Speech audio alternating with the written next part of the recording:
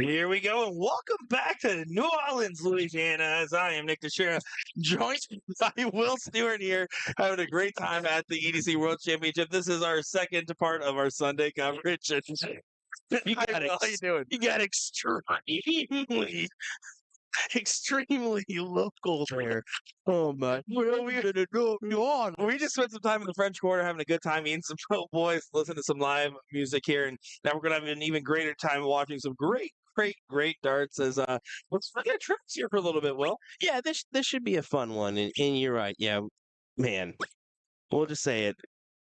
This is a pretty unique, crazy place, and some cool little knickknacks to it. We were just off of Bourbon Street on the opposite street, and kind of went down there. And there's some pop up concerts, a little parade that walked by. We were like, Awesome. this is what they say New Orleans is, huh? Yeah, the town has definitely won over our hearts, and we go to a lot of different places.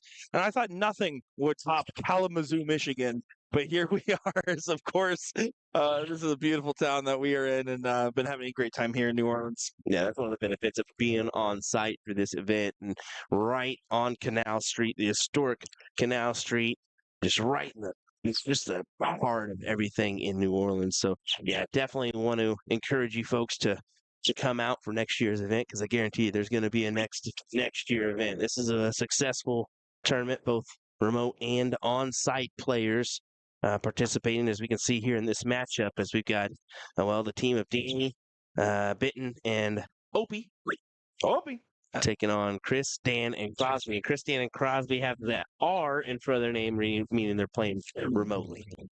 That is exactly right. And of course, there was going to be a second year, Will. It's called the first annual, implying that there's going to be a second.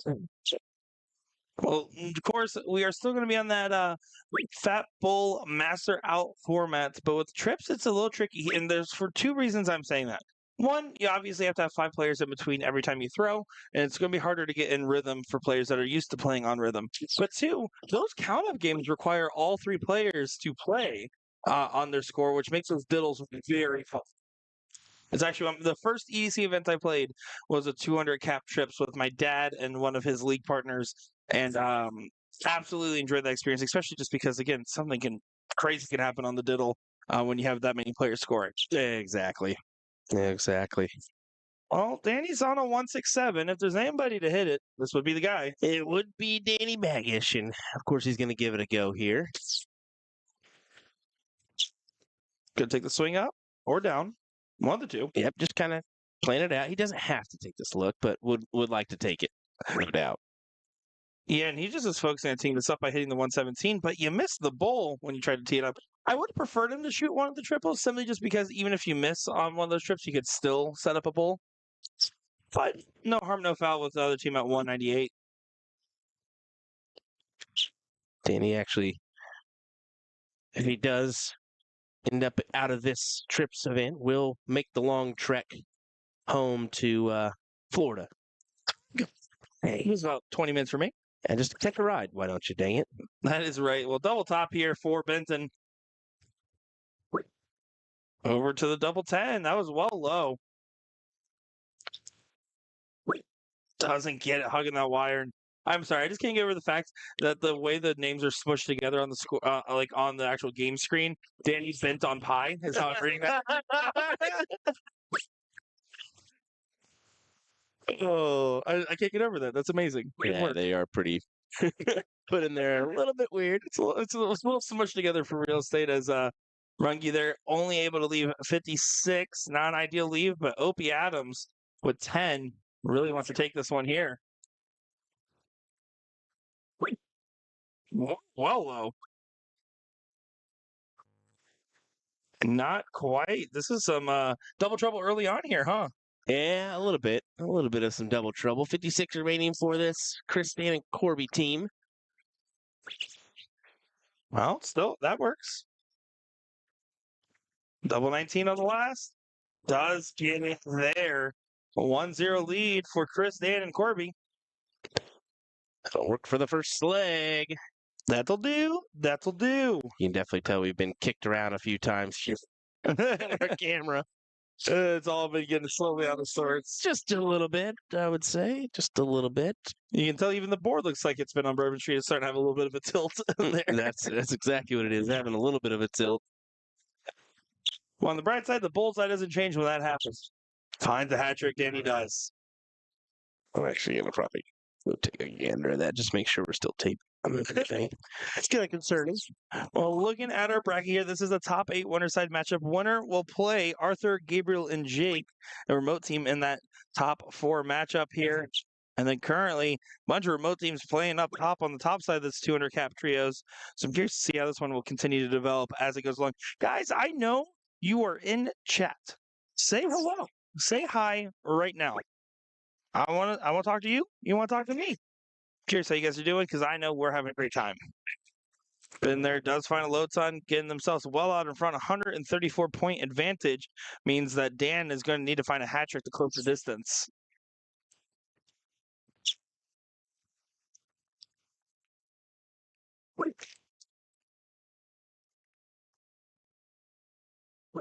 And only one bull on the turn there, so an opportunity to truly force the separation. If Opie finds 2 bulls here, it's going to be a massive advantage and almost a guarantee of the leg, if you ask me.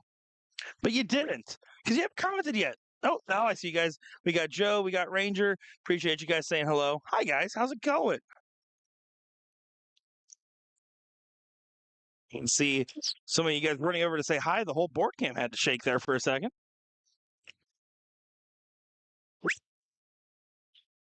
You can see Will, the Thrill Stewart in the background there. He was actually the one adjusting the camera, making sure that it was taped down so that way it doesn't move too much. Jenny saying, hey, fellas. Trent Adams saying, what up? What's up with you? Appreciate all you guys hanging out with us for the last 3 days. It's been so much fun bringing you guys coverage of all this amazing darting action and talking along with you guys, meeting the ones out here in person as well as here we go. Back into the action here as Danny's only going to get 1 bull on the turn and at jeopardy of potentially losing that advantage of a hat trick hit by Chris. Womp, womp, womp, womp. Womp womp. Sorry. It's okay. I've been talking with chat.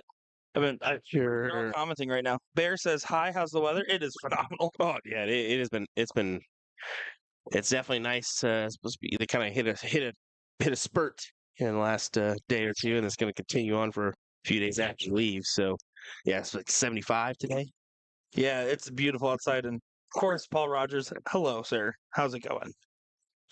When we got up and moving at 10 because well we're lazy, and we streamed a little bit later and hung out afterwards. Yeah, it was like 72. It's wonderful, and the break in the heat in Florida, so I'm happy about it for that regard alone. Good shot there from Rungy. He was able to close the distance. They were up almost 200 points in this leg, and now going into the twilight moments of leg number 2, it's almost chalk.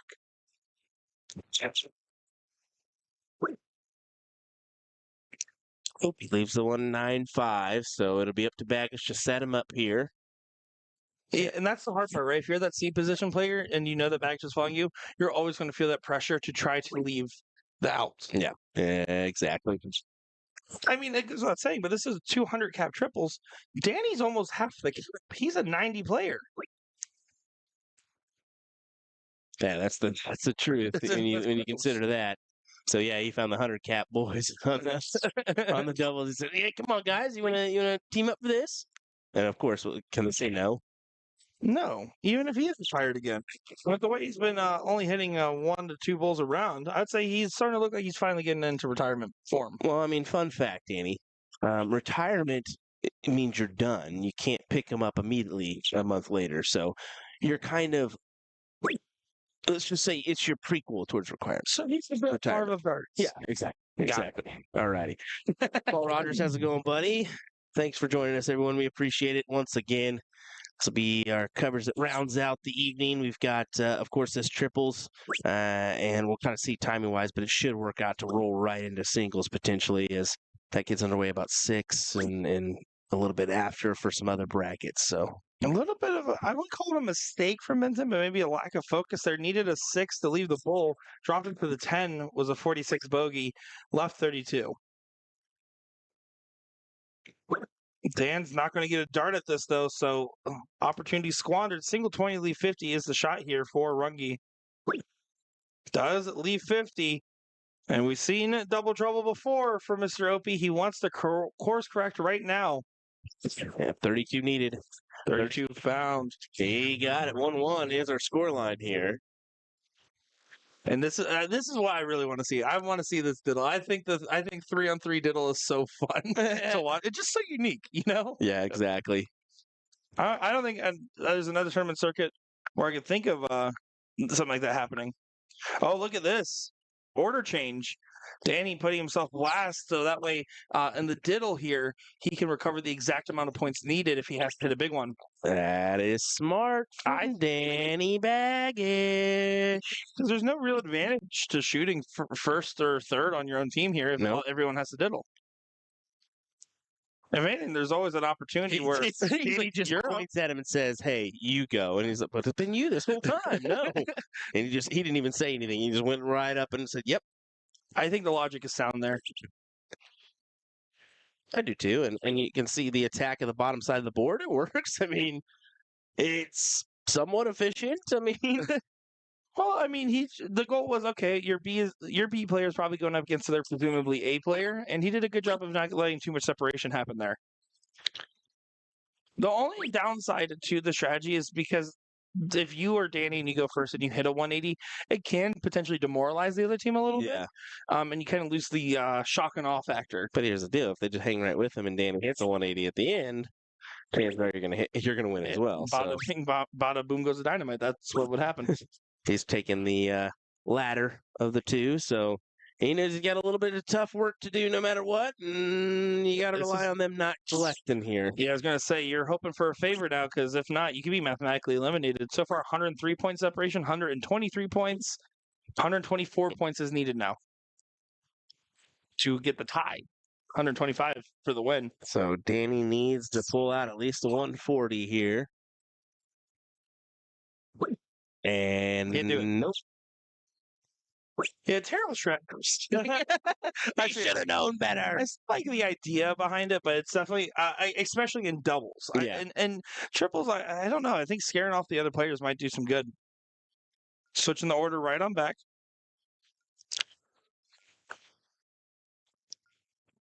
That was Nick with his 17th yawn of this tournament. Guys, I ate way too much food before starting this back up. Oh, yeah. This dude plowed a po' boy down in like 3.2 seconds. I said, "What did you do, Nick?" He goes, "I don't know. It just..."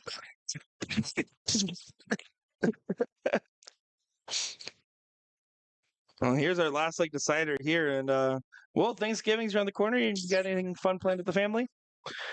Yeah, I'm looking forward to Thanksgiving with the family, to be fair. I mean, we're just going to hang out at the house and enjoy each other's company and a few weeks before we make the trek to the World Championships and do some media coverage of that. So, unfortunately, they won't be joining me for that event, so we'll have to spend some time beforehand. Unfortunately, I won't be joining you for that event either. Thankfully.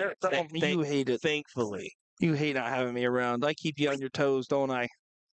I'm leaving him speechless now. Or I just had to blow my nose, but that's okay. Either way, Scouting. Either way. Well, next game so far, Ben, you're going to try to push for a little bit of separation here. At the very least, we'll have a slight lead. And they've already overcame their handicap there from the beginning.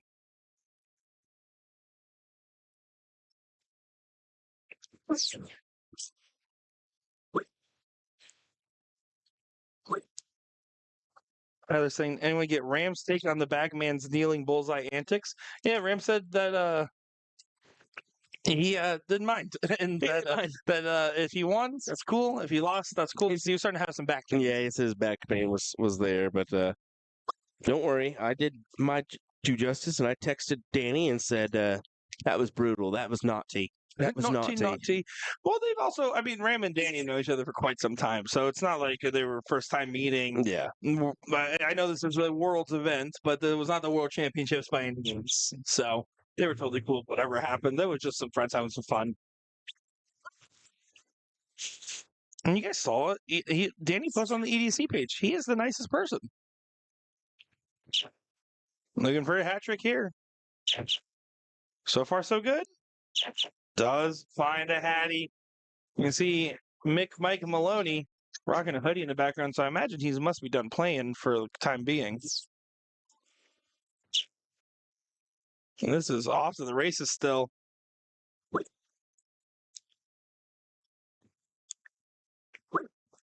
Yawn number. No, he didn't quite get it in there. He stopped himself beforehand.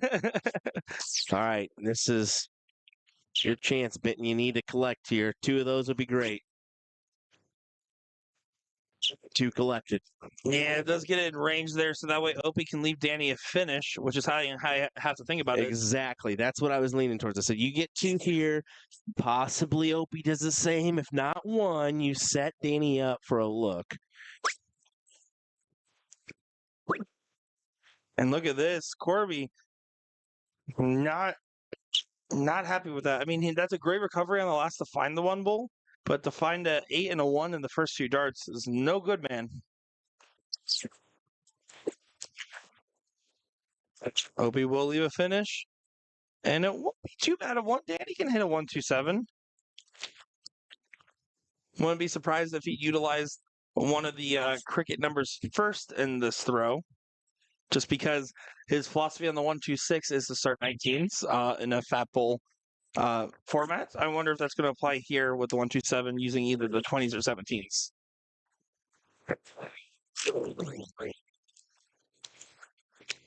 But we will see. It's also not singles. This is triples. A little bit of a different mentality needed. Oh, boy. Oh, boy. What was that? That was definitely not a Danny dart there. There was just no focus on that one. No. And he had 77 remaining. Do you think maybe he could have gone bull and then tripped 9? No, because you don't want to risk the bust there. You just can't. And that's what I'm thinking. I'm thinking with his caliber, what do you do in that situation? You have to get the guaranteed dart. The 17 for triple 20, I think, is the right shot. Yep. I think the way he went about shooting it was just kind of almost too lackadaisical on that single. It was very uncharacteristic for the bagman. And does get to 16. So now 8 for bull will be the shot here. And the 8's fine to go right at because if you fall into 16, it still leaves you trip 14. Or if you find a double 16, it leaves you double 13. Textbook. For the win? No. Okay. Double 7 now. No good. Tried to mess around and get a triple-double. It didn't quite work that way. Yeah, that's a basketball thing. Is that right? Triple-double? Yes. I haven't practiced this. Very cool. Thank you so much. Outside on the first. Can the 16 go? Corby, max pressure. You can see had to fully walk off the line. He does get it there. Chris, Dan, and Corby, 2-1 win over Danny, Ben, and Opie, and they should have felt like they won that 2-0, but they didn't. Those doubles were just not going in as the fans go wild over there. And we do appreciate everybody tuning in. Cassidy Knight saying hello. Tyler on the YouTube chat. We got Fatality Games. It is 5:03 p.m. here in Nolens, Louisiana. And we'll be back with you. I'm so bad at that. It's not even do it. Boss Hog here. He's bad as Boss Hog. Okay, how would you say it? What, New Orleans? Yeah. New Orleans? New Orleans, Louisiana? Yeah. Like I that. can't Ronnie this. Bring Ronnie into the Yeah, Ronnie, you can come back. We need your assistance on this accent. All righty, folks. Let me go ahead and check and see. Nothing on that other board. Did you see that from Danny? He was so mad about that 127, he started practicing it right there. He literally just started to shoot that 127 route again. He thinks better of himself in that occasion. I'm going to take a look at this camera here, see if we can possibly straighten her out before we get back and going. So hang tight. We'll be right with you, folks, in just a moment, and possibly won't even have that time because it looks like they're setting up now. But hey, hang with us.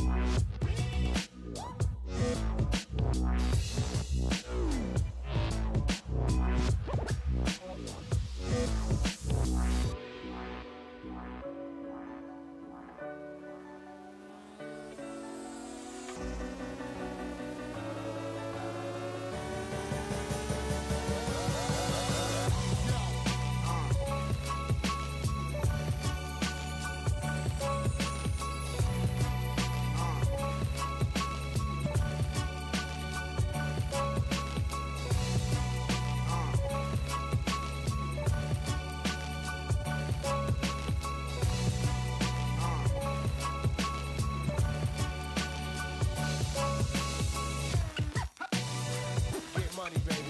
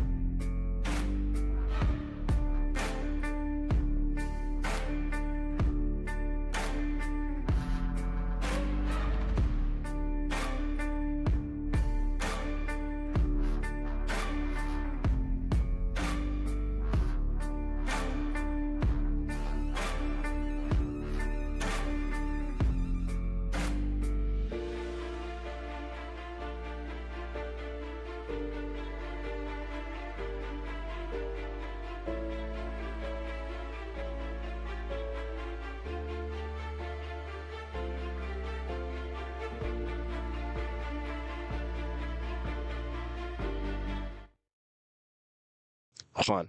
Welcome back, everybody, to New Orleans, Louisiana. Here, my name's Nick Shred, joined by Will Stewart and the Ghost of Sean Green, as we are here covering some more amazing matchups on our dartboard, and this should be a good one here in our 200 cap trios. The ghost of Sean Green. You like that one? The ghost. He's forever gone.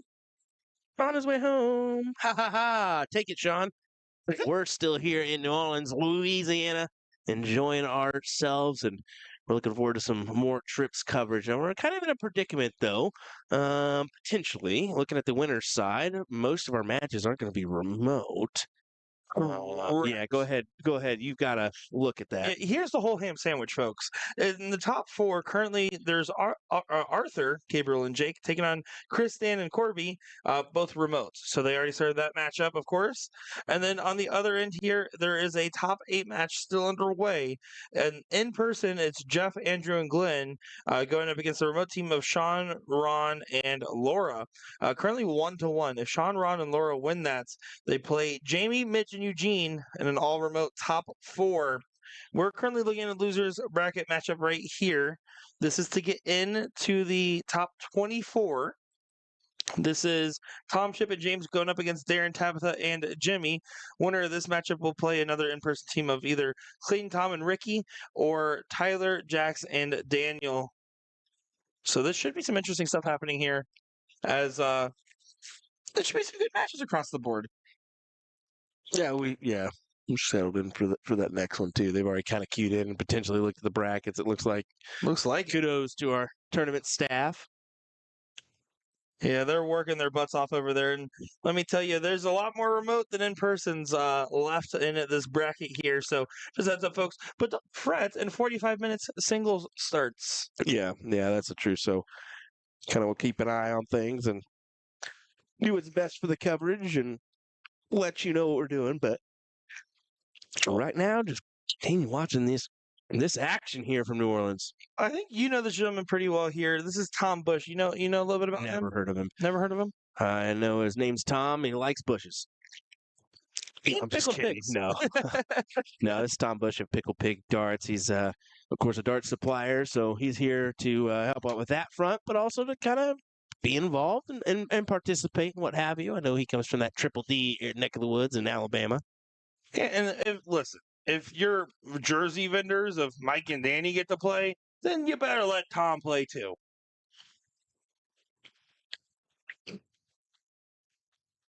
So Junior here, or JR, going to go ahead and finds the ball in the first, but goes a little left and right on the last ones. And this is the man of the hour from earlier, Jimmy Jones, who played so well, complimented by a very talented Jax Burlett. And he's just one of those guys that his form and his stride, when he's throwing, he is just phenomenal. And what I like about Jimmy Jones as well, he is a social guy. He also just is not afraid to go over to like the lobby area, put on his headphones, put on his phone, and like he'll just be there giggling, watching videos.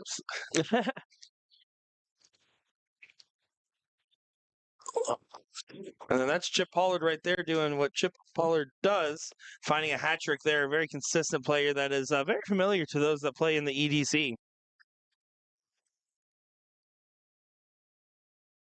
TJP up to the line. Let's see what he got in store for us here. Needs to try to find 2 bulls on the turn.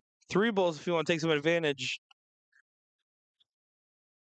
Just collect 1 big bull. He was definitely talking to himself out there. He said, come on, this is bull squat. Doesn't collect on the last into a 1.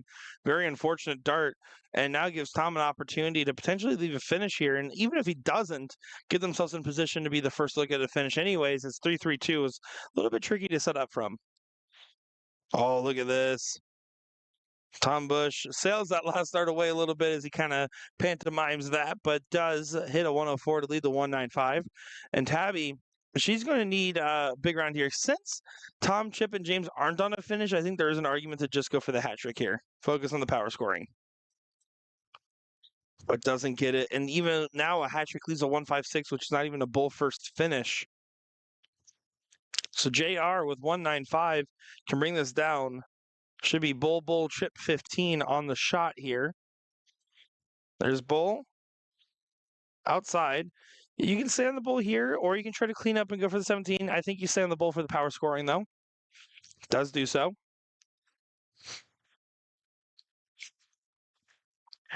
And Jimmy Jones, you just play the hat trick for the 156 here. Can't leave a finish now after that dart. You can see he kind of floated it a little bit there, releasing a little bit earlier than normal. He has that nice elongated follow through. So when he is stroking, it is looking beautiful on the dartboard. But there, I think it's more so, if anything, he's just been having good runs day after day since being out here. I think it's a little bit of fatigue getting to him, and I can absolutely understand that. It is now 12. Oh, it goes into 5. That's fine. Trip 19. Chip Pollard doesn't take it there, but they'll get 6 darts here. Yeah, I'm with you with your opposing team on 199. No harm, no foul here. Yeah, perfectly okay position to find yourself in. Although 38's a little bit one of the trickier ones. Yeah, As we saw me miss 3 clear at it. terrible. Terrible. Absolutely terrible. Just terrible. He says, "Are you freaking kidding me?" Tom Bush. 38's a look. Oh no, floated that dart into 7. The worst possible thing that you could probably hit over there. And then bust on the second dart. Complete moments of frustration here. Tavi has an opportunity at the 125. You still start bull here because you can play around the fallout.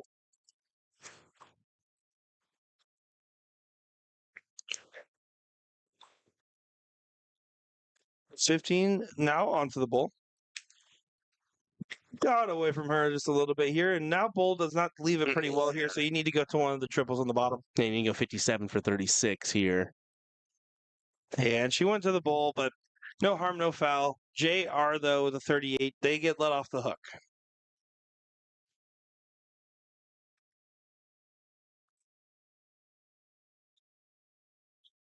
Goes high. Now it's looking for that 317 wire. Finds a 3. Doesn't hit the double 8, though. Jimbo, Jimmy Johns, Jimmy Jones. Bull for trip 14. Trip 14 for bull. A lot of different ways you can do this. Does go for the bull first, trip 14. And trip 11 now. Still possible. He's going to take a moment to recompose here. And doesn't get it there. Opportunities back and forth, left and right, abound. Double 4, Chip Pollard. JR already calling for it in the background there. Over to the double 2. Oh, barely managed it, Nick. Oh, you know what I love there is JR in the background is pointing on dart number 1 to be like, yeah, he's got it, like that confidence. As soon as that dart missed, he puts his hands down and like started looking at the floor, then it hit, and he went back to like acting like he had it up the whole time. Like he never lost faith. I'm Chip and James. Get leg number 1.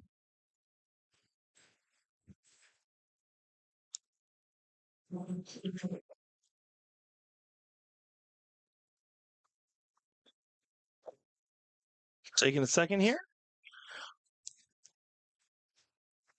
I think that they were trying to change the team order. Are they? Well, they can't now. It's too late once you start the game. Let's say you can't. Chip's apologizing for the error there.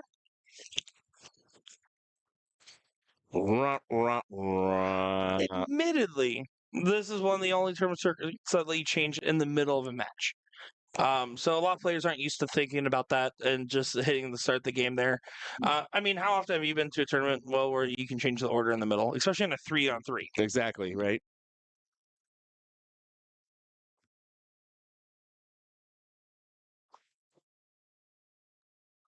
DJP's frustrated right now. Collects no bulls on the opener and yells explicitives right into the camera. Yeah, not the ideal thing to do, but I mean, You know, counted okay. 3 times in this 2 legs. I mean, it's okay. But yeah, I get it. I as Yeah, a player, I frustration. absolutely get it. I need more coal. I would like to say, even though Sean Green is not here with us, he definitely left his germs with us as we are definitely Yeah, starting to feel under the weather. that son of a gun. I hate him so much. Hate's a strong word, and we mean it. I started feeling, I was like, man, I'm kind of getting a little sniffly. He's like, oh, yeah, sorry, guys. And I look at him, I'm like, are you kidding me, Yeah. Sean? Are you serious right now? As that is Tabby finding 2 bulls. She's serious right now. Tom's going to just try to put some heat on this. Another bull to help close up that gap here. With trios, okay, when we're looking at the doubles, Fat Bull earlier on, it's very easy to favor the team going first majority of the time. With trios, it's a different ballgame every single time, and it's really about the team that's clicking the best together. It's so tough because your rhythm is just thrown all sorts of off in this. And you have Jimmy Jones showing his first signs of fatigue. DJP is showing moments of just utter frustration right now. They just haven't had a moment to really click. And honestly, the thing holding them together is Tabitha.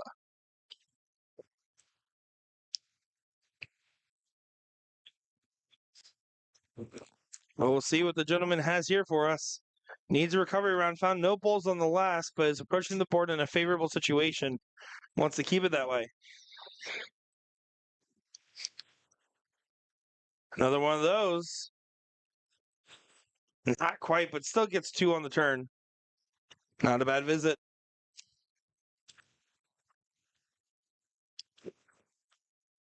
And Chip here just going to focus on closing that distance again, keeping himself within striking distance. Floats that first dart. You can see a little bit better release on the second and the third dart as well, although the third one just going 1 hole high.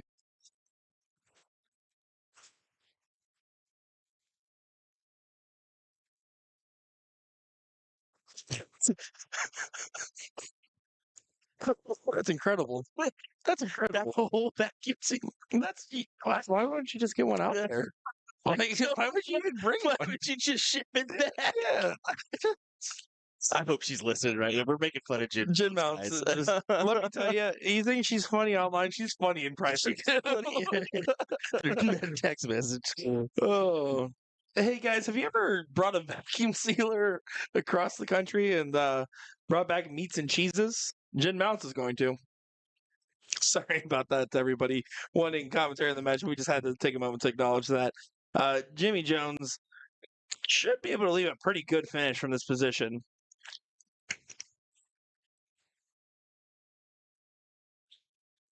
The last one sails away.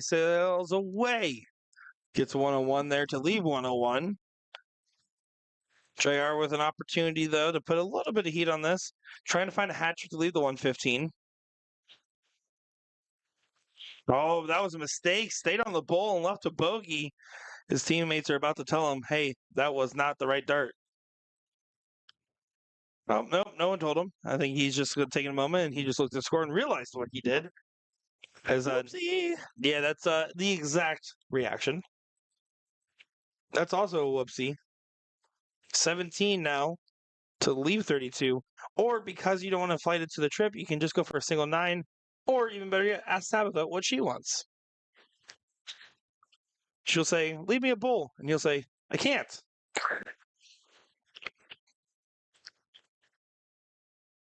Oh, and he leaves a bogey. Yeah, it's going to be a 2-dart finish rather than a 1-dart. 163 is obviously no good, though. So what is Chip going to do? Just check his shoulders to see if his chip is still there.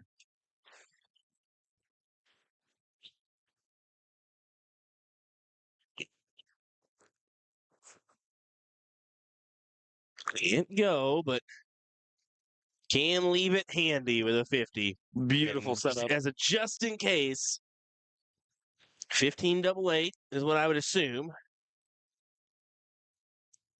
Yeah, that's going to be the play here. It should be at least. But Yeah. no, she goes 11 double 10. That works as well. That would be fancy.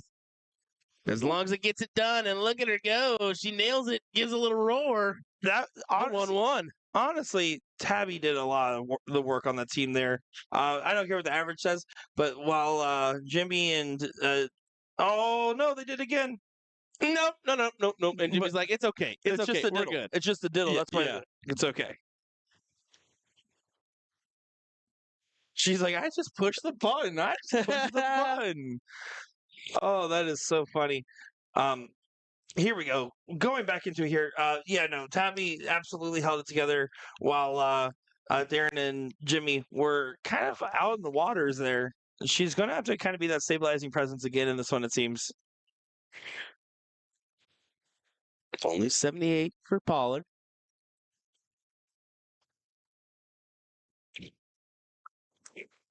Yeah, this is an intense matchup right here.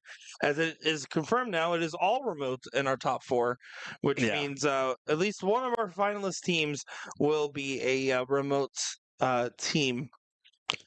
Yeah, and that makes it tough for or of course us and you guys because it makes it more difficult on us to stream it. But we've queued in a few matches already. They've got in the winner of this one will face Tyler Jackson Daniel.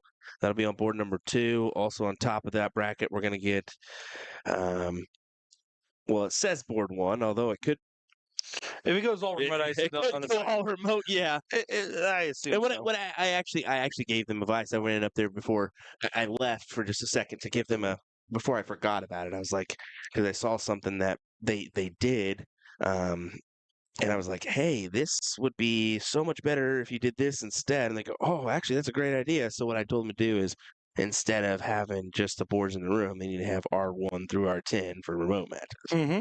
So that if it's a remote only, they can at least, not use up the boards in the room That's true. and take away the other ones. So Good advice there. I'm telling you, I think that would be handy, and especially in next year's event because I expect more participants after this successful first year. I'll say it's successful. I would agree with that. I think that they do some of the best when it comes to daily remote tournaments, and I enjoy playing in them as a player. I mean, as a top 32 player at EDC on site, I'm a big fan. Well, Jimmy here just needs 41 points minimum. Hits a trip 14 because he's smart and uses the left side of the board there and gets that one. I will say Arthur, Gabriel, and Jake did cash in a little bit of money. They are in the Hill matchup, and they did beat Chris, Dan, and Corby, so they'll take home a little bit of bounty money. It's going to be a scary situation here for Tom, Chip, and James. And the reason I'm saying that is because, A, as you can see, Jimmy get quite the reaction there. Thanking the Dark Gods for being able to set the team order. And the fact is that, well, they were able to set their order correct. They were able to figure out the situation that they wanted, and something's wrong. And now they're going back, and there seems to be another discussion about team order. They're calling a timeout. Someone had to go pee, is what they said.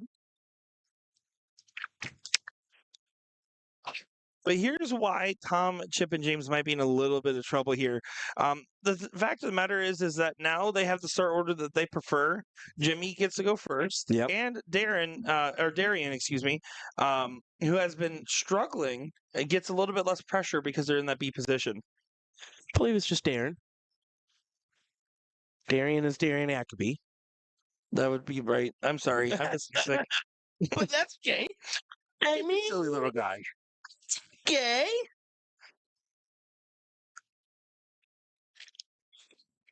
So we'll just wait here just a second, folks.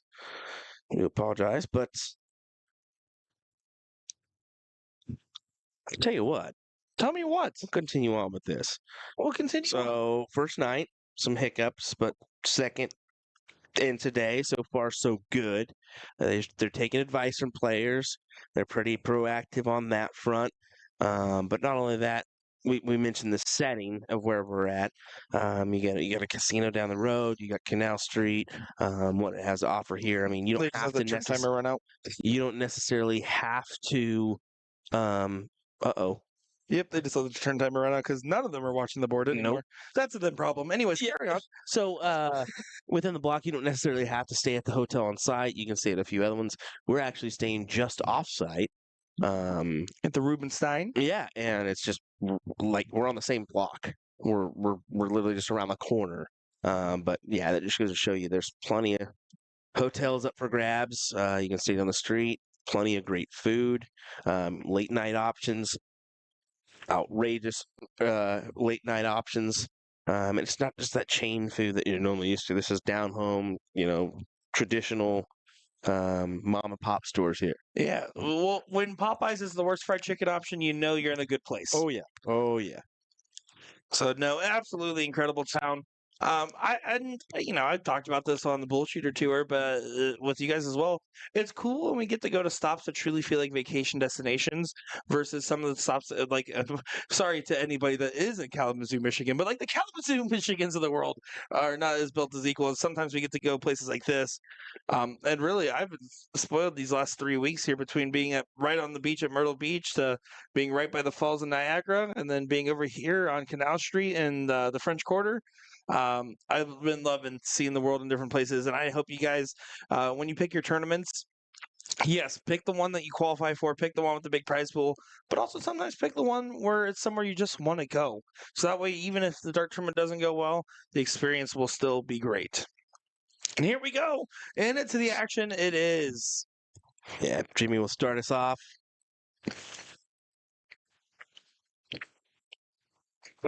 Making sure everyone was there. Fist bumps abound. And Donnie Lassie doing some antics in the background, looking like he's looking for candy in the table decorations. That man hungry. And we'll say another bonus. They got candy in them little buckets on the table. Which is fine, except it's almost all chocolate, and I don't really eat chocolate. Well, and then they had gummy bears. That's just because you're weird. They had gummy bears? I'm not going to lie. EDC's got a lot right. Those gummy bears were wrong. Those were not. They were like the world's hardest gummy bears. At least they weren't the sugar-free ones. If you ever have free time, read the sugar-free gummy bear reviews on Amazon. Worst sugar-free. Worst. Just here to fend vacuum sealers, says Jen Mounts. Hey, Oh. Jen, just buy one out there. What are you doing? Yeah, I mean, I'm not too thrilled with you saying you're going to be bringing a food vac to the UK. I'm going to have to hear that and deal with it. Get one out there, though. That's No kidding. like it has to be more efficient than giving up all that backspace. She acts like there's not DHL, FedEx, or like things that'll handle that for you. Yeah, and plus, I mean, she needs that space in her bag to fit all those barrels she's probably going to sell out there. She ain't gonna sell a single one. I lie. She'll probably sell at least 20 barrels in the UK because people actually know her over there. And that's embarrassing. Because that's Jen making friends mounts. You know what's bad? I guarantee you, Jen Mounts is gonna sign at least 20 autographs while she's out there too. People will know her when she's taking photographs. Every time someone asks her for one, you should go up and say, "But are you ready for mine?" Every single time. Just make it weird. Do the Nick Teixeira. Make it weird, Will. Okay, I'll do that. And she says, as a grown man talk about candy, you get out of here. Back to the match, as Ryan says. I'm barely a grown man. Back to the match, indeed, Will. Tabby does hit a 399. I said that this is crucial. She needs to continue being the stabilizing influence. Well, during that potty break, she must wash her hands as she continues to lead the way. Not my best call.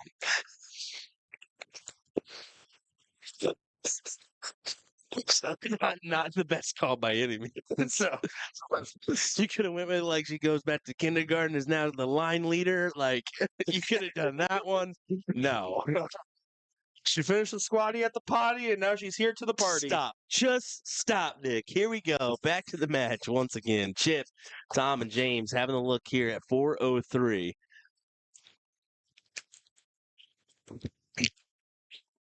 And Chip, who has either been hitting everything or finding nothing, is going to try to find somewhere in between. Does find four bowls, two double bowls there. It does get to 119 score line. But of course, DJP, a man who has had highs and lows in this very matchup here, needs to find a high.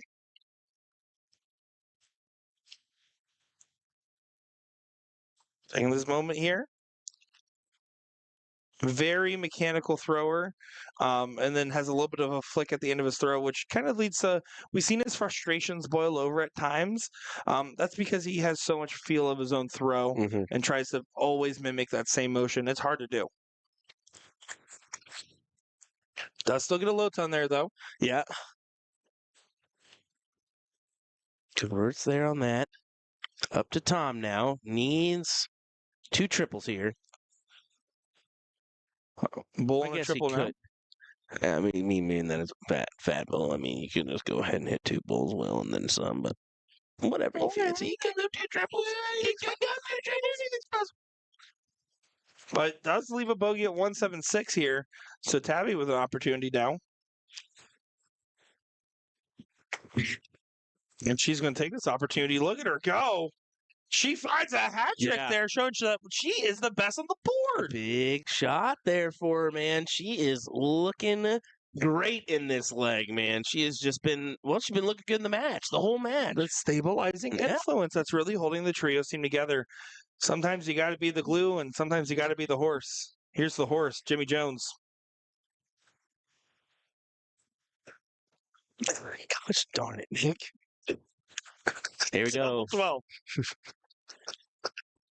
Outside. Needs it. And does find it there for a 2-1 match win.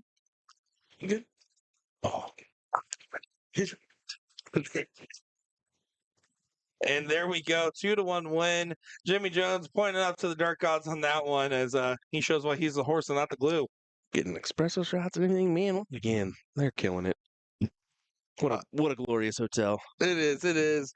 Hey, good shooting there to those guys, and we got a couple more matches coming your way. Go and take a quick look at the bracket here, just see if those matchups are still the same ones we were expecting to see. It should be on board number 2 here. Tyler, Jackson, Daniel going against Darian, Tabitha, and Jimmy. And then on the other side here, Ram, James, and Tony versus Clarence, Alex, and Micah. So there should be some good stuff coming up.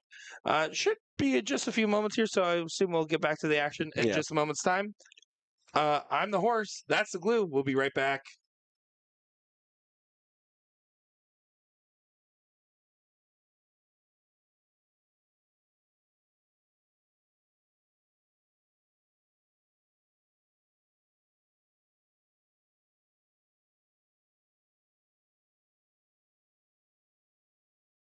New year, new Winmore launch. Cypher. Looks grippy, but deceptively smooth. We rate Cypher a 3 out of 5 for grip intensity. Flies beautifully straight, very easy to control. Any long straight barrel with grip throughout is the perfect combination. Galactics. Stunning onyx and blue color scheme. Featuring a straight barrel shape with tapered ends to help achieve tighter groupings. The soft tip version elongates the front section to differ slightly in overall build.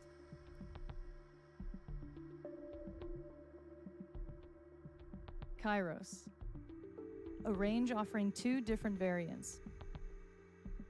The key similarity of all options is the unique torpedo shape and center ripsaw grip. Make no mistake, the center ripsaw milling feels like a 6 out of 5 for grip intensity.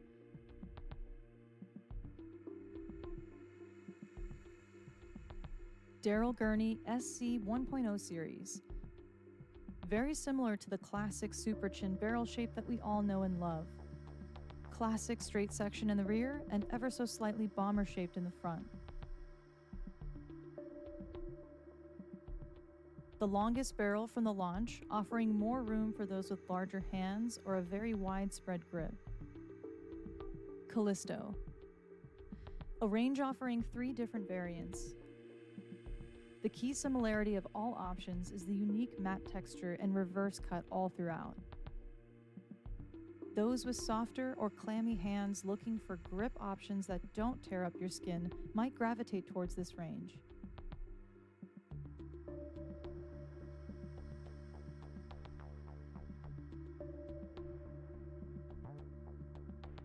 Xenon. An incredible option for mid to rear grippers looking for an aggressive grip reference point. The tightly spaced green-coated radial grooves in the front and rear offer very subtle feel. An affordable option for middle grippers struggling to find a guaranteed push point or any grip style looking for consistent thumb placement in the center.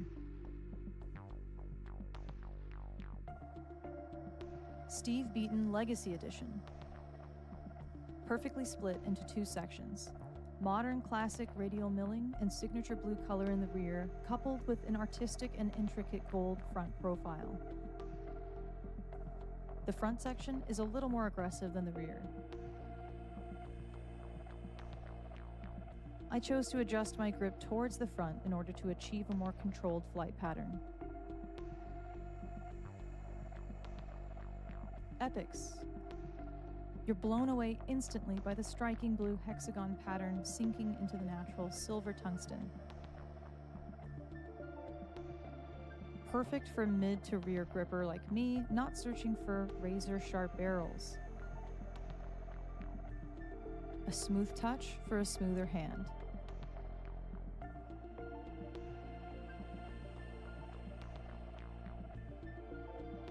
The highly anticipated 2025 darts collection by Winmore. Available now.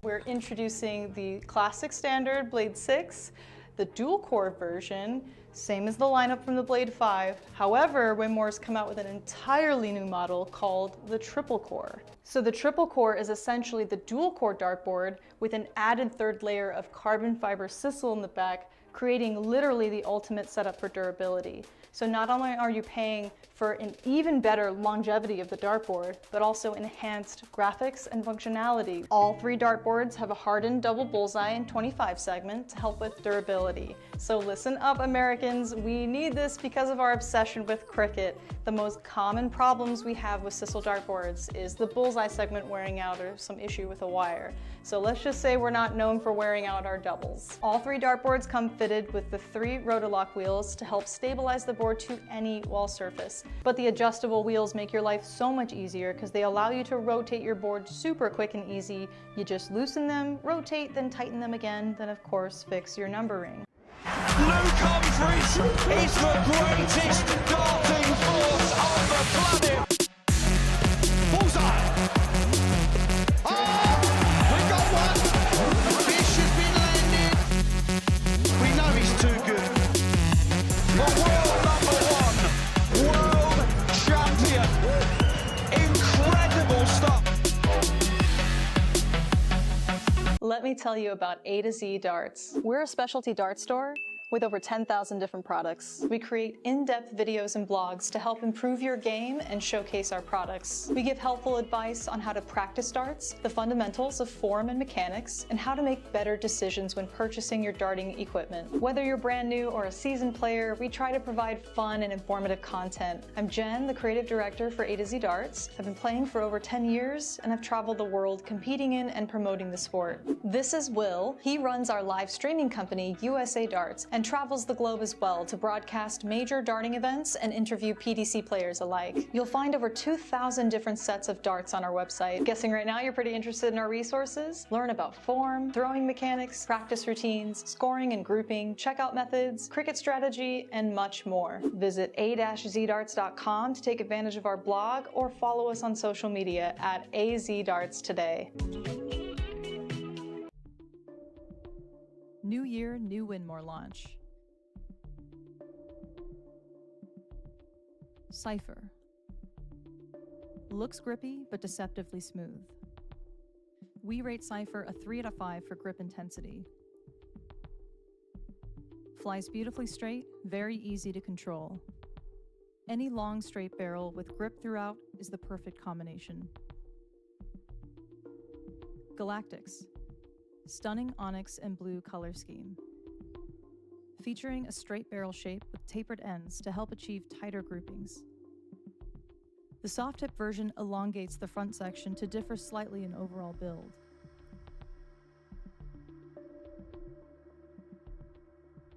Kairos. A range offering 2 different variants.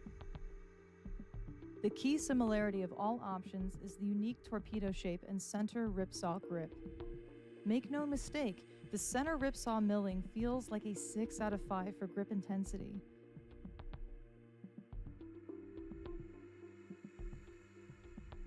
Daryl Gurney SC 1.0 series. Very similar to the classic Super Chin barrel shape that we all know and love. classic straight section in the rear and ever so slightly bomber-shaped in the front. The longest barrel from the launch, offering more room for those with larger hands or a very widespread grip. Callisto. A range offering 3 different variants. The key similarity of all options is the unique matte texture and reverse cut all throughout. Those with softer or clammy hands looking for grip options that don't tear up your skin might gravitate towards this range.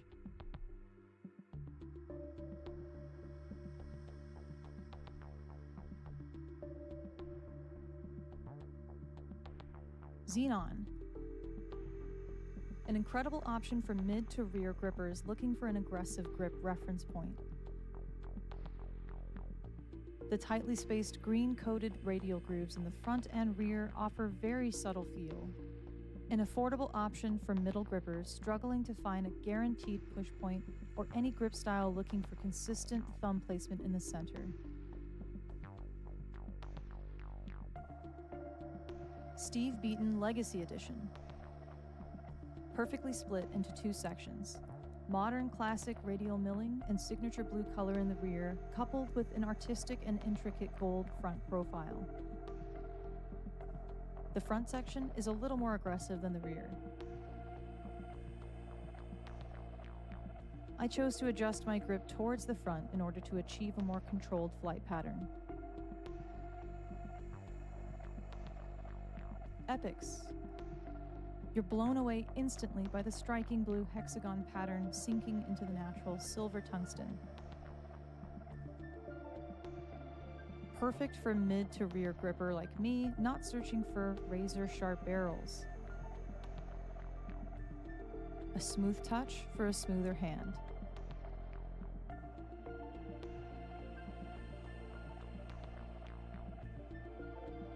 The highly anticipated 2025 darts collection by Winmore.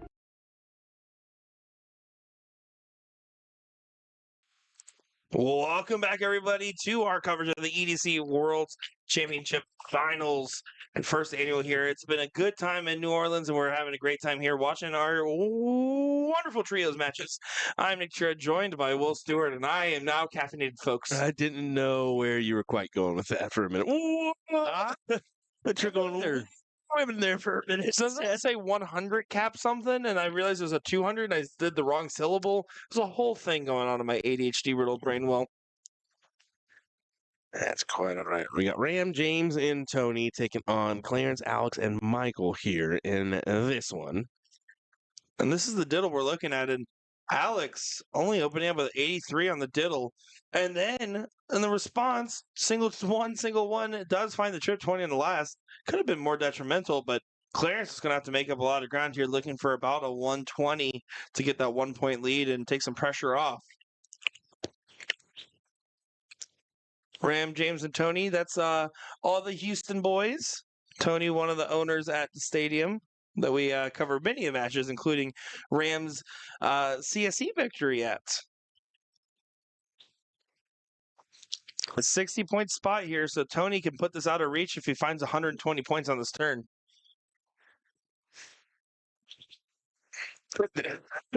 Definitely not. That's funny. Just here. Did need a 120 to push it out of reach, but does not do so. So this is still beatable, and way more beatable than I think Michael was expecting. Exactly. He's got to collect here. At least 1 triple. Yeah, looking for 90 points here. 91 points specifically. Got the 1. Can't do it now. That's a no-go. And you can see that those darts were very snatchy. He was releasing super early in his throw. I wonder if that's a little bit more indicative of how his throw normally is, or if it's nerves of the moment. I guess we'll find out in just a moment's time here as Ram Guevara Jr. will get things started. It's only an 18-point spot in this one. Yeah, not a big spot by any means, and look at there, Ram. Especially in the 200, I wouldn't expect a huge spot. You're not going to get a big ton one, I don't think, here in this one. No, I mean, here's the thing. You can put, there's no real floors. So you could be a team of just, a 33, a 33, and a 33, play as 100 and a 200 cap, but that's a bold strategy. I believe the max that you can get spotted in this, because I've seen it before, I believe is 200 points. I think it's a 200-point max spot. Yeah, that ain't, So you would have someone start at 901. that ain't gonna happen. Not here, not today, but in some of the I think daily that's the max tournaments, it'll- I've seen it. I think that's the max it'll do. I don't think you can go 1,001. Correct. Yeah, because I've had that happen to me in a steel tip league handicap where I was starting at 901 and the opponent was starting at 501. I said, "This is not fair." Were you playing a blind lady? I wish it was, because I would not have lost that match like I did. I started off with, I think, a 140 and just got obliterated. Yep. Yeah, I think the opponent had a 15 dart leg, and I was like, "Yep, this is That was not even fair. this is lame." And that's why 1001, 1501, whatever have you, can stay practice Yeah, games. yeah. It is tricky when you're looking at an all-in-one day like this today. Pretty much 95% of the time you're playing darts today, you're going to be aiming at bulls only. Yes. It's hard to stay focused when you're just doing something. I would argue to say that repetitive. It's hard to stay focused with the bulls, but not only that, but the triples format. It would be hard for me to focus in throughout the day, because I'm just like, it doesn't feel like I'll say it doesn't feel like I'm in a match. You know what I'm saying? Yeah. Because you're only coming up 1 in 5 times now, or 1 in 6 times, sorry, rather than every other turn, or even in some doubles matches every 1 in 4, You're not wrong there. The Ram is right there, finds a hat trick on the board. Spellman can close down the distance a little bit, but not all the way now.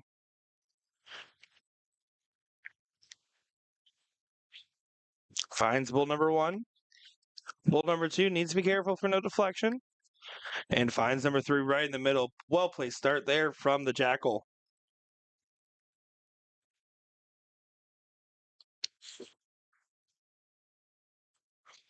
And now Scrappy over here going to try to go ahead and leave a not-so-scrappy finish, and that's exactly what's going to happen. Deflects on the last dart, but that was kind of out of control on the board's part. He did it just fine with the throw. 129 versus the 301. Now pressure for Clarence to try to set up, and you're going to be feeling that heat a little bit here. Yeah, definitely so. Oh, but it says what? Misses that last dart to leave a checkout opportunity. That is very unfortunate, as Tony's going to come up looking at 129. And if Tony doesn't hit it, Ram gets the next shot. Exactly, and that's the benefit here, is Ram will be coming up behind him to clean it up, and most likely that's going to go. I did have a good conversation out there with Valerie, who was in attendance, Valerie Guevara, and just kind of, this is the first time I've ever admittedly seen her. So there was a big pile of wrappers from Candy in front of where Ram was sitting. I said, "Is that all from Ram?" She goes, "Uh-huh." And I said, "Well, give me some of them damn M&Ms. He's ate everything. He's won everything else. He can at least spare some of those." Took him and ran. That's awesome. Because that is a fact. He is just really taking hold of the reins here in 2024, winning some impressive titles. I mean, the TOC event, CSI, and then, of course, the Plastic Tip President Series. Yeah, your CSC Challenger Series. Presidency. Yeah. It was a huge success from him. It was grand. We saw that guy walking around the street. There was a Trump impersonator. Well, Ram, 2 bulls. There's number 1. Yeah. Not quite on number 2. Ooh. Does mess it up. But look at the opponent's score, though. Yep. Alex Spellman on 172 can't do anything about this one. That is unfortunate. That last individual came up and only collected on 15. Michael in the chat saying, explain to me why throwing bulls only. Well, you will see moments where these players will move, but this is a fat bull format, which means that the 25 is also worth 50 points. So it's full 50-point bull and is master out open in. So they can get on anything, and they can get on bull, triple, or double. And the reasoning for that is this is a capped event. So when you really think about it, chances are this allows everybody a chance to play, whether you're maybe a little bit newer, inexperienced, or what have you. It allows you to partner with maybe somebody who's really good, like like an Alex Bellman or a Ram Guevara. But yeah, it keeps an equal playing field. You just go big bowl and go from there. So Well, look at the body language. Michael right there trying to calm down Clarence. Clarence feels like he lost that one because he didn't hit that hat trick, but he was right on the wire. If anything, Michael's probably saying, "Hey, listen, it happens," because from that situation did not leave a finish either. And you kind of just have to have a short memory and move on with the game. You know Alex Spellman well. he's got to. So we got Jamie, Mitch, and Eugene taking on Arthur, Gabriel, and Jake in the Hill match right now. That's an all remote matchup. So don't be sitting there thinking, oh, why did we get in that match? Well, we can't. Sorry. Well, we did get 3 in the black there for Ram. Not worth any extra points, but boy, was it cool.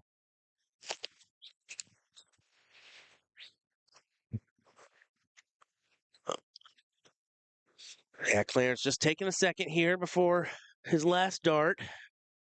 Yeah, not going to be thrilled with the overall outcome of that one.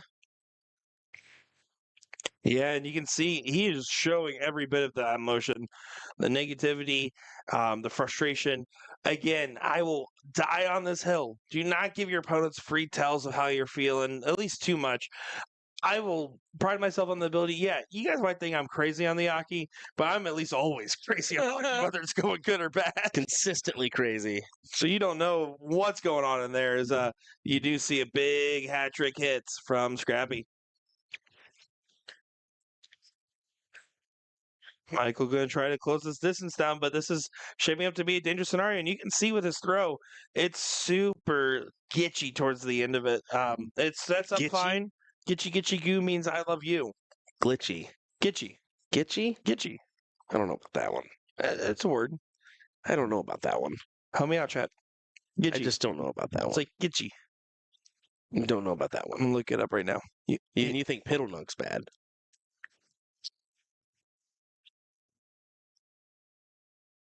Gitchy, according to Urban Dictionary, is a description I cannot Urban Dictionary.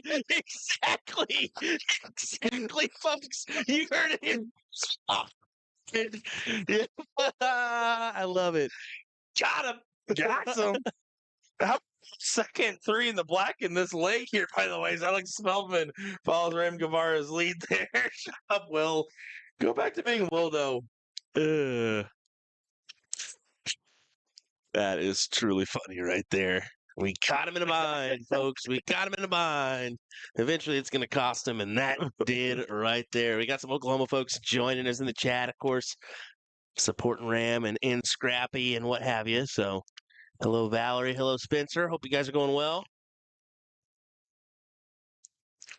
I do love all the Houston people going to watch the Houston team in the background there. You can see Tommy Blanco hanging out. See Tony's a better half as well, I believe. Alex Spellman just taking a casual sit.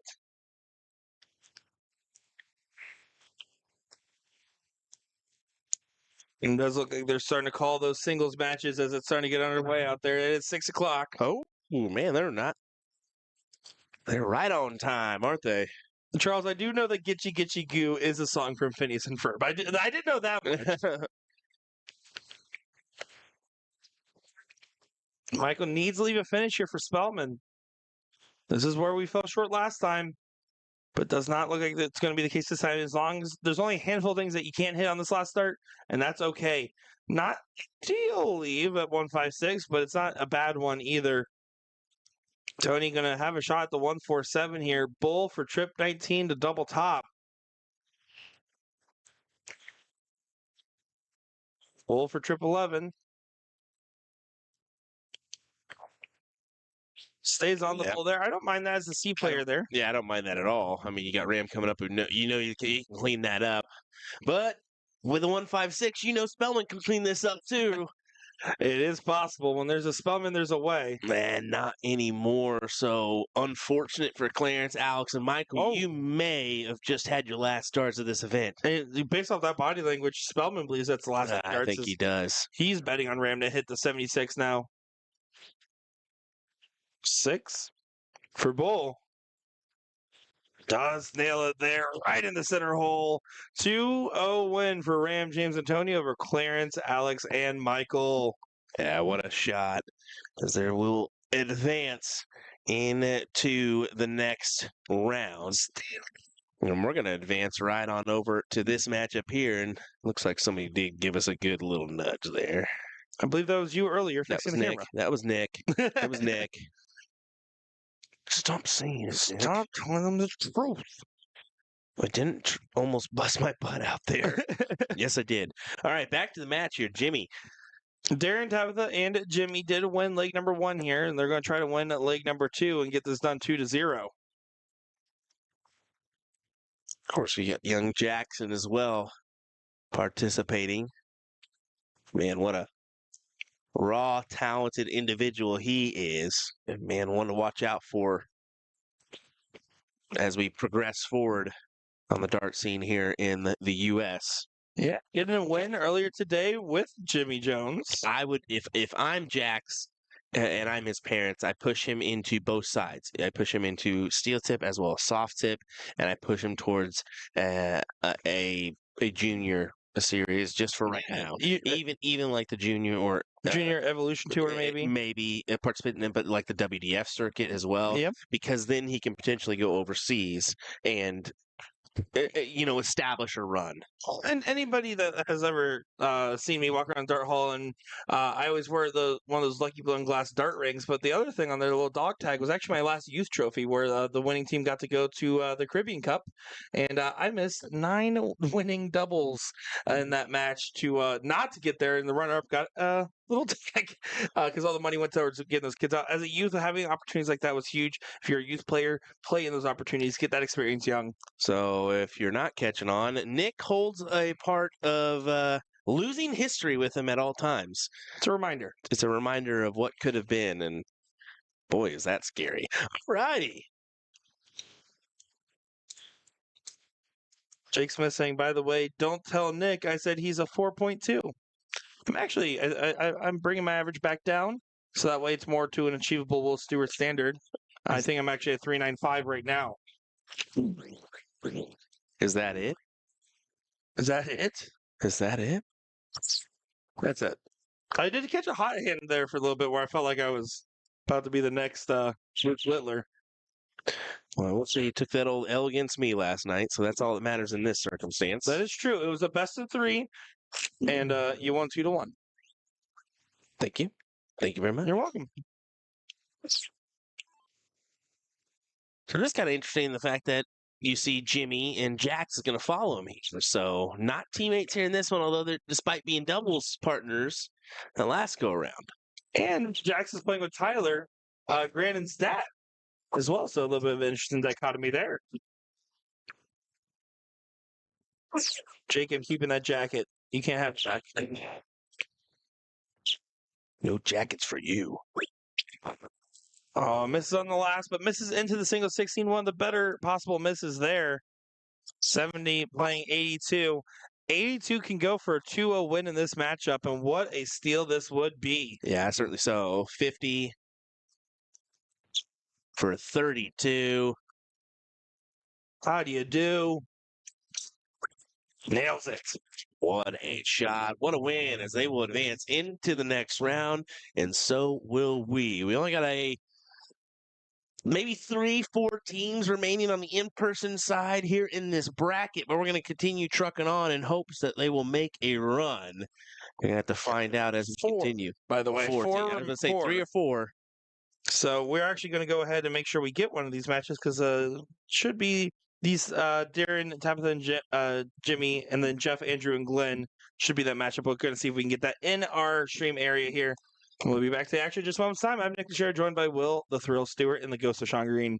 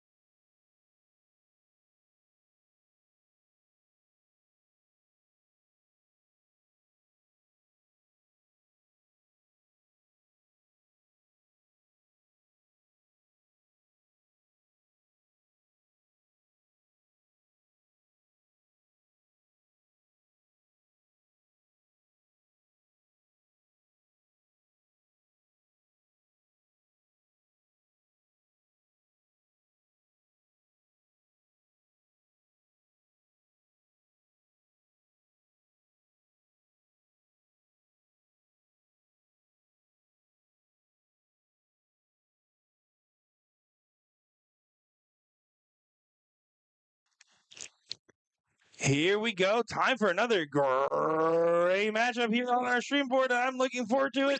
My name's Nick Teixeira, joined by Will the Thrill Stewart, and what should be a thrilling matchup here between Darren, Tabitha, and Jimmy, and Jeff, Andrew, and Glenn. I'm really curious to see how this one plays out. Andrew Hammock was absolutely electric yesterday, nearly besting Alex Spellman in that final. And I want to see him channel that energy again today. I certainly do as well. You mentioned we're in a predicament here, though. We have 3 teams remaining on the in-person side. We will have 2 teams remaining after this one because, well, they're playing each other. Yep. And then they're in the same side of the bracket as the other team. So potentially, After this match in the following round, there will be 1 in-person team left in this bracket, guaranteed. Guaranteed. Which means that by the time it hits the 5th through 6th portion is when that is guaranteed to be the case. It could potentially, by the time we get to 4th place, be remote only. so just a preemptive to let you know where we are at.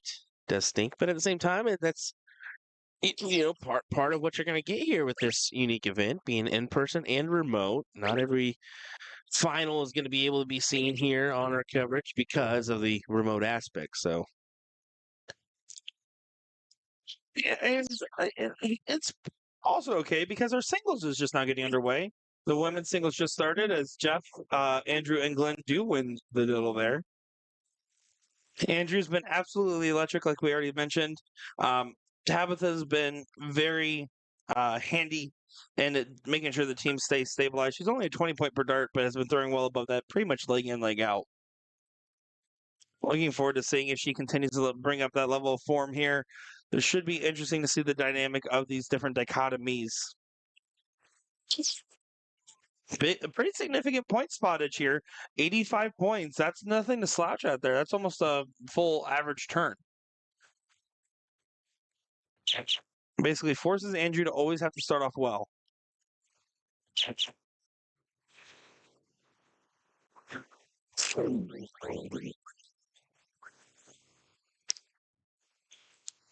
It does look like, just for our scheduling here, the 6 p.m. women's singles is already underway. They're just now calling the 40 cap singles. And then in 15 minutes, the 55 cap singles will start. And then in 30 minutes, the open singles will start. And that'll be your remaining events here.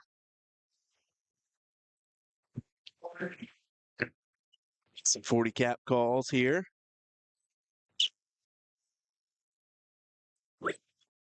Oh, and frustrations there for Glenn. Wanted a little bit more on that one, but 2 bulls will do. But Darren, Tabitha, and Jimmy are already at a point where they can really take control of this throw here. With that handicap, they're effectively going first from the going second position.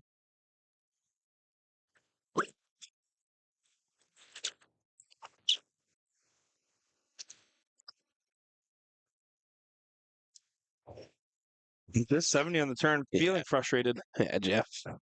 Looking for this opportunity here. 2 bulls would be great. Did get a chance. That was my second round opponent in the All-Star singles with Jeff. Okay. Did play him. Very solid player. One of those guys that it just kind of always hangs on the coattails in the moment, and you can't just shake him off. Had to work hard to get the win there. But I did get the win. Tabitha brings it down to 398, 83 there for her. So Andrew is, as you mentioned, has been successful this weekend, I would say. With some continued true form here. Yep. Does so there. Yeah, good stuff from Hammock. Just across the board. I mean, there's just more and more players I'm getting excited to see. Andrew Hammock's one of those guys that I'm now going to have on my radar after this weekend. After Rockford, Billy Garkey popped up on my radar.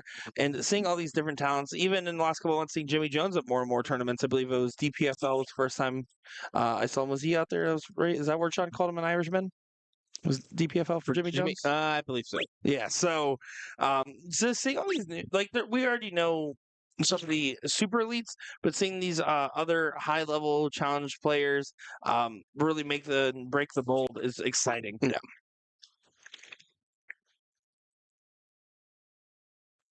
TJP in a decent position here.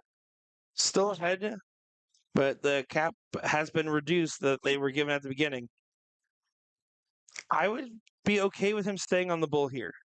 He wants to move to leave a finish. Decided to stay on the bull in the last, though. That's the right decision. I mean, 3-3-1. If they hit the hat trick, they hit the hat trick, and that doesn't leave a finish. So they would have to move off it and hit a ton plus.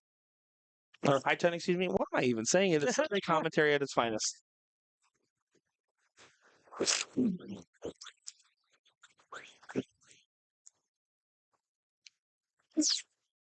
Tabby here, going to try to leave a finish. He's been resilient so far.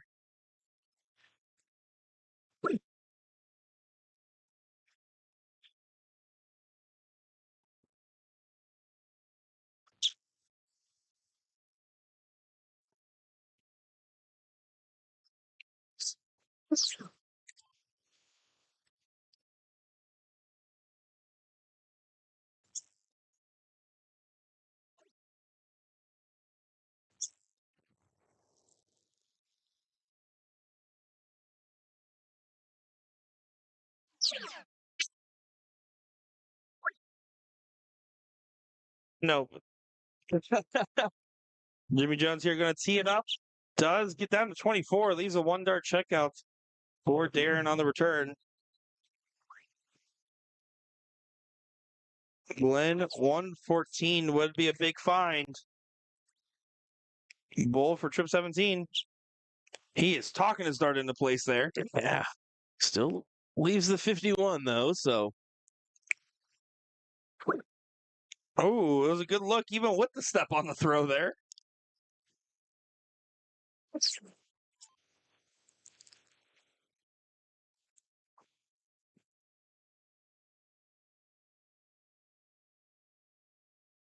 Do apologize, guys. I am looking for my flight info to make sure I actually remember to check into my Southwest flight for once. Oh, I'm glad you Said that out loud. oh my gosh. Did you finally Wow. forget after giving us all that guff? I definitely did, buddy. I'm glad you did. Oh my. Well, there you go. Hour left to check in. What a winner for Dan, though. So 1-0 in favor of the top score line.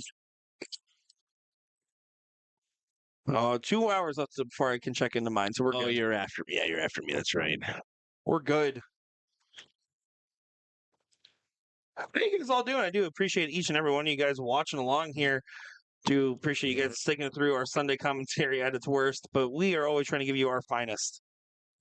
That's worse. That ain't no lie. Come that last day, you're always like, oh man, oh man. It's one of those things where it looks like there's just a quick hold up in this matchup here, so I'll vamp and fill the air. But I know for a fact, and we all have different candors on the mic and tones, but as someone that likes to be that high energy guy on the mic, it can be a little hard to keep up the energy all 3 days. And I always overexert and then feel it at the end. Because if you heard me Friday, I was spunky, I was funny, I was charming. Also, we went a little bit till the wee hours of the morning on Friday. There's no denying it. And we've been in an energy deficit ever since. So we always try to sound intelligible, try to convey the strategies of which we should know in the core of our darting brains, and try our best to put on the best content for you guys and the players. And we appreciate it when you guys give us a little bit of grace when it's not at our best. No, I want you to just give it to me. Like, just let me know. You You can still let us know. Oh yeah. But then, still follow us. Looks like they need to pay attention to that board there. They're going to accidentally round out the turn as Andrew sprints on over.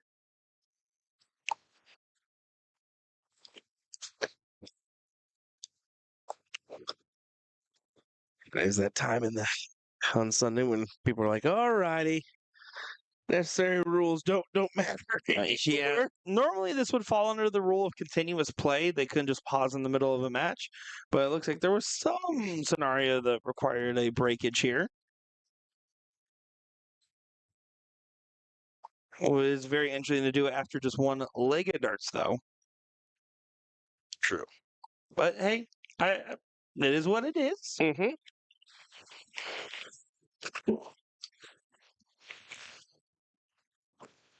See the players here just kind of all waiting with anticipation here for Tabby's grand return. Giving some fist bumps. It looks like she must be on her way back, so they're going to go ahead and get things started here. And Andrew just nails the bowl like nothing happened. That board wasn't beaten out and that it was about to round out. Not at all. Just nonchalant hat trick there from Andrew. Love to see it. How about that? Dominic Palmieri in the chat saying, "Yo guys, Stacy Casinos here." Well, hello. And the hat trick falls, hat trick to get things going here. It is one apiece in this one. Oh, Triple D passed out on the couch out there, I guess. Is he? Is he doing Looks the like porky? in the old lobby. Oh boy. Hey-o. I told you that old Sunday will catch up on you. I could use one myself. Yeah, ketchup, mustard. Really, that one guy? Yes, I didn't know what that That's meant, it? but whatever. That's it. That's how you know Will is getting tired is when he thinks I'm funny. Yeah, exactly. You're not supposed to. Exactly. Darren unsuccessful there in his first two. Could clean up with the last, but I think you needed more out of that turn. Yeah, well, it's up to Jeff to try to punish this one here. Just one bowl and does not regain the lead here. But that handicap has kind of come into play just a little bit. Tabby going to just try to focus on getting a solid scoring round once again.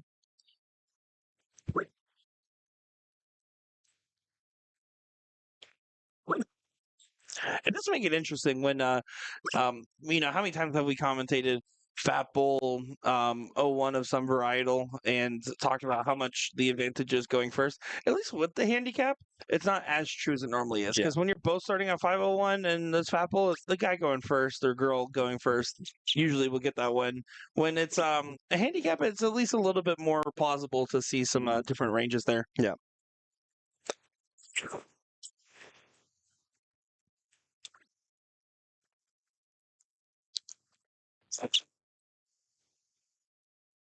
I'll take a gander here at the women's open singles event is underway. Some good matches happening. I mean, you got Gina Holiday, Caroline and Gucci on the board number 6 right now.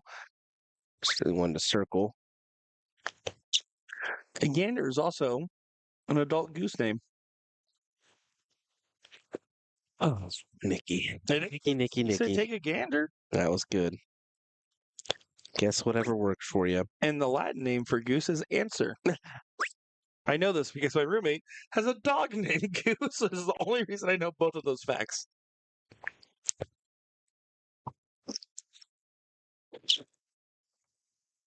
Rams, James, and Tony await the winner of this one.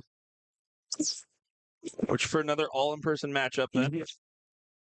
Yep. Our last all-in-person matchup at this bracket. Jeff finds a hat trick there. Big shot as now Tabby needs to find the hat trick to leave the 164. We've seen her hit a hattie already, though. It looks like Jamie, Mitch, and Eugene did grasp the hill.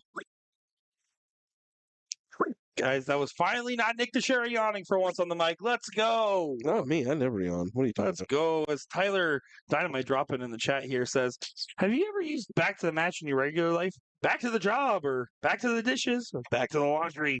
I like that. I'm going to start doing that around the house. Andrew Hammock does find 150 to leave 32.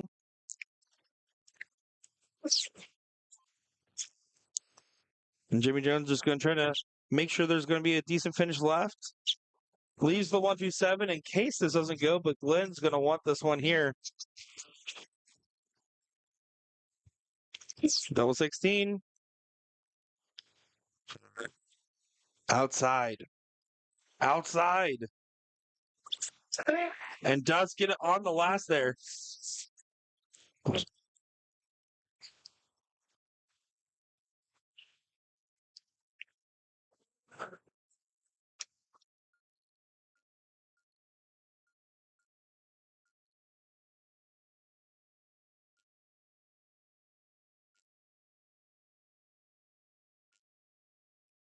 Was concerned there for a second. What the heck got you, buddy? Making sure everything's up and running like it should be in the background. So sorry about that one, but whoop, scary situation. I love the way you worded that there. It is 1-1 here. And then now we're going to be going on to that favorable count up. Favorable or maybe fateful, as it is going to be imperative for the Hammock-led team to try to get the start once again, knowing that they're spotting as many points as they are.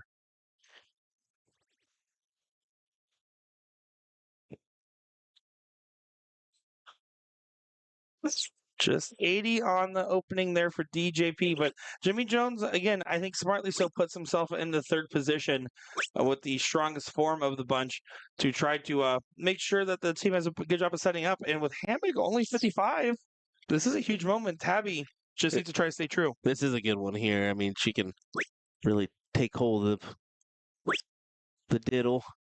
And I like this, just a little bit more conservative, floating the starts up a little bit. Last one gets away from her, but now this is even more ground that Glenn has to make up before Jimmy Jones goes up and throws. Yeah, 70 points is the difference here. Big find on the last. That was big with the last dart. Keeps them right in line with each other. So Jimmy coming up to the last round of this score line.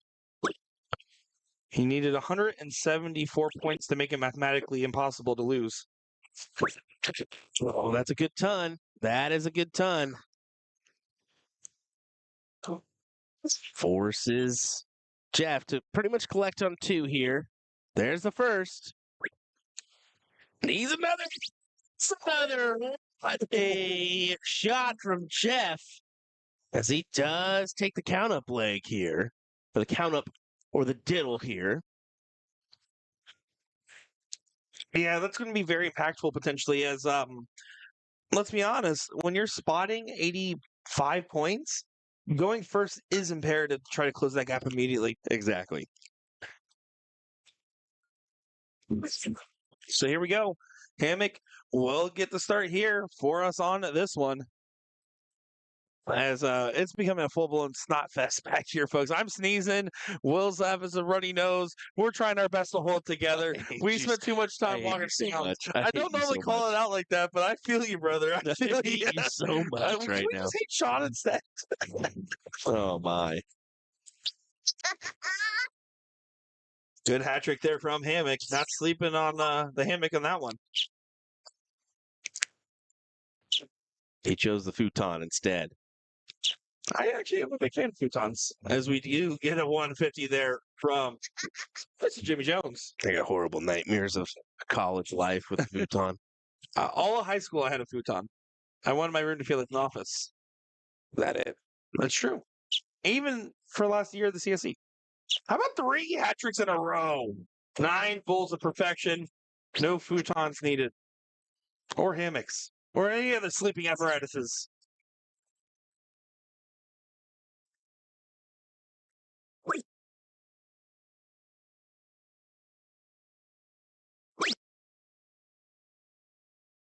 And this is a big fall off here, comparatively.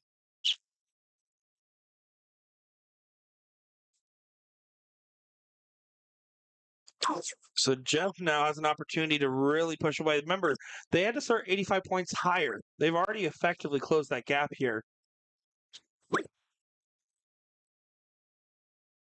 Troy Leroy asking, where's Mick? Are we doing enough for you, Troy? You never ask, you ask where Big Boo Man is. You ask where Mick is. Where's Little Boo Man? Yeah, come on. Where's Bill the Thrill Stewart? Anyways, he's out there selling jerseys, I believe. Not in this event still. He might be, I assume he's playing open singles. And that should be starting here in about 15 minutes.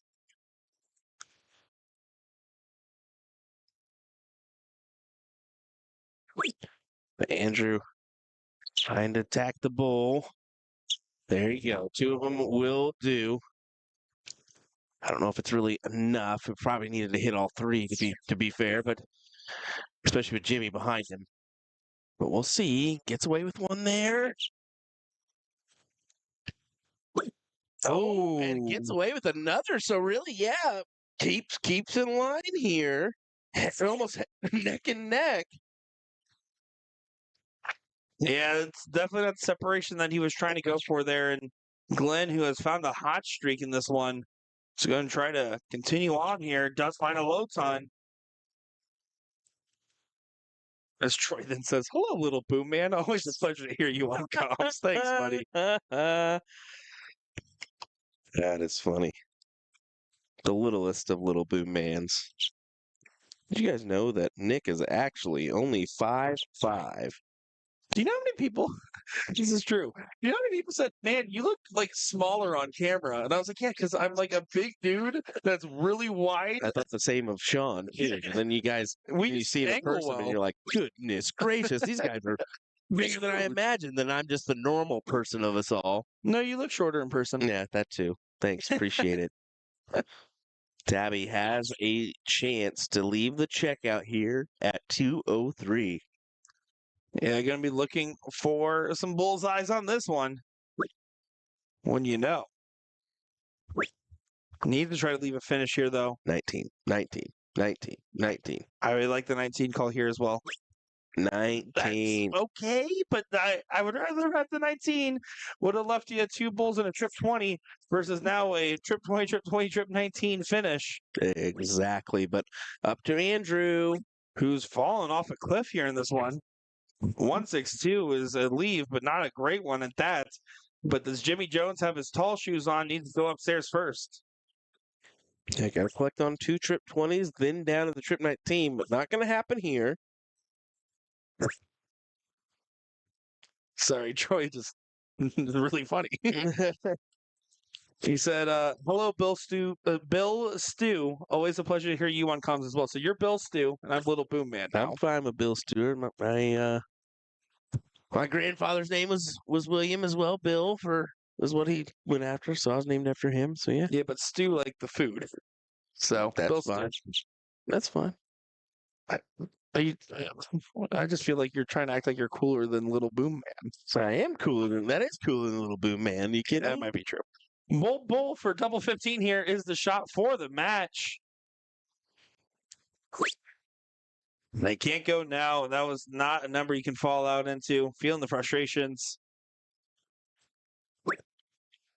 Oh, you got to clean this up.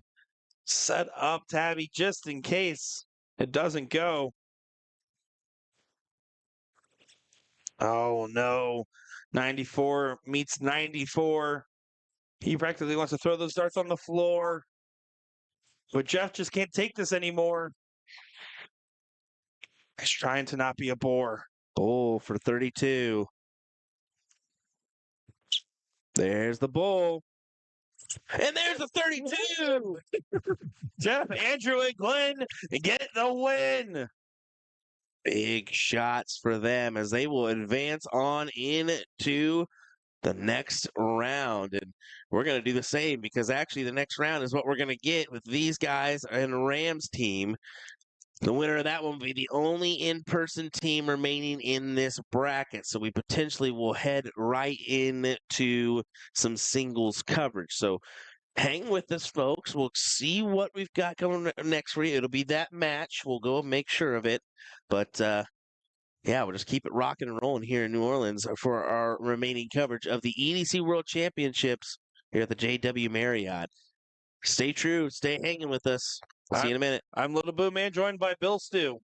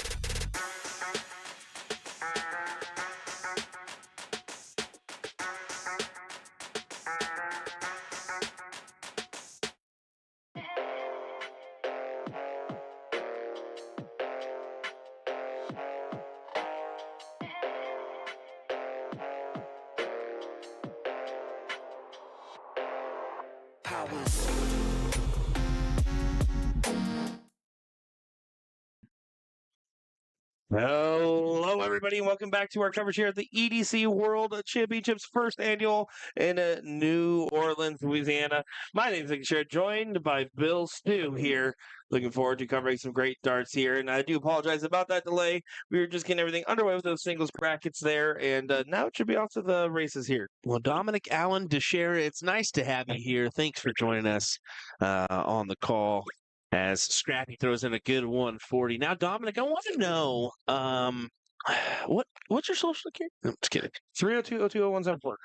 Okay, that was way too fast, and I hope that you really didn't just give that out to No, everybody. obviously that wasn't my real social security number. That was my dad's. Oh, okay. But we can't give you his number. 407. I can't believe you leaked the Jen Mount's business email on your video the other day, by the way. That was 10 out of 10 work, sir. Well, I 10 out thought of that 10. was just knowledge for everybody. My bad. No, But, it is, but like, you know how lazy people are. They're not going to go look at the contact us section.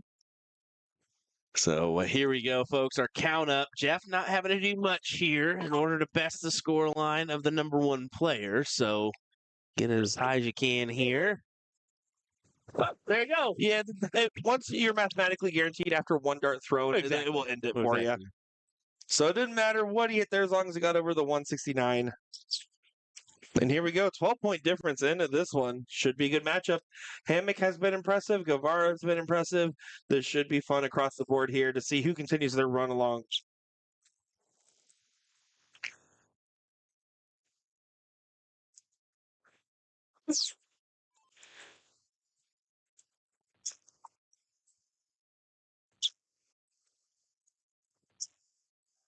There you go. Ram starts off with a hat of his own.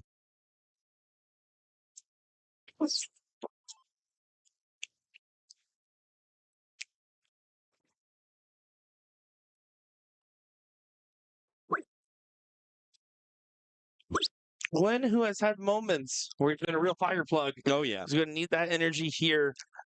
He plays very emotional, plays on top of everything. I actually did talk with Scrappy over here before his last match. And when I was talking with him, he's like, well, you know how I got the name Scrappy?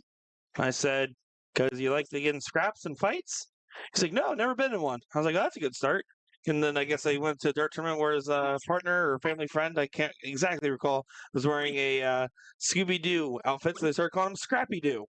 So there you go. Fun facts presented to you by Nick DeShera. And that's our Pepsi fun fact of the night. Bam! I do think earlier when you were calling me Dominic, I was like, damn, it is weird hearing that on the mic. Oh, Dominic. Okay, it's not that weird. It's still my name. I'm going to continue to call you that for the rest of eternity All right. as we go on. All right, Thomas. Okay. That's your middle name. Is it? It is. It's not. It is. It's not. Yes, it is. You're a liar. I know it's your middle name. Whatever. Back to the match. 517 for Andrews. Got to convert. Needs to convert. And that certainly will help. Yeah, only one ball in the turn there, and Guevara can run away with this from this position. Looking for a hat trick to just get things teed up for James and Tony to finish it out from there. Trying to get this done in 9. On track to do so. His dad's nickname is Scooby. There you go. I couldn't remember which family member it was. Yeah, his dad is Scooby. His dad a pretty prominent figure in the OKC darting community as well. Yeah, I'm excited to be out to Oklahoma Throwdown in March. It'll be my first time out visiting a tournament like that. Heard many good things about it over the years. You were out there a couple years ago, if I'm not mistaken. Yeah, they get a really good darting community there and in the OKC area. You know, SS Vending's really a big part of that, and Tracy Bryant. So it's awesome to see. As that's going to be not so awesome to see there. 27 points. Scrappy Dew not going to like that one. 100-point separation. Jeff can close the gap now and start to challenge the throw.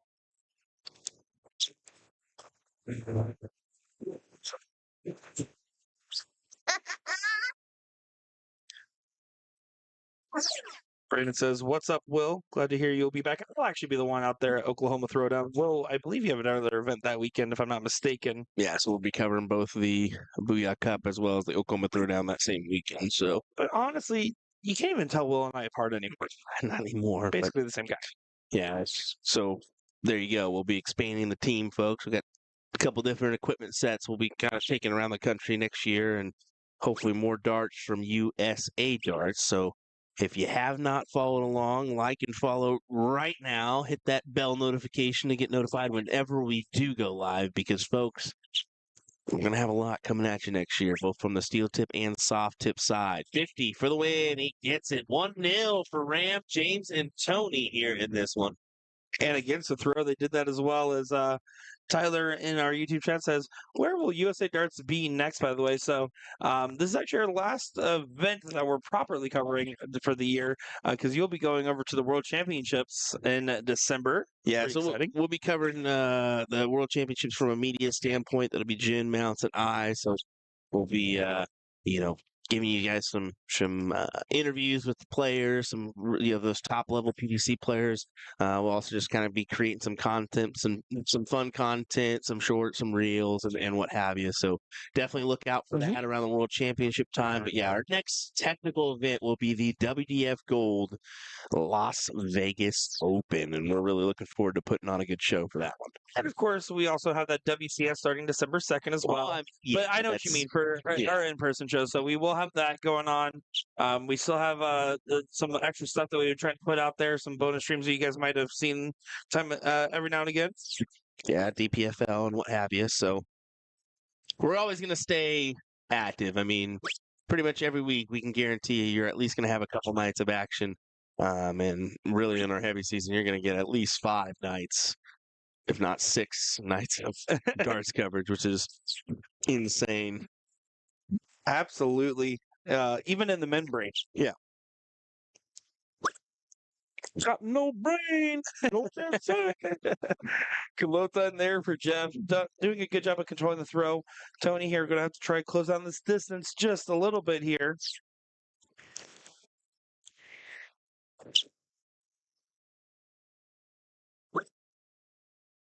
Six high on the second dart there.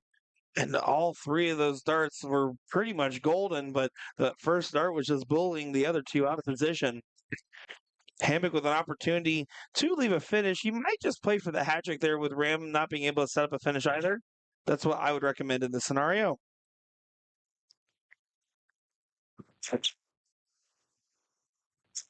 Does go for that hat trick. Leaves 175.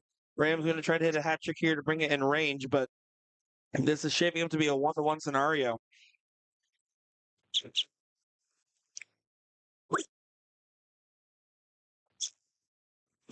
Yeah, it certainly is here.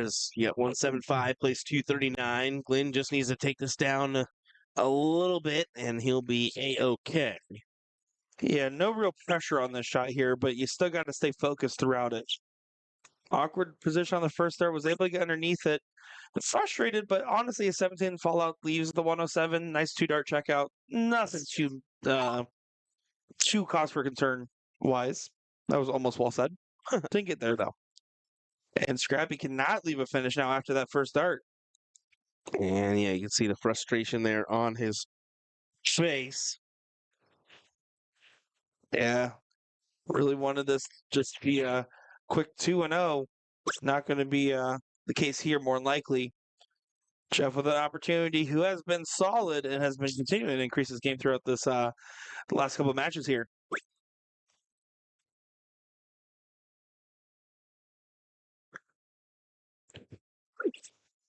Trip 14. Oh, right on the wire there. Beautiful look. Almost capitalized and took it. Zozo asking, are you guys playing in any tournaments coming up? I know Nick played a little bit this weekend, in parentheses, and you did awesome. Well, thank you for the kind words. I was a nervous wreck, Still lost to me this weekend. I did lose to Will Stewart this weekend, but it wasn't streamed, so it doesn't count. That's how it works. Yeah, my playing career is pretty much done, I think. I always tell people, as Hammock does make this one piece here, I always tell people that streaming could go away tomorrow. Maybe we lose funding. I'd lose a case of gear and you guys never hire me again, whatever it may be.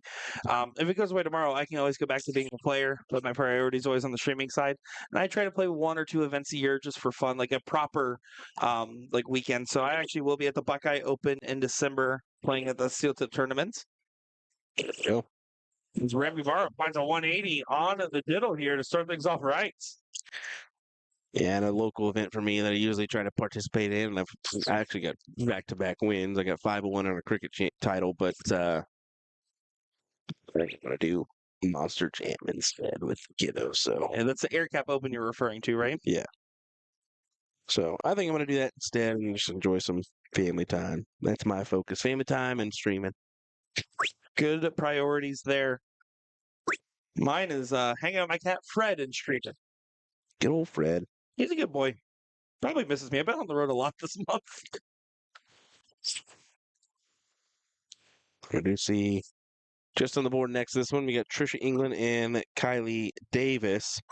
Kylie's playing remote. Trisha is playing in person. That is the better half of James Boone. So she's the blonde right there next to this one. Rim, James, and Tony should be basically guaranteed to win this diddle here. Technically speaking, could have gone left side of the board there to guarantee they got over the 180 point threshold, but job done.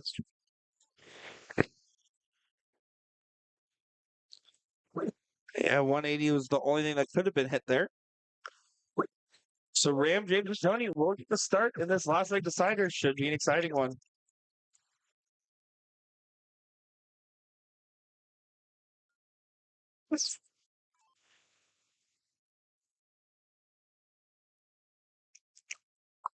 Here we go.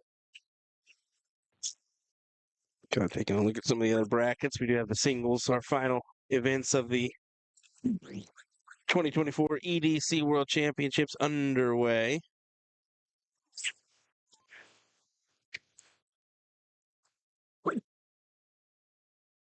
Yeah, make outside on that first bull, and he's been getting frustrated because that first start's been evading him pretty consistently now. And then he's able to substitute on the other darts. I wonder if he's just kind of just not putting full force or follow through on that first one, because afterwards he's just fine.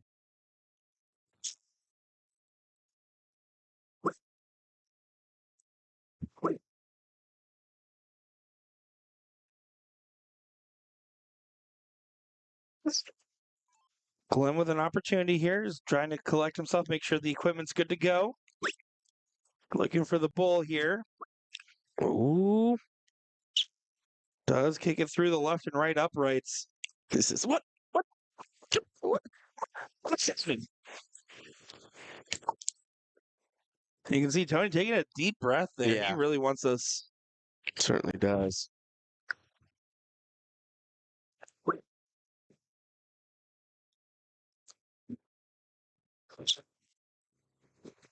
Solid round there with the 119.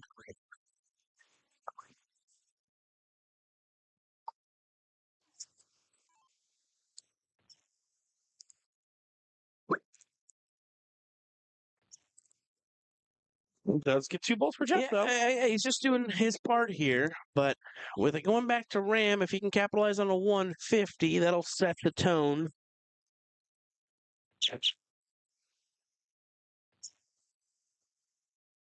Yeah, exactly as I guess it may end up, and now just needing 65 to leave the 170. And Andrew has to collect on this turn here. Anything less than a hat trick won't feel like enough. Does find the hat trick, though. Continuing to ask the question of what if, what if, what if.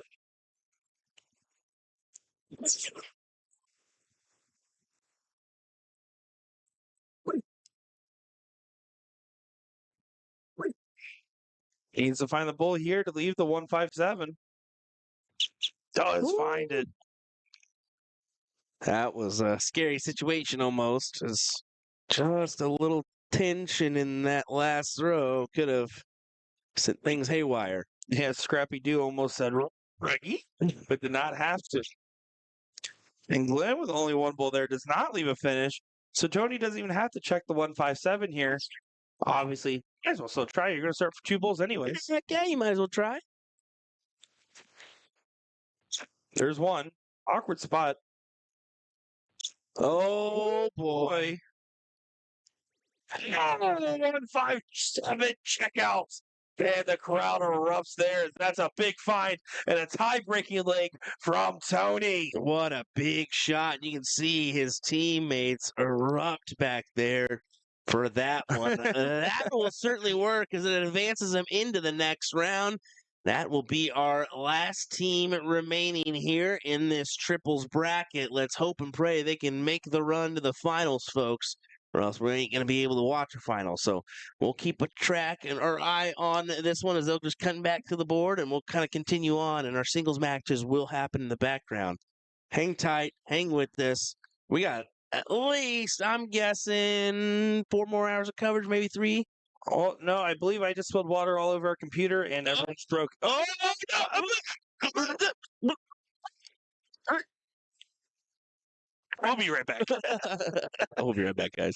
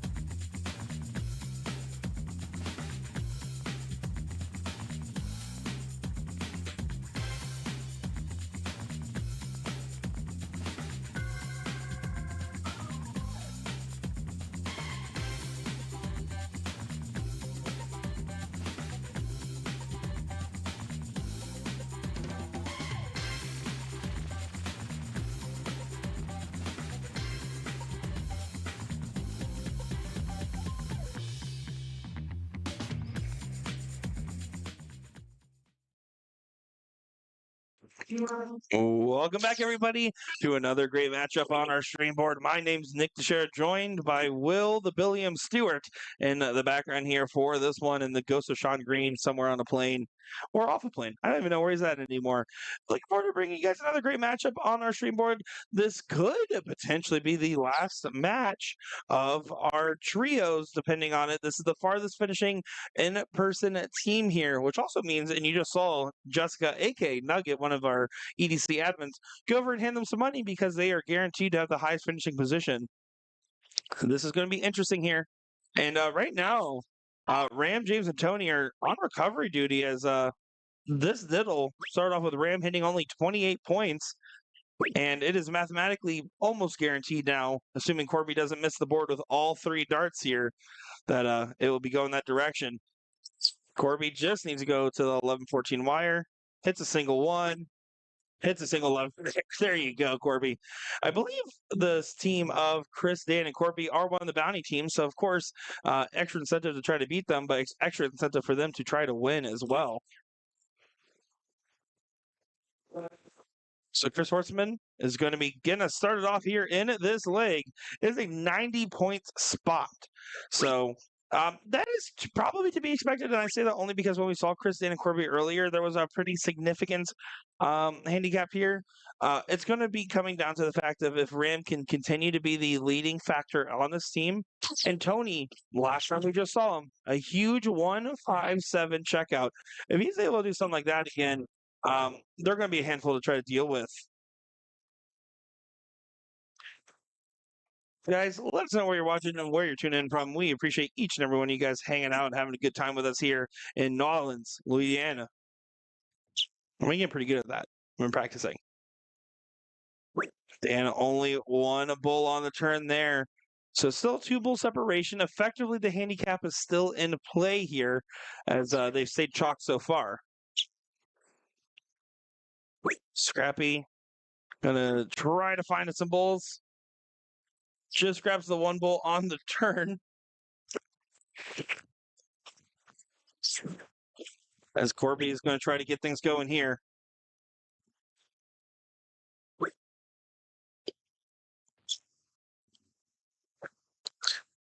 Sorry about that, Nick. Thanks for taking the reins there for a moment. Yeah, just taking care of some overseas people hitting me up. I don't know if you've ever heard of bull hitters, but potentially doing a collab when we were over there. Really? I watched them do the collab with Simon Whitlock not too long ago. Yeah. I watch darts content creators all the time. It's a job. I think this one could be pretty fun. What we're planning on, a couple things we're planning on doing. There's some good guys over there. I'm looking forward to seeing that one, and extremely jealous that you get to do that collab. Here we go, folks. We kind of need, as we mentioned, we need the team of Ram, James, and Tony to win here in order to see the next match. In this trios bracket. So if we're sounding a little biased in our commentary, just because we want to continue covering this bracket, but of course, if not, then it will be remote matches from there. And a couple great comments back to back here in chat. So I just want to go ahead and tackle these out real quick. Spencer saying, Hondo, get off the stream board. That is who Will was just playing on our stream board in between here. Rick saying, here the one set of Will's darts that were sold were found in a voodoo shop. Wow. Room roasted. What? Voodoo shops. Your darts are Too bad I didn't even bring my darts this weekend. Yeah, well, that's because I put them all up for sale in the Voodoo shop. Dave saying, thanks for the great content all weekend. You guys are better than you think. Appreciate the kind words.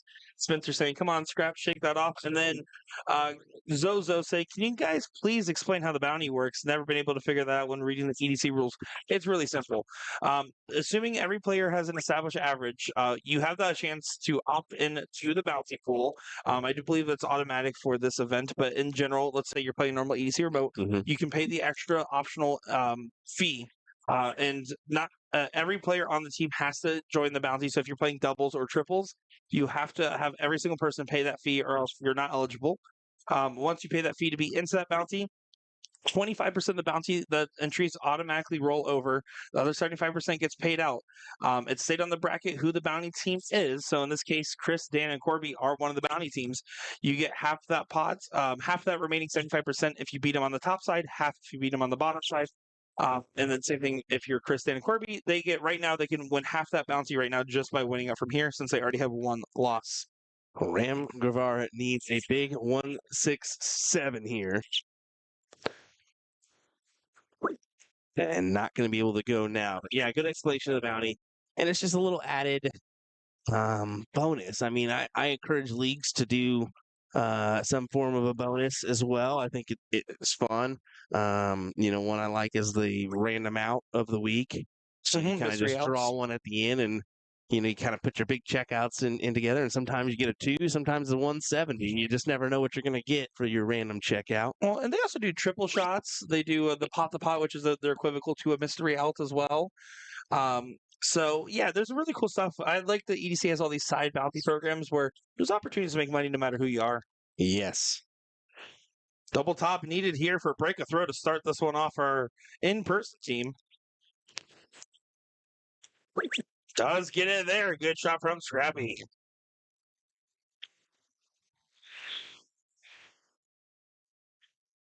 Scrappy and his team will take that first leg. 1-0 for that bottom score line.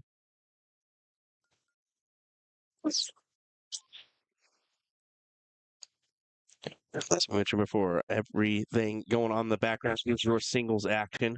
We've got a women's division, a 40 cap, 55 cap, your open bracket as well.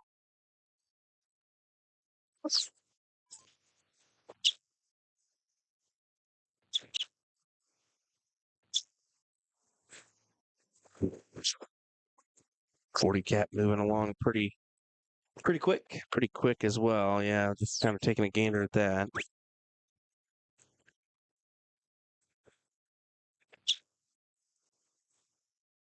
And just trying to check away here. Only grabs the one bull on the turn. Ram started off with a hat trick for the team. Scrappy's going to try to do much of the same here. Again, right around that handicap range. They're keeping true at the 90-point separation. Reagan Windsor saying, "What's up, guys? What's going on, Reagan? Great to see you. Thanks for tuning in." This is a 200 cap trios that we are looking at, folks.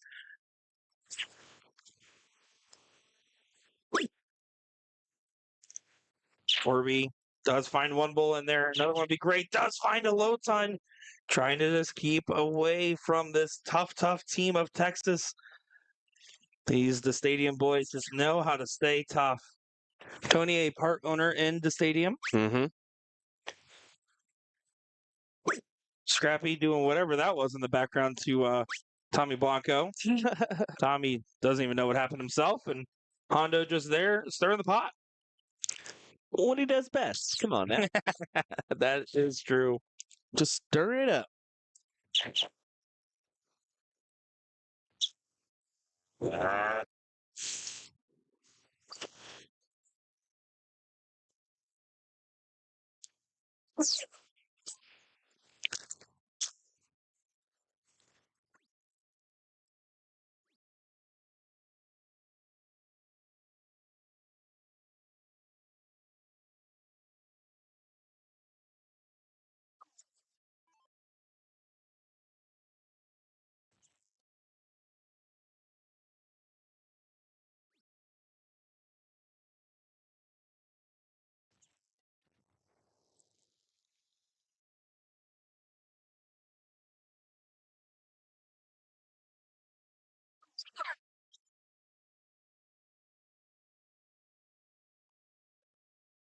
Well outside here, the Houston boys are not in pole position to take a 2-0 jump.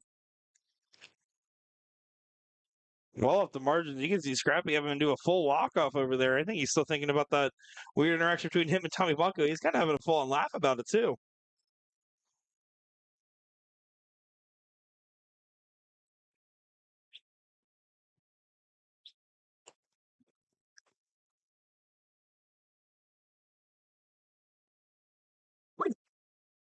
Can he get one bull in here? He's all smiles, but that smile is a little bit of a facade, knowing that this leg is well out of reach now. 206-point difference. That's off the margins here.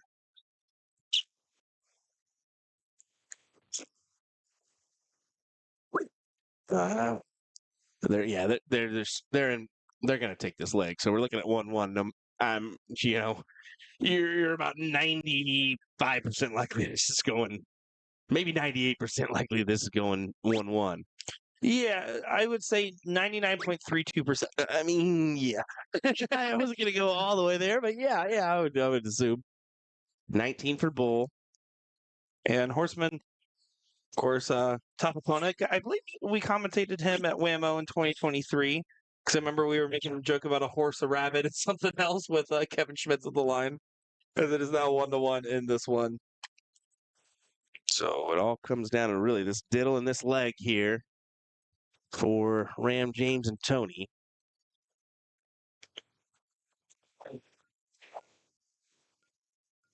Yeah, it's going to come down to the diddle in the sense that Ram can't hit a 28 like he did last time. He's going to have to pick it up here just a little bit and really show us what he can do.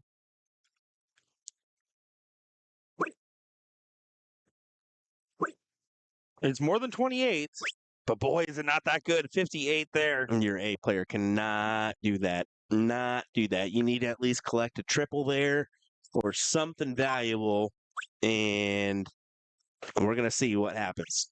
Horseman trying to punish, but falling to the neighbors. Only 40, so an 18-point gain. Ram can confidently look at his team and say, I got my guy. My guy. And that's all it is, especially with the trios. Scrappy capitalizes on 85 scored. Sorry, 95 scored. My apologies. Yeah, close enough. We round around in this household. Oh, Dan needs to find a trip. Doesn't do so. So Tony can try to push this one out of reach. 54-point separation here. 54 plus whatever Tony hits is going to be the new target line for Corby. And this is kind of why you do this 3-person diddle, right? It's fun. I'm personally, as a player and as a commentator and viewer, I think the 3-person diddle just makes it so much more interesting. Like in singles, the 3 dart kind of diddle I'm not as big of a fan of. When they're in person, just because I'd rather leave it to one shot at the bull. But with this, it's a grand equalizer. One person on their own can't win this diddle. Exactly. And Ram, James, and Tony do get lucky and get the start here.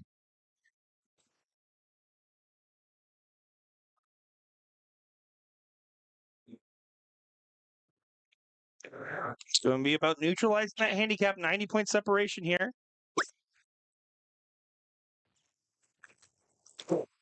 Does find 2 bulls, though. So it's up to Horseman here to try to challenge the throw. He needs to settle in place and throw what he really can throw. He's fallen a little bit shy of that in the last 2 legs here. Just 1 bull on the turn. So the cap has already been reduced a little bit. Now it's up to the Mr. Scrappy Boone to do what Scrappy can do.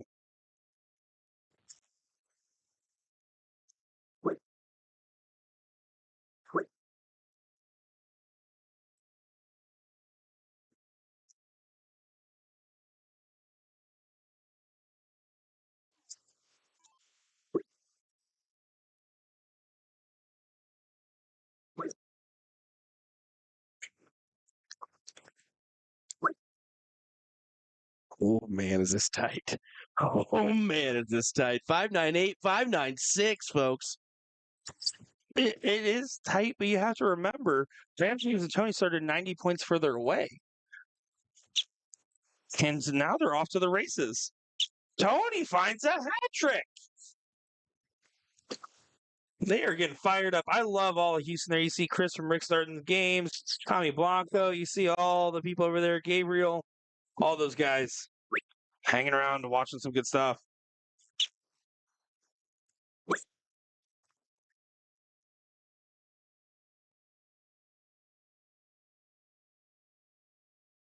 It's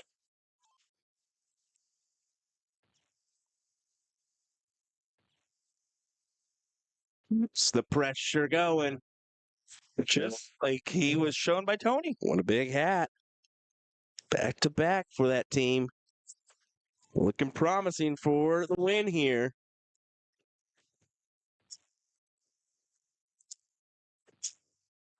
There's Horseman doing what he knows he can do. Was Fawn trying to do so earlier. But remember, this team from Houston, I'm gonna ram this one in here. I just want it to be known that 90 points further back is where they started. They are now almost 90 points ahead into this one going into their own throw. Yep. It's a good mentionable.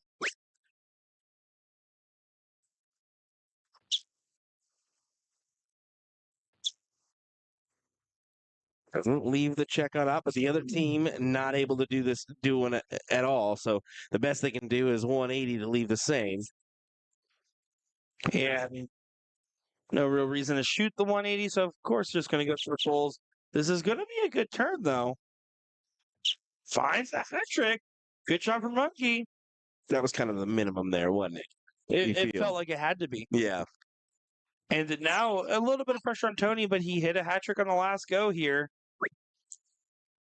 That's a little bit awkward. The board's dancing around him. Oh, no. Oh, no. Oh, no. And look at Ram. His head immediately goes, oh, no. We needed that last dart because one big bull from this team. Might not happen. Hold on, folks. Oh, doesn't happen. Corby, a saving grace. I'm feeling frustrated there. Guevara going to try to set this up beautifully.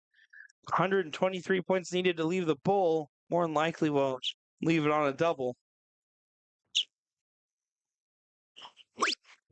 Yeah, leaves the 54 there. Leaves it on a triple. Horseman can only bring this down and hope that Scrappy gets scrappy.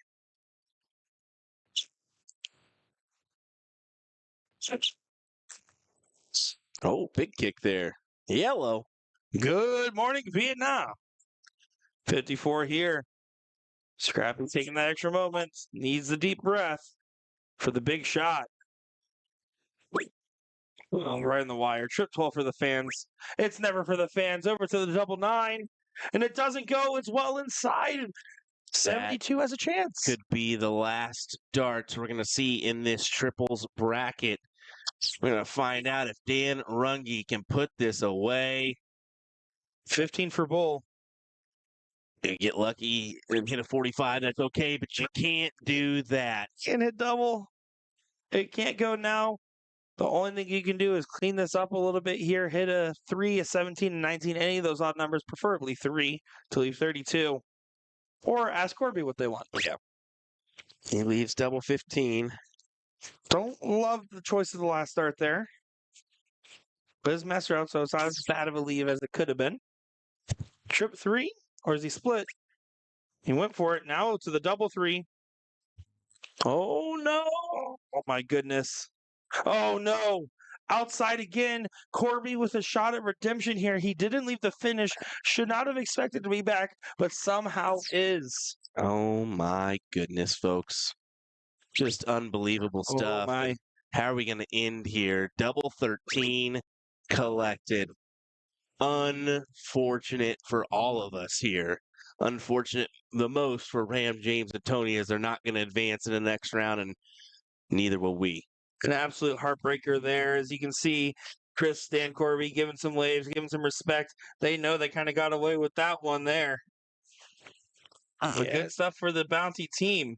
Well, for us, we're going to work our way into some singles coverage then. We're just going to keep it rolling, and we'll just transfer right on in to our singles brackets. So I'm going to take a look and see where we can possibly start and go from there. We wish the best of luck to all our remaining remote players for the triples bracket, but a good bonus for Ram, James, and Tony is they will take home the in-person first place payout bonus. Yeah, which is going to be a nice little ease to the wound there. Yeah, no doubt. All right, hang tight. We'll be right back.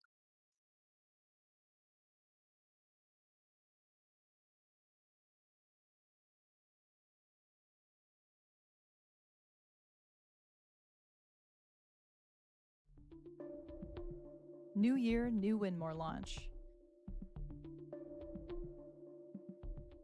Cypher. Looks grippy, but deceptively smooth. We rate Cypher a 3 out of 5 for grip intensity. Flies beautifully straight, very easy to control. Any long straight barrel with grip throughout is the perfect combination. Galactics. Stunning onyx and blue color scheme. Featuring a straight barrel shape with tapered ends to help achieve tighter groupings. The soft tip version elongates the front section to differ slightly in overall build.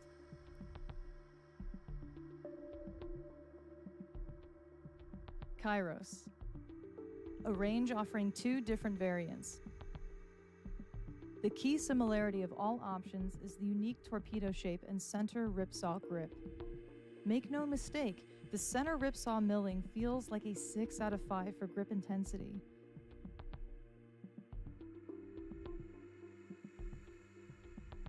Daryl Gurney SC 1.0 series. Very similar to the classic super chin barrel shape that we all know and love. Classic straight section in the rear and ever so slightly bomber shaped in the front.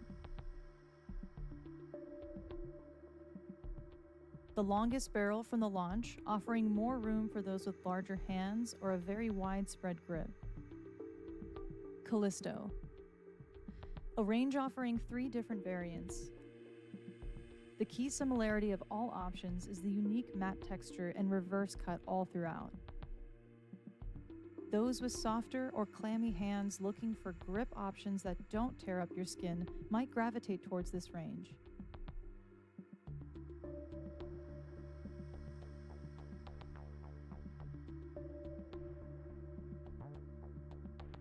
Xenon.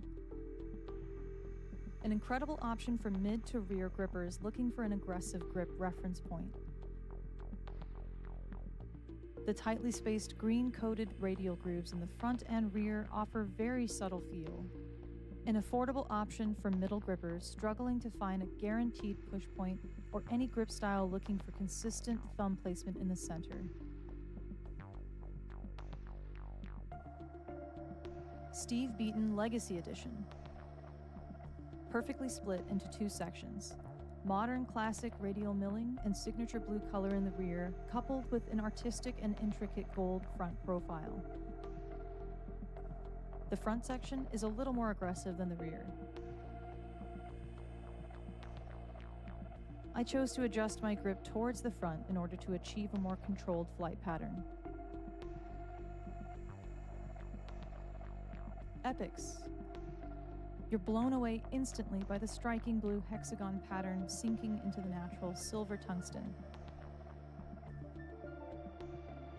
Perfect for mid to rear gripper like me, not searching for razor sharp barrels. A smooth touch for a smoother hand.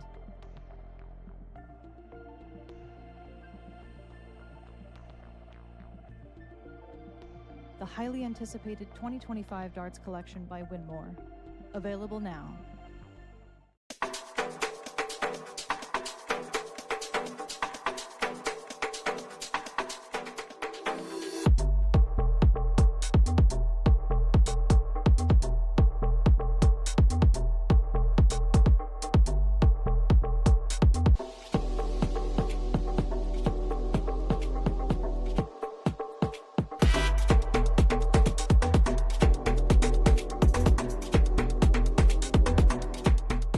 Introducing the classic standard Blade 6, the dual core version, same as the lineup from the Blade 5. However, Winmore's come out with an entirely new model called the triple core. So the triple core is essentially the dual core dartboard with an added 3rd layer of carbon fiber sisal in the back, creating literally the ultimate setup for durability. So not only are you paying for an even better longevity of the dartboard, but also enhanced graphics and functionality. All 3 dartboards have a hardened double bullseye and 25 segment to help with durability. So listen up, Americans, we need this because of our obsession with cricket. The most common problems we have with sisal dartboards is the bullseye segment wearing out or some issue with a wire. So let's just say we're not known for wearing out our doubles. All 3 dartboards come fitted fitted with the 3 Rotolock wheels to help stabilize the board to any wall surface. But the adjustable wheels make your life so much easier because they allow you to rotate your board super quick and easy. You just loosen them, rotate, then tighten them again, then of course fix your numbering. Luke Humphries is the greatest darting force on the planet. Bullseye. Oh, we got one. Fish has been landed. We know he's too good. The world number 1, world champion. Incredible stuff.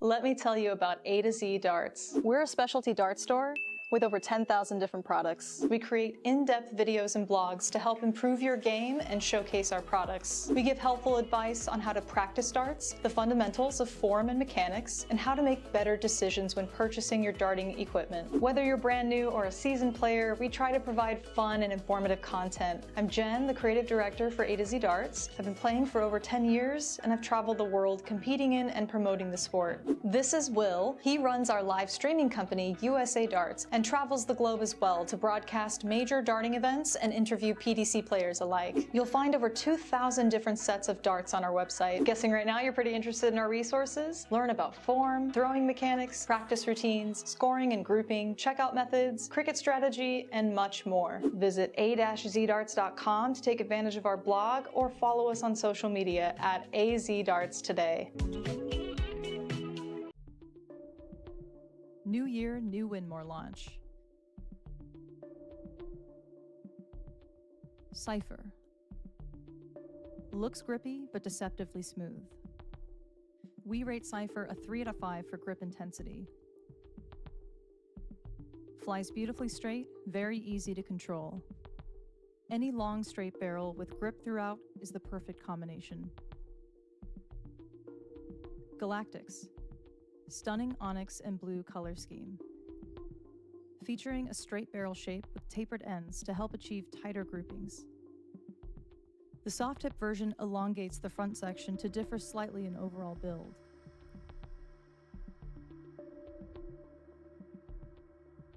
Kairos. A range offering 2 different variants. The key similarity of all options is the unique torpedo shape and center ripsaw grip. Make no mistake, the center ripsaw milling feels like a 6 out of 5 for grip intensity.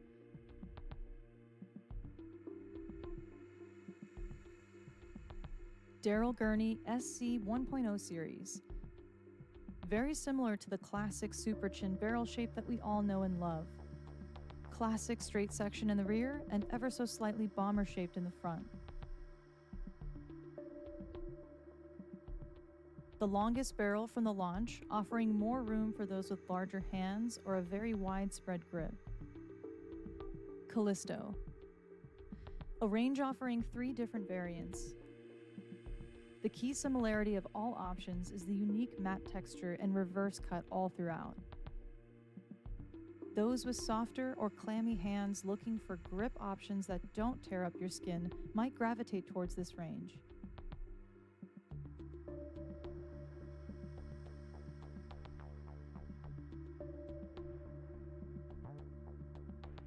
Xenon. An incredible option for mid to rear grippers looking for an aggressive grip reference point. The tightly spaced green-coated radial grooves in the front and rear offer very subtle feel. An affordable option for middle grippers struggling to find a guaranteed push point or any grip style looking for consistent thumb placement in the center. Steve Beaton Legacy Edition. Perfectly split into 2 sections. Modern classic radial milling and signature blue color in the rear, coupled with an artistic and intricate gold front profile. The front section is a little more aggressive than the rear. I chose to adjust my grip towards the front in order to achieve a more controlled flight pattern. Epics. You're blown away instantly by the striking blue hexagon pattern sinking into the natural silver tungsten. perfect for mid to rear gripper like me, not searching for razor-sharp barrels. A smooth touch for a smoother hand.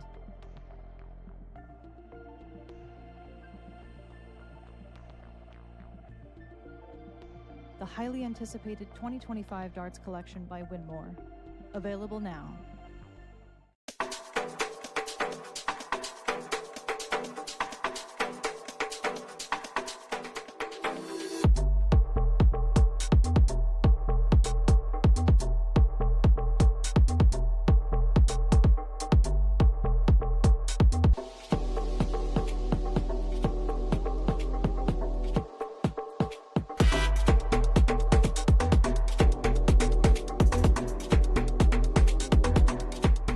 We're introducing the classic standard Blade 6, the dual core version, same as the lineup from the Blade 5. However, Winmore's come out with an entirely new model called the triple core. So the triple core is essentially the dual core dartboard with an added third layer of carbon fiber sisal in the back, creating literally the ultimate setup for durability. So not only are you paying for an even better longevity of the dartboard, but also enhanced graphics and functionality. All three dartboards have a hardened double bullseye and 25 segment to help with durability. So listen up, Americans, we need this because of our obsession with cricket. The most common problems we have with sisal dartboards is the bullseye segment wearing out or some issue with a wire. So let's just say we're not known for wearing out our doubles. All three dartboards come fitted with the 3 Rotolock wheels to help stabilize the board to any wall surface. But the adjustable wheels make your life so much easier because they allow you to rotate your board super quick and easy. You just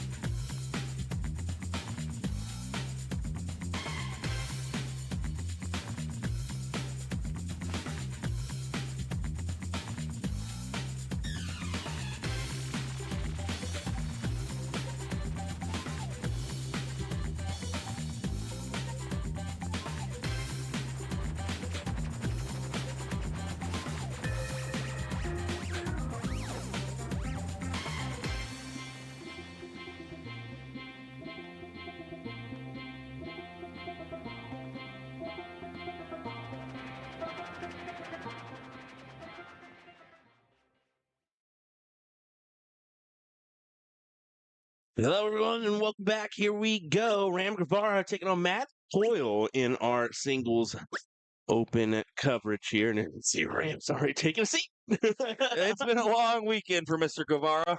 It certainly has been a long weekend for us as well. Thanks for hanging in there and watching our remaining coverage of this EDC World Championships here in New Orleans, Louisiana.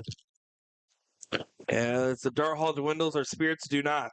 Looking forward to some more great matches and some singles action here. You can see it's a 40 playing a 33, so this is going to be a little bit of a hefty spot here. 88 points, excuse me, on the spot. Ram's first match of his singles run here after making a run on the trips side. So, and after this, there is an in-person, and then Alex Spellman awaits the match after that. So, Alex, who? Spellman.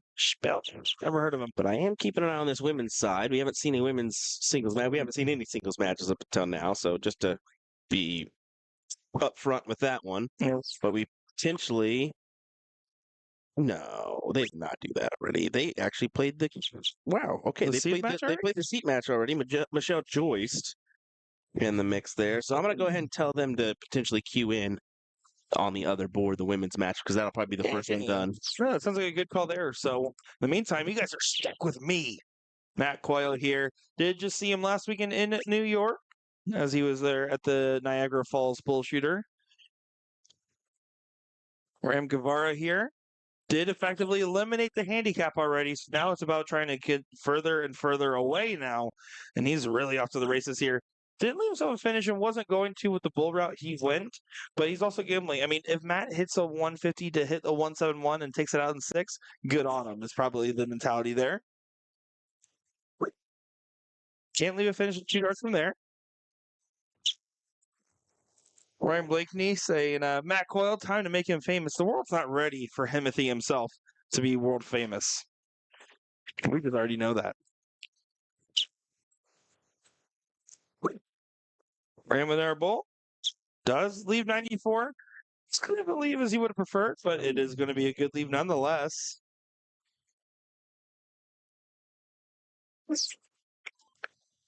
Matt Coyle going to have to try to make sure he leaves himself a finish, and he will do so now at the 104. Good challenging throw. 94, though, for Guevara. 54 for double top. Onto the bull. And then over to the double 13. Doesn't go, and he went inside. Matt Coyle with an opportunity now to steal the throw away.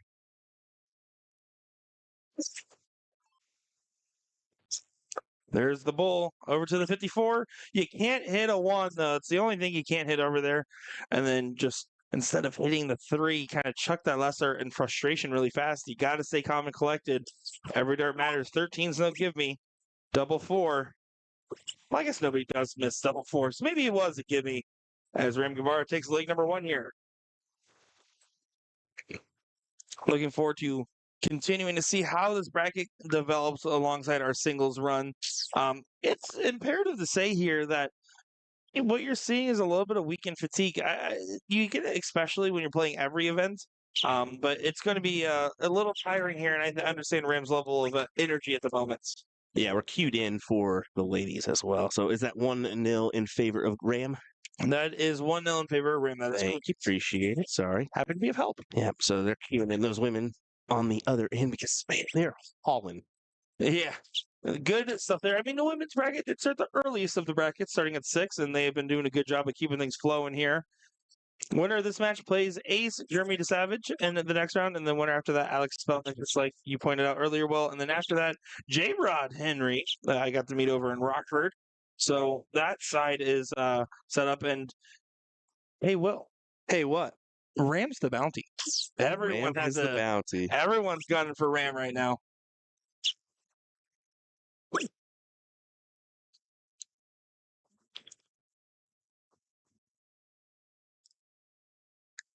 Whoa. That's a interesting sight to see there is it does look like this one is getting a little squirrely. Matt doesn't leave the finish.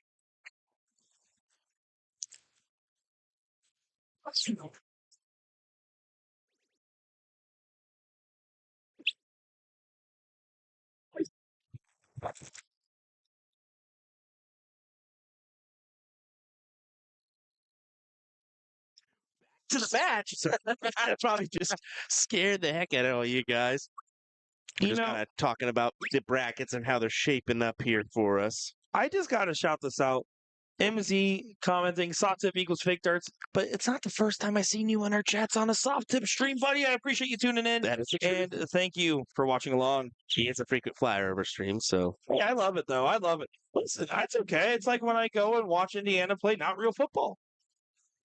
Gotta let them know. Still tune in, though. Yeah, I think more and once people start following and kind of seeing the action, I think they kind of start to respect the darts kind of side of it, and we're starting to see more international viewers respect the soft tip side just because they start to understand. Okay, it's a bigger target, yes, but both parties are dealing with this, and maybe it's just providing a little bit more entertainment. But 50 gets it done for Ram, as he will take the win here in this one. 2-0. And yeah, I could agree with you more, Will. I think one big thing with soft tip darts in particular that we're still working on legitimizing is steel tip's gotten away from that bar sport aspect and has gotten more into that sport realm. And that's going to be the big jump for soft tip darts. You know, starting to enforce stuff like we talked about dress codes recently. That was a big discussion we had on a live stream. I don't know if that was New York. I think that was actually in New York where we had the discussion. So stuff like that will help legitimize it. Live streams like this will help it. And who knows, maybe sports betting in the future will help it as well. Oh boy, don't get me started on that. Although I've steered away from the darts betting myself. We're getting a little too close for comfort to be able to bet on darts anymore, unfortunately. Well, thanks for joining us, folks. We appreciate it. William Stewart, Nick Sharon, of course, formerly Sean Green, who's now just jetted on down the road back home to India. Of course, he's got school in the morning, so we can't blame him. But to teach, not to go to. Yeah, we appreciate you being here nonetheless, and we'll keep on rolling on with our coverage. We're going to have some great matches coming up here on the women's front. We work our way to a winning position. I think Michelle Joyce is your queen seed. Oh, I believe she is in person, so awesome. Should get at least a final there. But all right, we'll give you more action here in just a moment. Hang tight, folks. William Stewart, Nick Teixeira. We'll be right back. I'll miss you. Not much, but he will.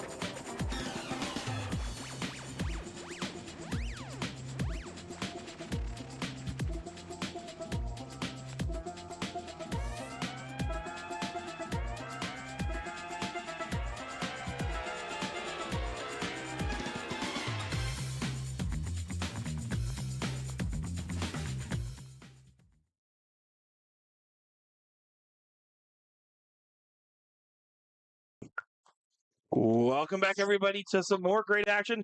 This time in our women's singles bracket. This is going to be Carolyn Googie taking on Malika Jackson here in what should be a great matchup. And look at this, 107-point spot. Carolyn's going to have her hands full in this one. I am Nick DeShera, joined by Will Stewart on the call for this one. Yeah, looking forward to being on the call here for this because we're working our way into the nitty-gritty point of our bracket here on the women's front.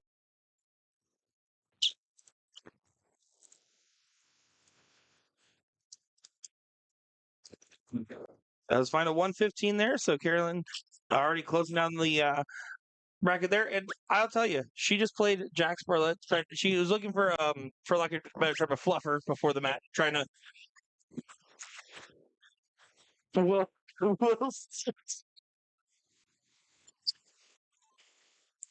alrighty, guys. Sorry, Will's reaction just completely threw me off there. You never heard looking for a fluffer.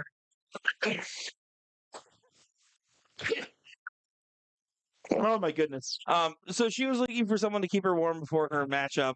She had a little bit of a hold there, and let me tell you, she was playing Jax Burlette. Jax was absolutely lighting up the board, and she's like, "I wanted to keep him warm, but he doesn't even let me shoot it out yet." And then they had a pretty close bout at the end of their last leg, and then I played her leg as well. And she's like, "What? And you can hit bulls too?" And I took that last part a little personally, Googie, and she was definitely frustrated on that last start there. She is a little behind, but you have to remember with the 106-point handicap, basically still chalk in the matchup so far. This is still open and master out, even in our women's singles bracket. Matt Coyle saying, did Sean and Nick make fun of me again? Well, Sean already had to go home and get back to Indiana. And Matt, I was actually very nice and respectful about you. For once. Spooky here.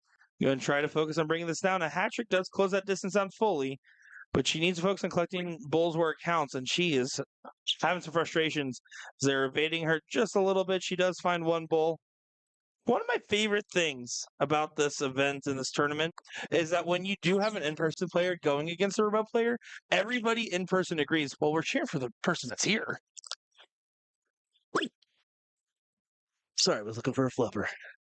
My bad. Well, what would you call it? Just a warm-up match? Yeah, but like, if you need someone to help keep you warm until your match, you know, like help ruffle the feathers, fluff them up. It's a fluffer. 144 here is a shot for Malware. Malika Jackson, that is. Did switch up, it looks like, on that second dart there. Actually, did Sean and Nick make fun of me again? Sean did it, but Will, no, I'm just kidding. Yeah, the whole time. The whole time. Doogie does not leave a finish there, and she's definitely not going to be happy with how this first leg has gone so far, but it's not out of reach just yet. No, not quite. But trip 12 for the fans. It's never trip 12 for the fans. Except for that one time it was. Thank you, Andrew Hammock.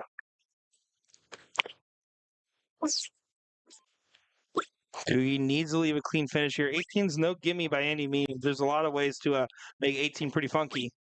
But 149 off the margin so far. I want it to be known that she is actually a very talented shot, and she's just having some momentary frustrations. She's pretty deep into this bracket as well.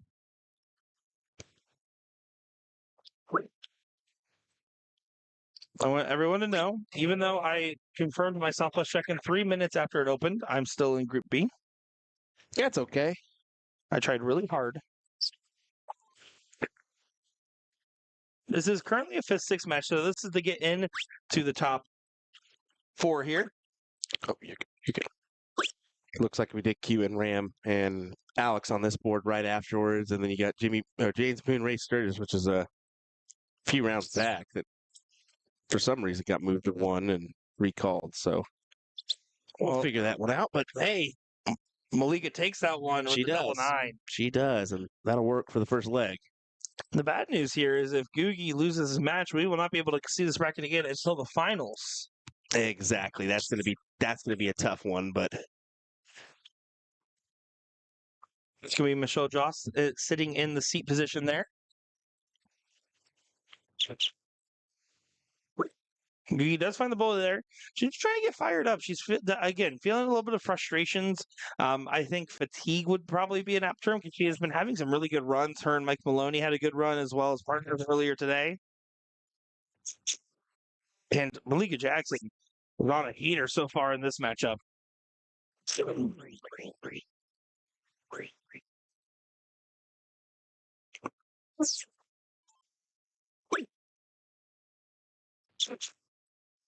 Does get a bull there.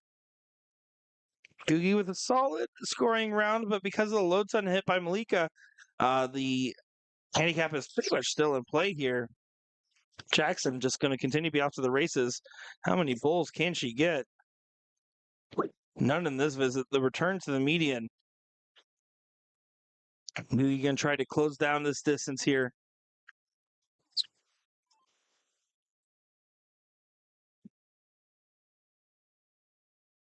What can she do? She needs to work that dart in, try to get above it. You can see she always has had a unique follow through, but she's really good at replicating that follow through. When she hits all three, typically. And there finds a low ton to tie things up, getting rid of that 106-point handicap.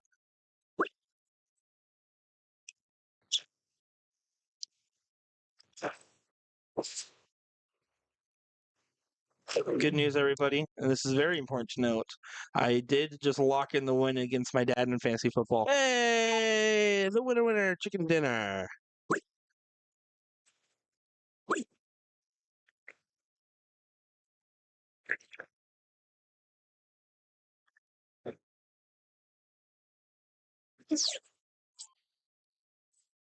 Definitely getting interesting here on the.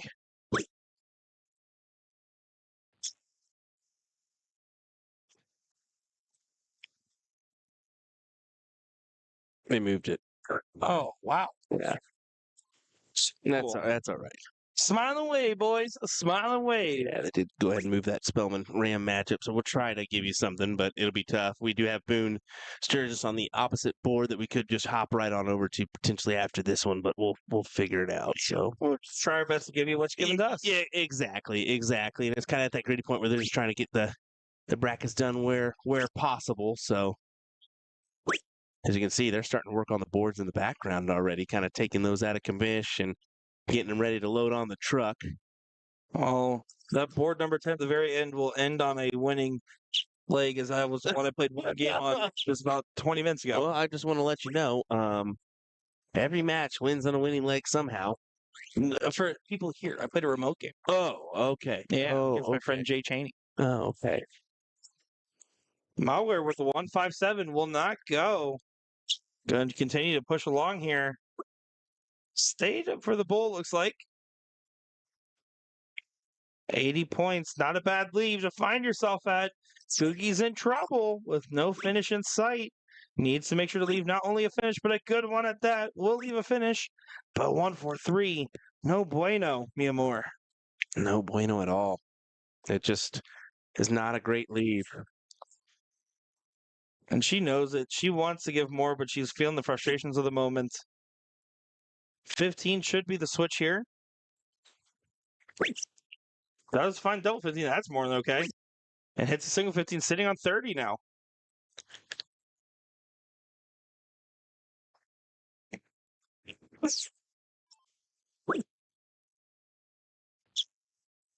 Googie trying to bring this on down.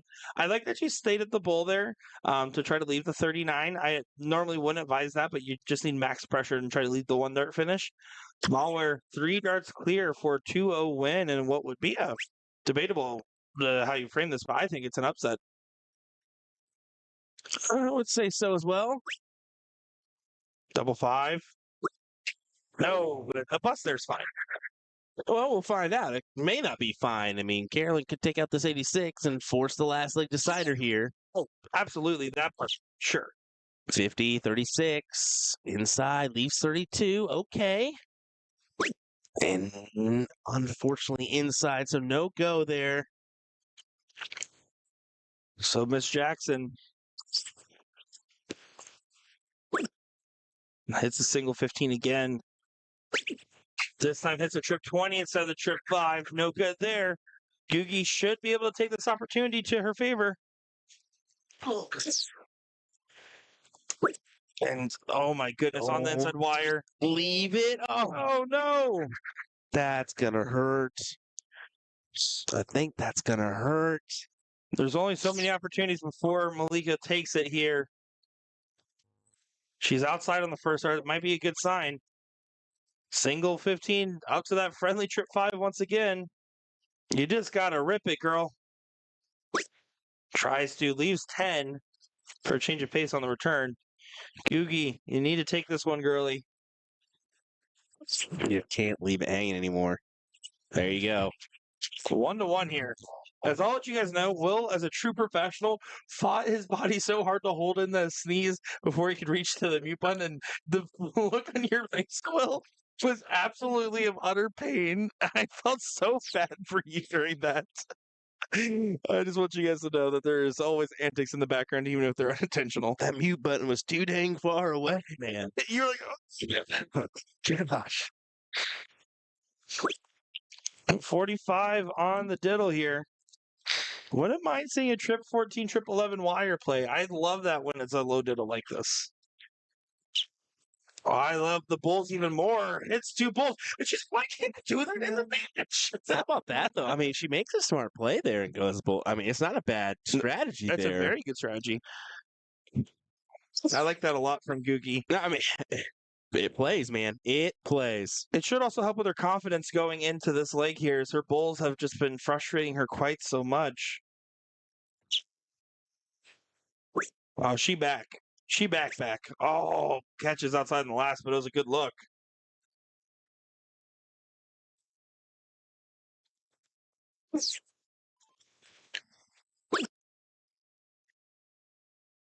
Better look at the game screen here, and Miss Jackson. Great shot there for her. Moon Ray matchup going on right now. Looks like it's 1-1 as they'll go into a diddle.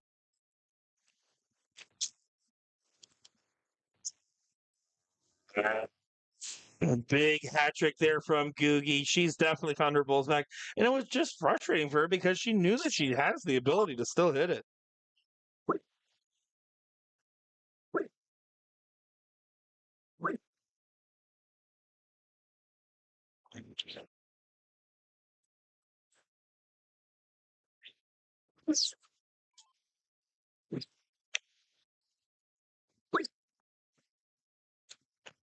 But doesn't quite keep her. I mean, you have That's to a tough remember, one. she started 106 points further away, so she's still doing good considering her position. But it doesn't matter. I don't care who you are. You don't feel better unless your number's lower than the other girls. Mm-hmm. Alex Spellman doing Alex Spellman things like stoically pacing. He did tell me, he said, hey, I heard someone was talking about it. He's like, I think the most I seen of the handicap today against me was that we had to start around 950. So Really? that's what he said. That's crazy. I was wondering. I was like, it's not often that you see that over 100 gap, but that's a big one. That's a huge one. Wow.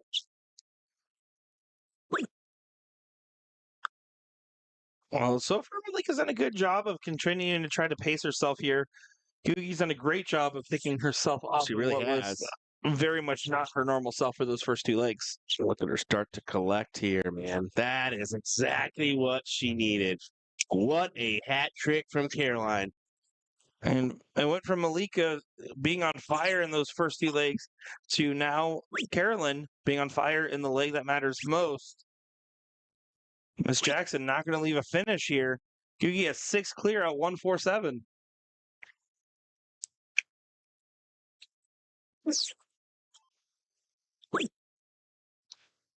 Just going to focus on bringing this down and cleaning it up.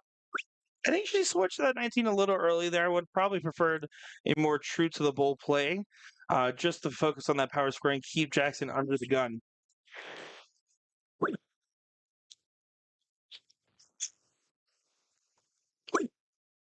It is a finish. It's a pretty one, but it is a finish. It is a finish, but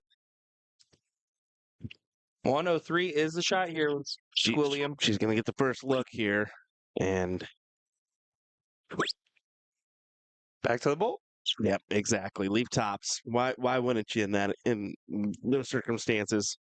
Now, if you're Mellow here, you have to take a swing at one dart at the top, but really what you're thinking is, let's just see if double trouble happens again. We saw it in the last leg here, and then just focus on bringing your score down into place. 1, 2, 2. Not going to do. Double 20 for Carolyn Nagu. Nagugi, that is. Double 10. Not quite. So 1, 2, 2. We'll have an opportunity here. Oh, she accidentally.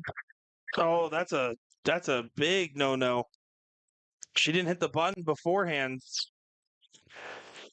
So what she accidentally busted a score instead of putting herself back at 40 rather than what would have been a leave at 10. So what happens now? And there's nothing you can do. Is it just because you can't go back? You gotta let it ride. It's a honest mistake. I don't think she had any intention of doing that, but yeah, that's just the ruling on that one. She obviously did not intend to do that. You can even tell by her mannerisms and reaction.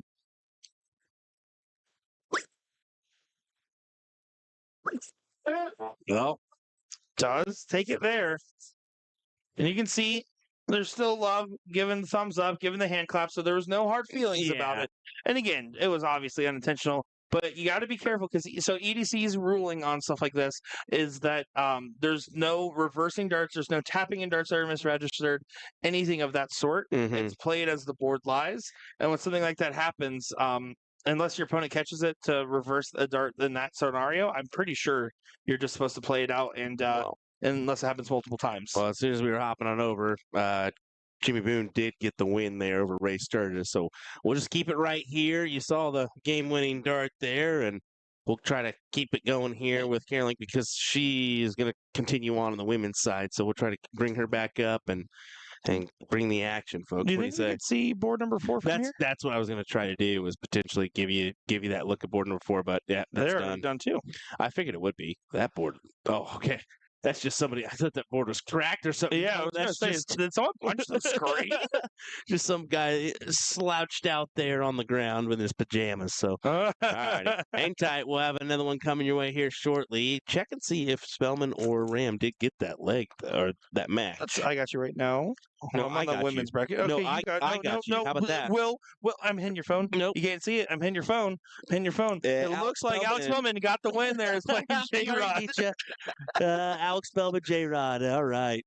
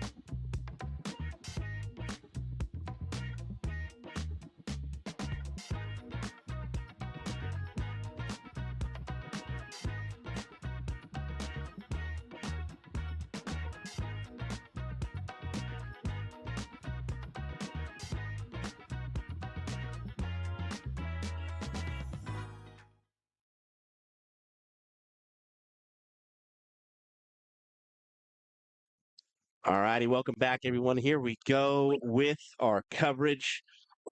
We've got another open bracket. We've got Ace taking on Glenn here in this one. And I'm going to be honest with you, far different Glenn than I thought was coming up here because the Glenn thought it we've was been the other seeing most of the weekend. That's why I was like, I have not seen this Glenn anywhere. I'm like, smash. Out of here. No, this is a very different Glenn indeed. And he has a foretaste of college football teams, it seems. Can't say that around here, can I? Yeah, you can't say that, buddy. Not down in these parts. Oh, That's here a we cult go. following, my dude. Hey, listen, I liked him during the Burrow Mania. I liked it. That was during some of the best college football games we've ever seen of all time. That Alabama LSU match lives rent free in my head.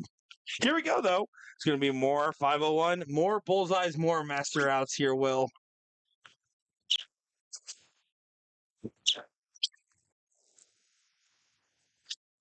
I think they're kind of moving fairly quick here for this one. Going to be honest, though, sporadic at times on some of these moves, but that's just because of the timing of the weekend now. You're starting to kind of approach the 10 o'clock on the East Coast and on a Sunday at that. So trying to push through here on our brackets to establish winners on all fronts. Yeah, I'm going to have to agree with you there.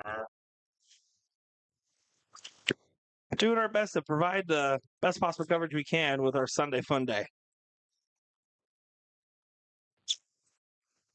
Richard Root in our YouTube chat asking, how do I look at the bracket?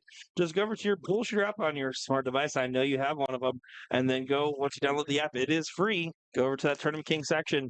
Once you're in that Tournament King section, just hit all events and you'll be able to find more. If you're curious what noises on the microphone, that's what beads sound like when you roll over heads. Yeah, man. I mean, that sounds crazy. Because he's now got on his hat. It was a whole thing. put my beads on for New Orleans. New Orleans. 126 will be looked for Ace, who is well out in front, even with the hat trick from barefoot. It's going to be a crazy time down here for Mardi Gras, though, that's for sure, because you got The Super Bowl. same time. Oh, my. I might be making my trek back down here sooner rather than later. Your Kansas self will not make it back alive if you came down during all that. You're dang right. Trip 20 for Ace. Finds it up his sleeve. What a shot. What a shot. 12 yard. Yeah, that'll work. I'll allow it, Ace. I'll allow it. I guess we'll allow it. Just like we'll allow all you folks to join along with us for this one. Thank you for doing so. We appreciate your support throughout the weekend, man. It's been kind of cool to see how you all take into this. I was expecting more pushback on the remote front, but we've done a pretty decent job about covering it from one side if we have to do that. If there was an audience that would appreciate the half remote, half in person, it's the people that watch the CSC. You know, that's the exact guys here. Exactly. It's not an uncommon thing anymore that we see that happen.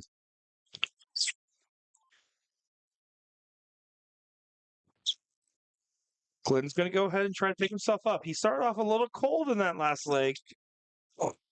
And considering the fact that he has to start 80 points behind, he needs to make sure he's tearing it up. And Ace, we've seen him on the stream plenty of times, especially on the Friday. He's been a solid shot that's done some good stuff here on our board.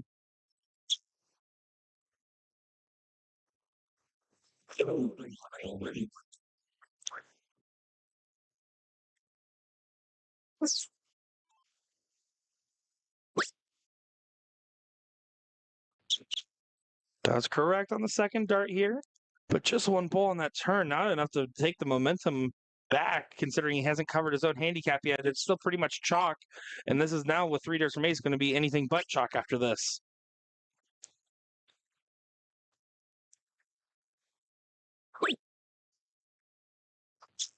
Matt saying good morning from Saudi.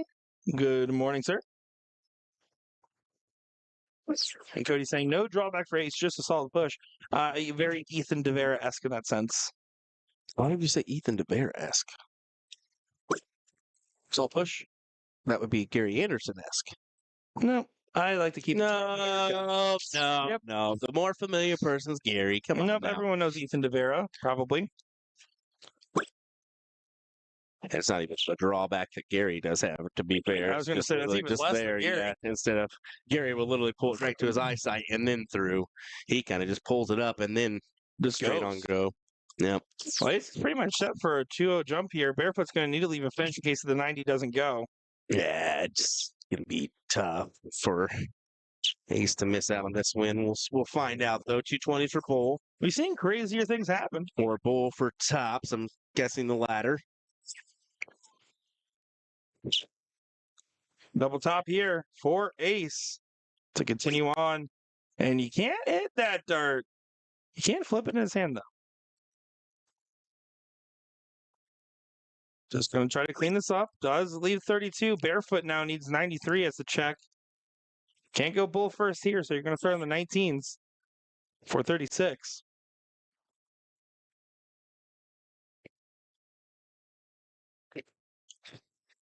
Taking a moment to decide on the routing here. Trip 20 for trip 11 for the fans.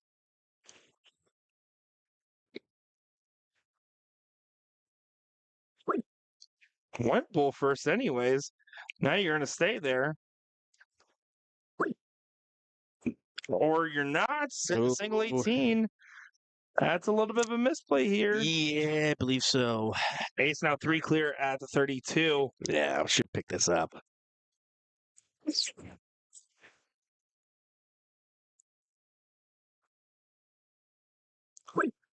Well inside. Needs to course correct that dart. Does do so. Ace with a 2-0 jump there. Yeah, big win. That'll work. What are we That looking at will here, work. Will? What's the situation? Should have Caroline coming up here on the women's front. We'll go ahead and cue in that match. I'm actually going to go talk to Sydney and some of the tournament staff because we just need a game plan about what we're going to do. I would like to keep streaming through, but I just don't. Some of these things are getting a little Well, hairy. So just have to make sure we're ready for our travel tomorrow and everything as well. That's another factor too, because we got to make sure we're packed up and ready to go. So Well, I'm going to switch on over and get set up here for Carolyn's match. I'll leave you to that one, Nick, for just a second. and okie dokie. We'll get underway. So here we go from Carolyn's side.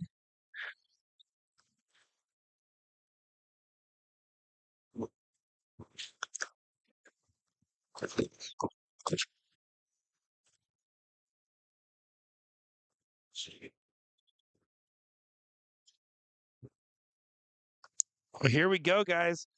Googie with redemption. She was frustrated that last match because of the fact that she felt like she was just falling shy on the bullseye. But now she wants to be that guy and try to get some big wins here.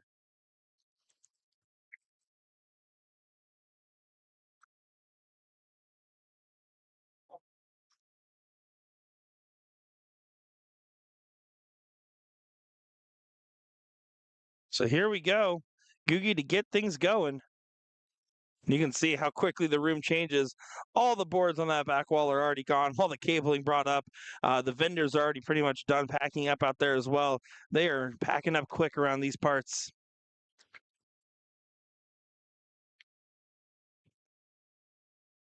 I appreciate all you guys tuning in. Got Super 8 saying, Will, how did you find Sean and Nick? They found us out back, probably. Hannah saying, oh my God, Nick, LOL.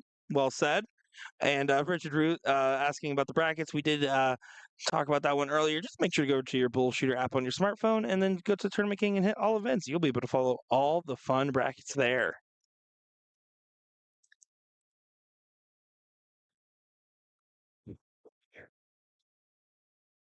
Kylie, going to try to get a little bit of a breakaway here. This is getting pretty late into that women's singles bracket. I'm actually going to pull up the specific position that this match is in. This is going to be that 4th place match here. Winner plays Reagan Budin in that 3rd place match.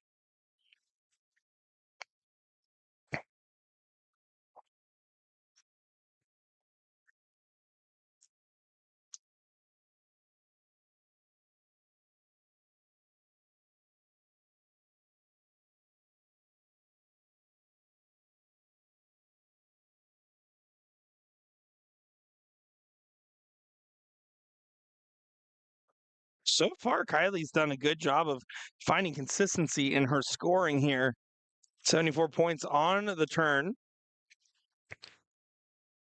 Gugi going to try to just go ahead and push out in front here.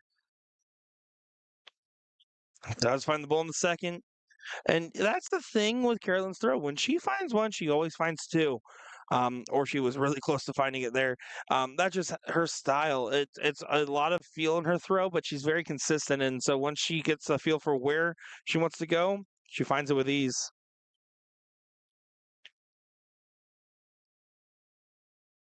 But how about a hat trick from Kylie Davis? 1-6-2 there. Absolutely an incredible shot.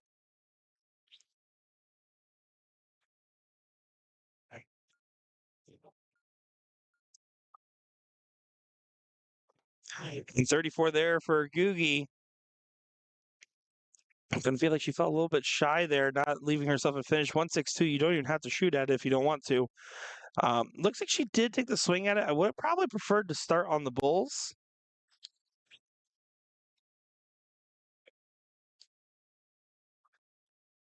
Just 20 points, so that's a huge let-off. Gugi now with an opportunity. Finds a bull, needs another bull. Does get another bull. 102 is the setup there, and 142 is the must-hit shot now almost because we're in Gugi's wheelhouse. She's been pretty efficient on the bigger checks. It's actually when she has multiple darts at doubles that's been a little squirrely there. First bull's good. Not going to find on the second. Was trying to hit another bull to leave trip 14. Leaves 34 instead, getting nice and low.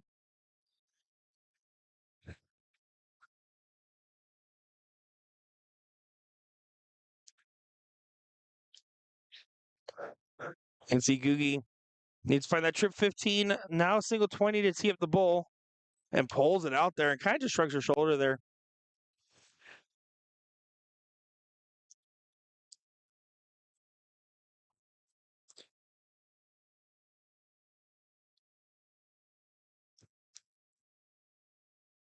.34 is the shot. She's taking that moment of composure here and nails it on the first start. Kylie Davis takes leg number one.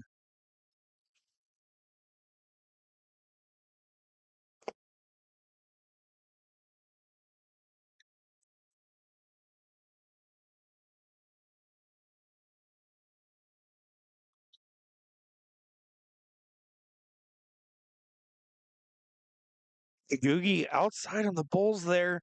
An uncharacteristic miss and a very unfortunate time. She's the stronger of the players, statistically speaking. So when she has misses like that, it leads to these moments where that handicap's going to really potentially be costly, especially if Kylie Davis finds a hat trick there. Oh my goodness, girl, go off.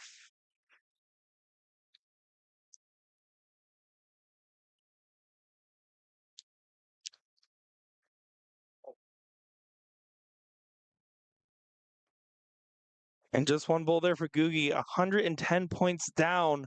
And Kylie Davis now has the darts in this.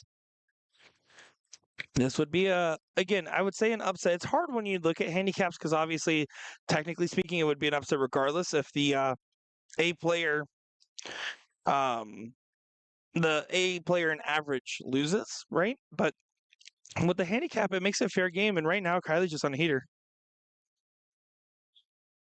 Richard Root saying, thanks. I'm still new to the bullshit up in these tournaments. I do watch you, Will, and Sean while I'm at work. LOL, you guys are great. Hey, I appreciate the kind words, my man.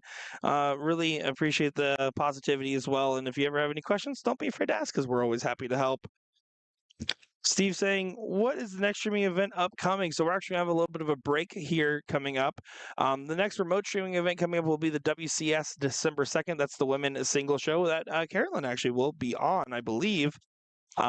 The next big event will be the WDF event, Las Vegas Open in January, where we'll have the full crew together for that one, and what should be an exciting affair.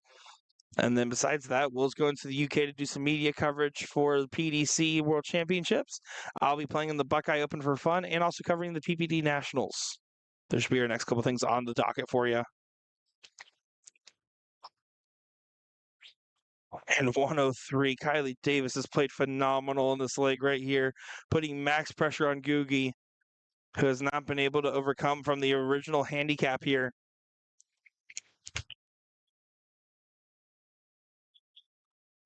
Does get down to 89 and a good low ton. This is going to be squirrely here. 103 now for Kylie Davis. Bull 3 bulls the shot. At 102 now. Had to switch off the bull. That's why she went down and hit a single 3. Finds a trip 19 in the last set to leave a 1 dart check. Bull for trip 13 for bull. Should be the look here. There's the bull. Here's the trip 13. And it goes in 2. Googie takes us to a last leg decider here, folks.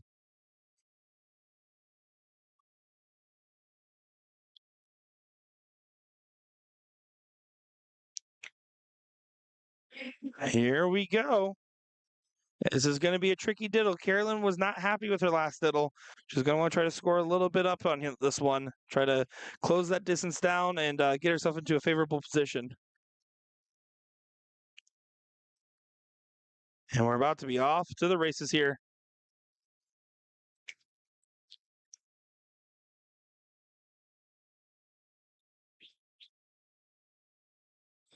This the 1 needs to correct. Good marker dart. And does find the trip 20, stacking it right on the dart. That is a good shot from the savvy veteran.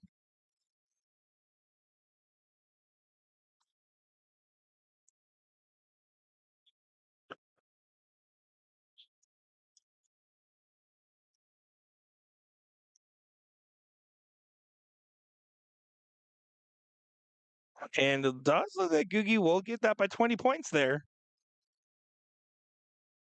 Question chat about where Kylie Davis from. Hannah says North Dakota. I think her guess is as good as mine because unfortunately I just don't know off the top of my head. It is hard when we're looking at all these, but I do believe that is correct just because doing some Facebook stalking, she gets tagged in a lot of Dakota dart tournament stuff. So that's going to be my guess as Googie will get the start here.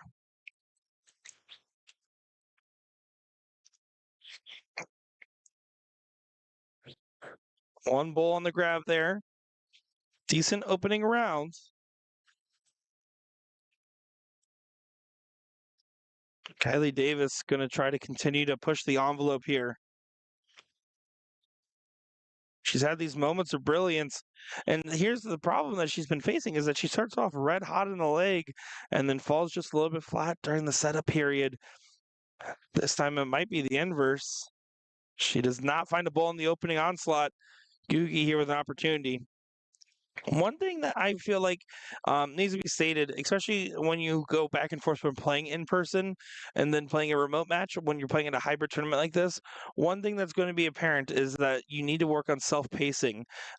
There's going to be times where you're going to want to immediately go to line like you're playing an in-person matchup. The extra little turn time change for the internet part is going to be a little bit trickier for the average person. Just know that you have to work on your pacing when you're switching between a online match versus an in-person one. I don't like when I come back and see the first comment that I read is, we just have Nick commentate the rest of the time. It's so funny. No, you cannot, Hannah.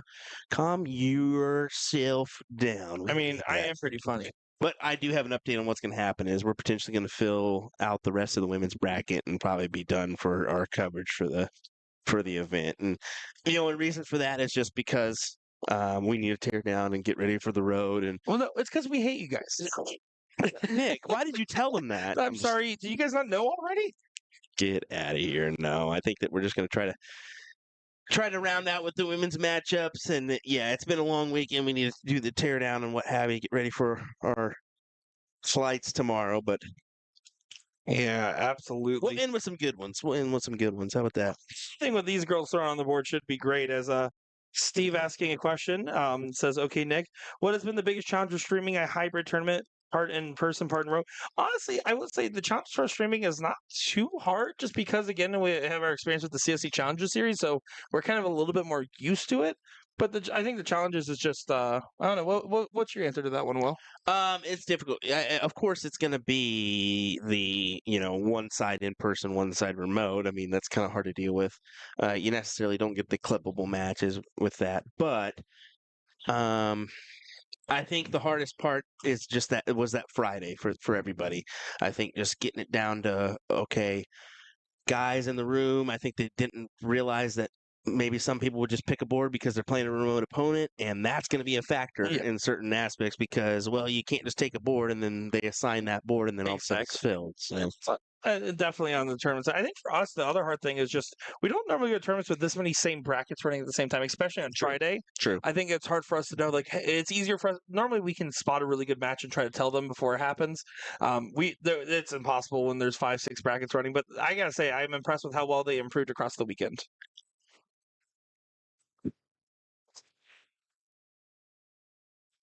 And here we go. Kylie Davis, 113 for the match here. So a 1-1 decider to see who moves into the third place match.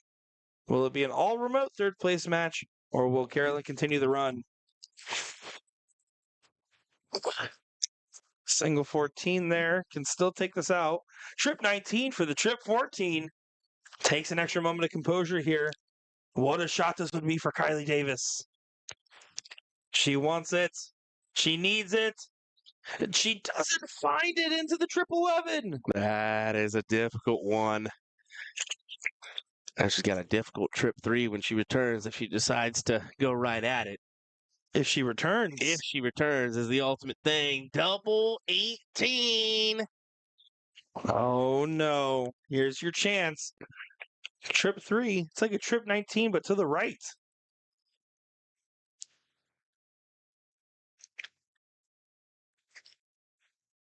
So you're just taking a little bit of time to set up here. I'm definitely feeling the heat of the moment.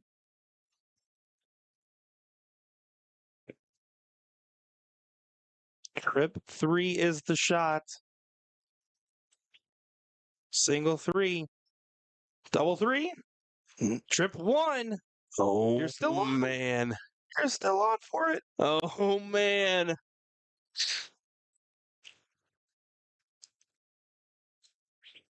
So it goes into trip 18. And I got to say, on 9, if you hit a single 3 and master out, I think I prefer trip 2 over double 3 any day.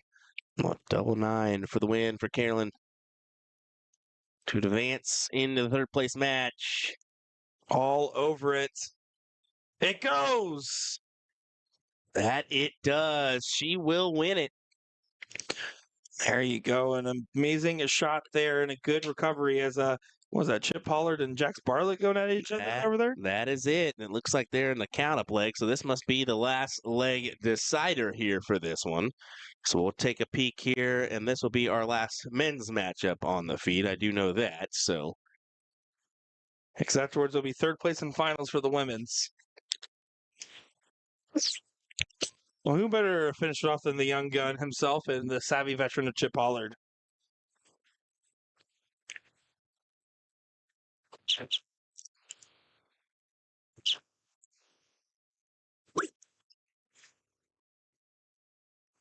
Good low ton on the start here. We'll see what Jax is able to do.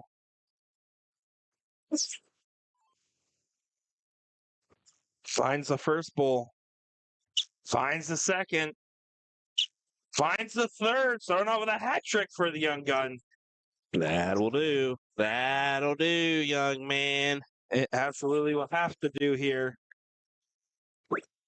So there's not much more the young man could have done. It's a game 3 scenario here. And Pollard only one bowl on the turn. Now Jax can really run away with an opportunity like this. Keep himself composed.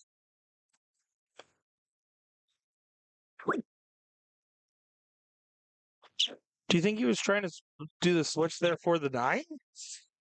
That's the only reason you'd switch off the bowl there, right? Yeah, but I don't think that was a circumstance to do it. I think he's okay here. No, I agree. I don't think the timing of that decision was correct, but you saw that he put like his thinking cap on there for a second.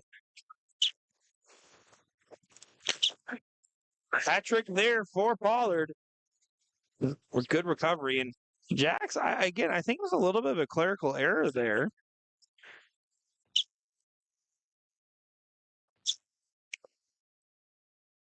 Does find a hat trick, though. Putting this one under some pressure here.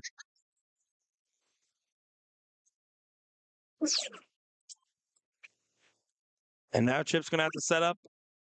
And set up he may. Will it be a good one, though? 76, good leave there. Pressure on the 82 for Young Gun Bartlett for the match and to continue moving on in this singles bracket. 2 darts at 32. Only needed one. Jax Bartlett does it with a 45.55 there. Absolutely incredible stuff. As that was some good shooting from the young gun. I know for a fact we will be getting that third place matchup coming up here in just a moment's time. I don't think Googie's going to be wasting much time as she's actually already loading into it here. So we're going to go ahead and get set up, as this should be a good matchup over here.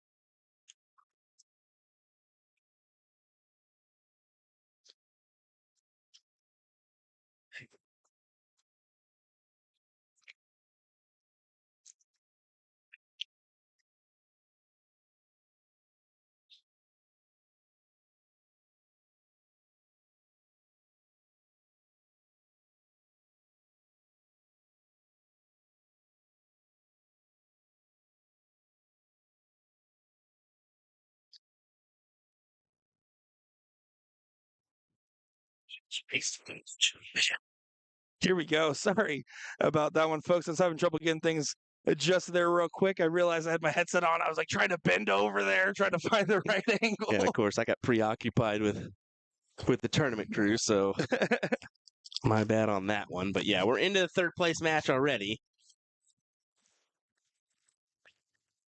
I'll give you. I'll yeah, get to you later. We'll figure that out later. Yeah. Here we go. Hat trick there. Good shot. Reagan well out in front in this one. Kind of blinking, you miss it. She's at 134. Googie is not even in range at 337. Yeah, it's a tough spot to be in. Over 200 points and a disadvantage for yourself.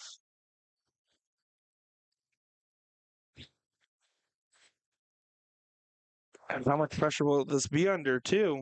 She's sitting on 60, a 1-dart finish. Googie can't even hit just a hat trick here, as it won't be enough. Oh, yep, thank you. Appreciate it. And not finding the bull. These bulls have been so evasive for her, and she's feeling frustrated every time.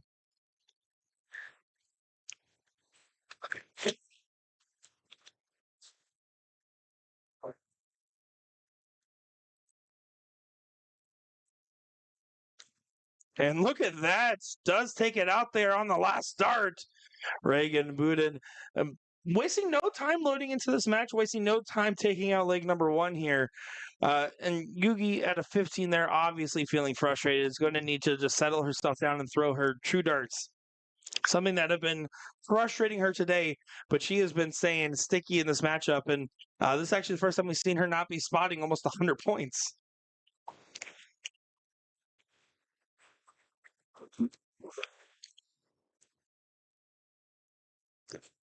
We potentially could get one more male matchup, but they could call the Jackson Ram to board 2, which is a good one.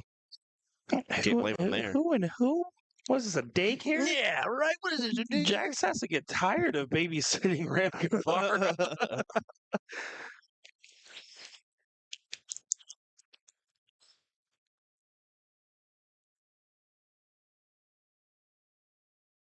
Because we got Raspy Jojo in the chat saying, let's go, Reagan. Doogie's going to try to continue to push out in front here. Good 2 bulls. Yeah, good round there for her. That'll help.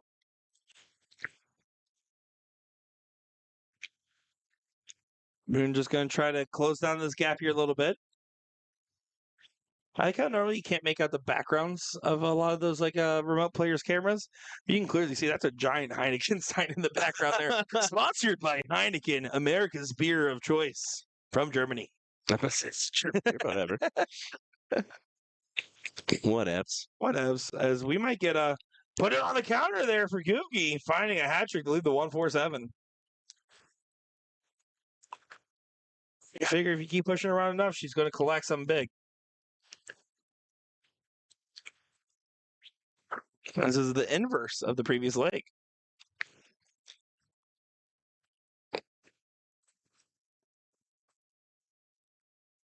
Exactly that. Very much the inverse.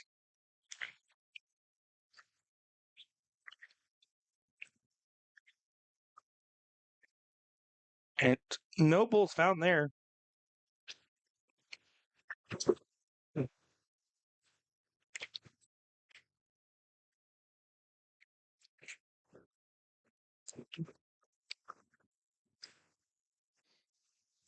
Yeah, 102 remaining for Carolyn. This should,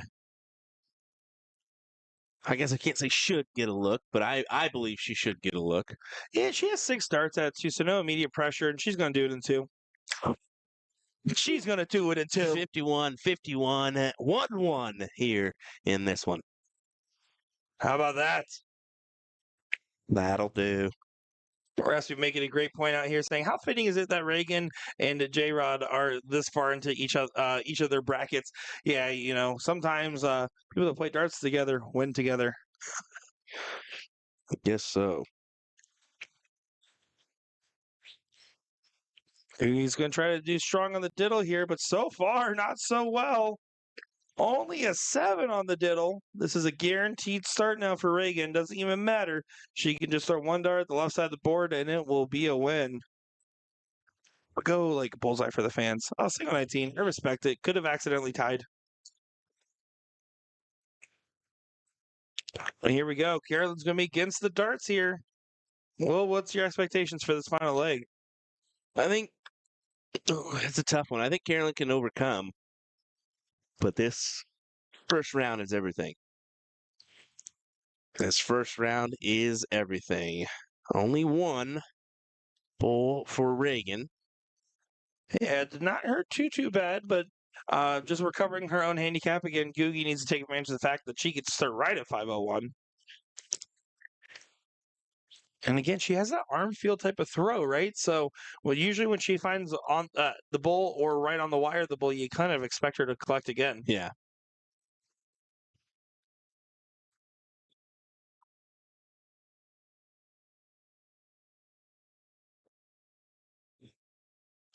Let's get the 102 there.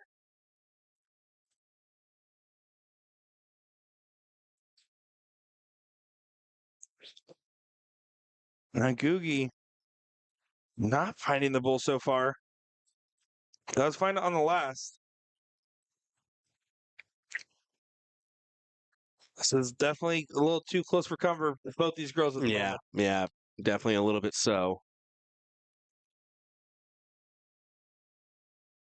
Who's going to get the breakaway? That might be the first sign of one. Finds a low ton there.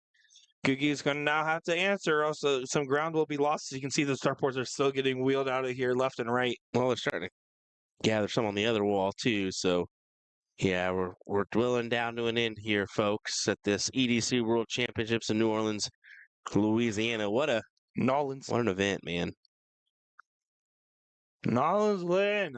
This is tight here in this one. Yeah, it doesn't get to a finish. Googie has a chance. Yeah, that was a tough one. You saw Reagan's head go up into the air because she knew that may have been the round that cost her here. You see Michelle in the background kind of just hanging out. Oh, and she doesn't leave it a finish either. Yeah, that could be costly.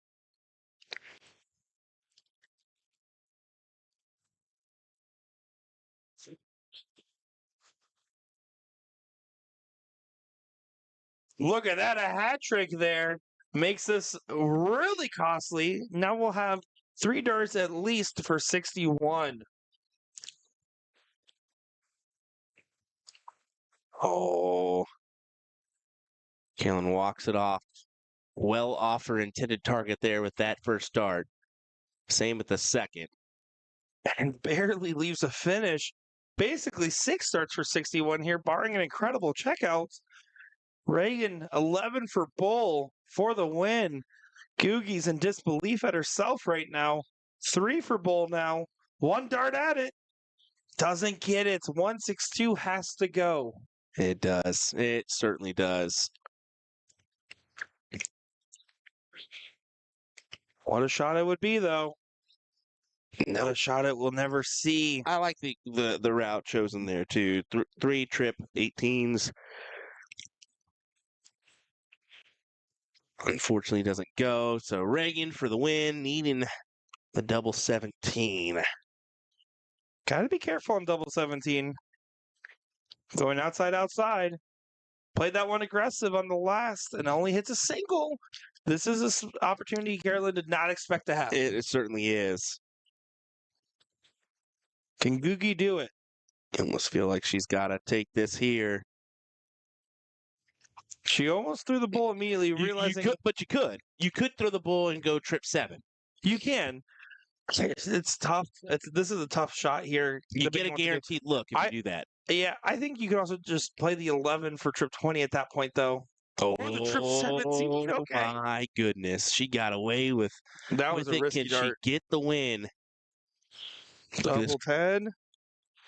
Look at Well out. the girl that was just in view of her. She was really looking on for that one. Like, oh, is she gonna hit this? Oh.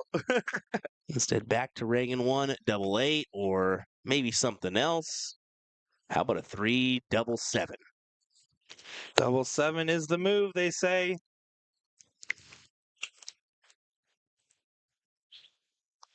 Outside. Gonna play this one aggressive again. Hits it there, and Googie's knocked down and out. She is eliminating that third place position, but she also gets second place for in-person finishing bonus as well, though. So at least a little bittersweet moment there for her. Yeah, definitely so. And you can see they're gonna tear down that board right next to us, aren't they? Wow. That's incredibly quick. Right. You can see Jackson Ram still going at it over there on the sideboard as we were getting set up for that one. And, you got to cheer for Jax. This is game number 2. He won game number 1 against Ram. So it's currently 1-0 in the favor of the young gun versus Ram Jr., Mr. Screwster. See if he can get the job done in advance. Or if Ram will do it. Listen, Ram likes to be a friendly dude, and I don't think people realize how friendly he actually is. But, God, he ain't going to give nothing for free here.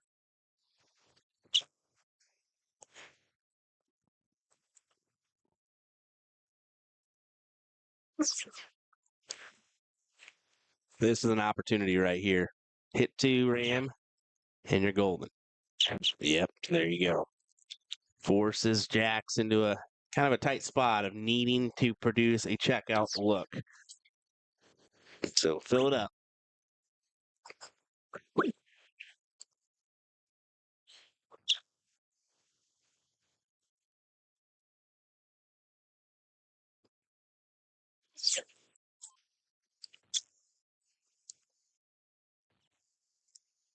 And a third. Yep. Good shot from Guevara. Basically setting this up for it. Last leg decider, barring a catastrophic miss. Barley can do nothing except throw and pray for an opportunity. He's going to force himself to have a good one when he comes back. Great shot there to high time from the young gun. But the savvy veteran of Guevara not going to take him lightly. Yeah, it keeps him even Stevens with Ram, but most likely this will go. Oh, no. A little bit harder now. Oh, no. Jax can get a 2-0 win rate. Is unfortunate for Ram, but more than fortunate for Jax. Here we go. 18 for Bull. Bullseye for Young Gun. Gets it done. And you can't believe it. Ram giving him some respect there. Jax with a little bit of an eye Jax roll. can't believe it. Wow. Jax can't believe it. Wow. He's going to keep on trucking. He's going to have a little bit of a wait, but we're going to focus in on the women's final, and that's going to most likely do it for us, unfortunately. But we'll keep on trucking here in just a moment, folks. Look out for this match before we end our coverage. The EDC World Championships comes to a conclusion here shortly. William Stewart, Nick Teixeira. We'll be right back. Bada bing, bada boom. We'll be right back. We'll be right back. We'll be right back. We'll be right back.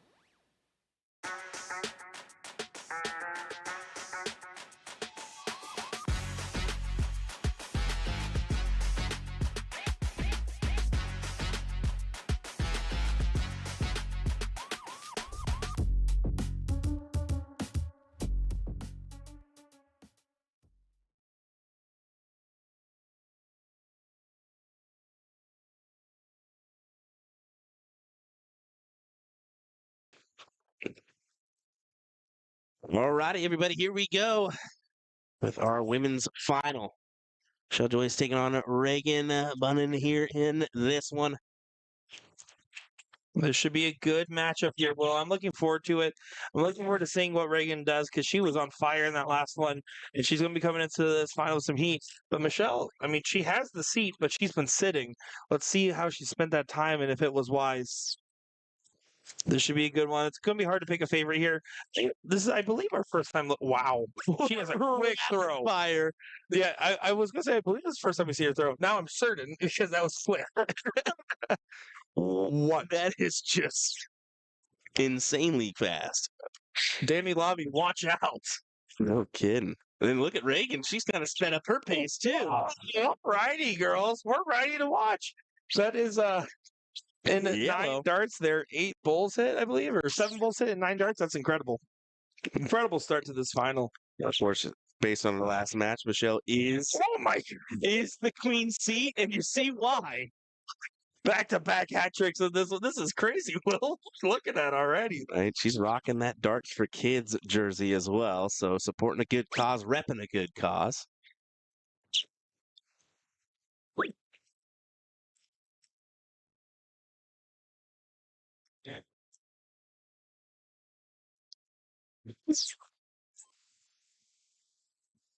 Joss is going to try to continue to push along here, but this time catches all outside.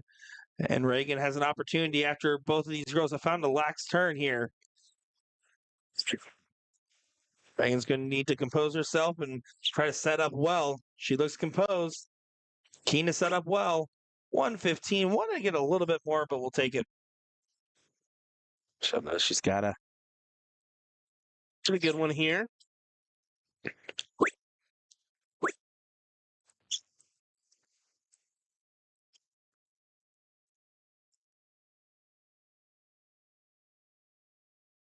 So here we go. Bull, 15 bull will be the shot. And we'll have 6 darts. 169's a no-go. Single 12. Does tee it up perfectly here. Michelle's going to need to bring down this 169 and hope for an error from Reagan.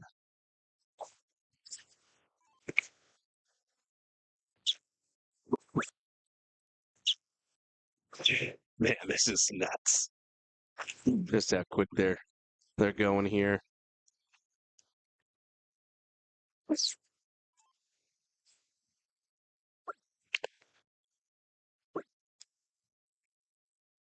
And double 9.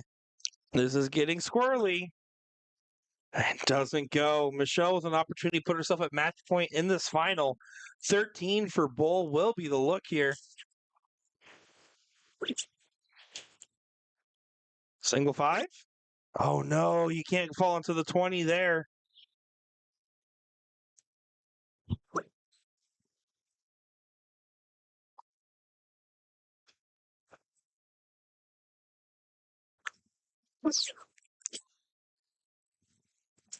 Here we go. Trip 3 does go in 1 dart.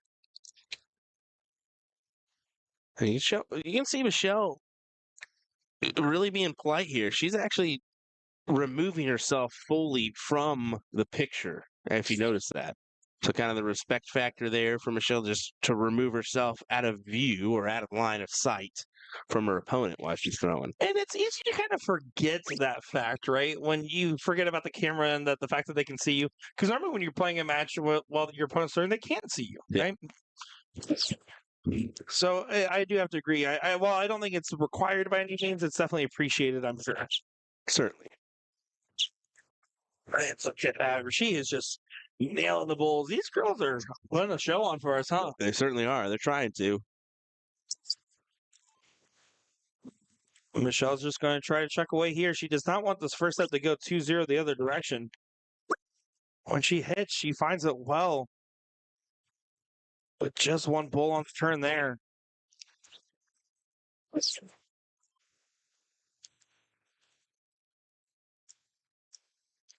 What does Reagan have for us on this throw? And she has a little bit of a varying pace, and that could be just the internet connection from the remote port. Yeah, that's it. You think so? I think so. Yeah, you're seeing a little bit of glitch or a couple frames dropped there on her side, and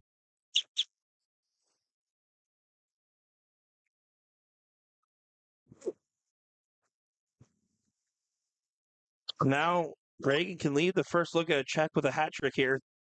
Won't be able to do so now.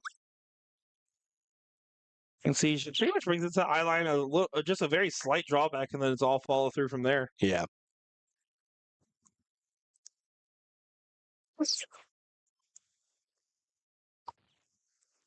Oh, look at this. A rapid fire hat trick from Joss. Leaving the 1, 2, 3 here and pushing Reagan to have to try to respond in suit.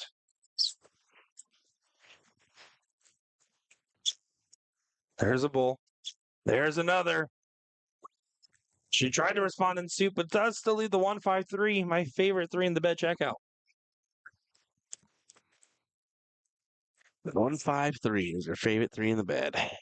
For a checkout, yes. Oh, but it doesn't matter. If that wins, and it was right on the wire. What a well thrown dart. Bed the 17s for the fans. Do it. Do it now. The 3 of them would do that, and that's what she aimed for. Still going to get close, though. Does tee up 36. Michelle to make this 1-1 here, get herself match point in this final, or Reagan to go 2-0 and bring this to a double dip scenario here. Outside. Inside. Has to recompose. And right on the wire. What a well thrown dart. I can see why her side of the bracket got done so quick. She was playing so fast the whole time. He was cruising, man. But fortunately here, looking like an L in the first set. We'll go to a second one. I dip, you dip, we dip. I put my hand up on your hip. Hand up on your hip. I don't know what that is. What's that? Is that a joke? It's not a joke. So you just said, I dip, we dip. That's the song that you were just singing. So bud. This is a true story. And while they're setting up here, do you know why I say I dip, you dip, we dip? Yeah, let's hear it. It's not from the song, but because I was in a video on a famous junk food channel that was when Rick and Morty did their Szechuan sauce thing back in like 2019. I happened to be one of the people that got one of the sauces. I got interviewed on a YouTube channel, and the guy said, I dip, you dip, we dip when dipping into the sauce. And that's where I got that from. Well, it's definitely not from that. It's definitely from a song. I know it's not from that. I didn't know it was from anything at all. We just found out that Nick Teixeira doesn't only not know his... don't you dare say I don't know music. Movies, You stop but he doesn't know music as well. You shut your commentator mouth. Doesn't even know the I dip, we dip, you dip. Embarrassed in the slightest.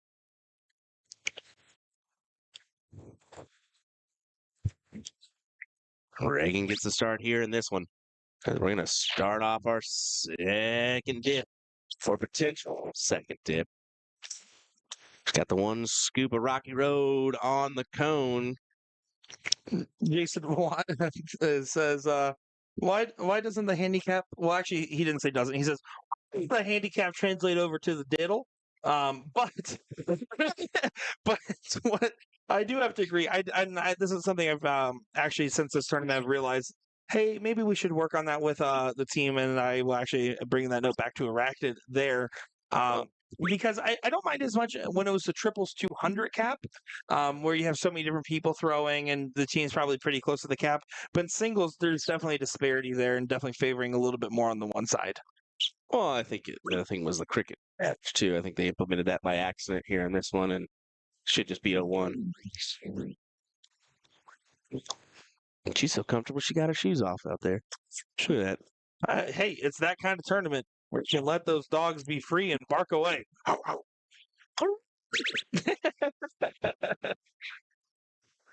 1-2-2 there from Reagan. Solid scoring visit.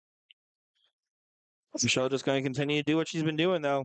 A rapid fire bullseyes. There's one. Oh, there's 2. Thought she was going to give us a hat trick just because I asked for it nicely.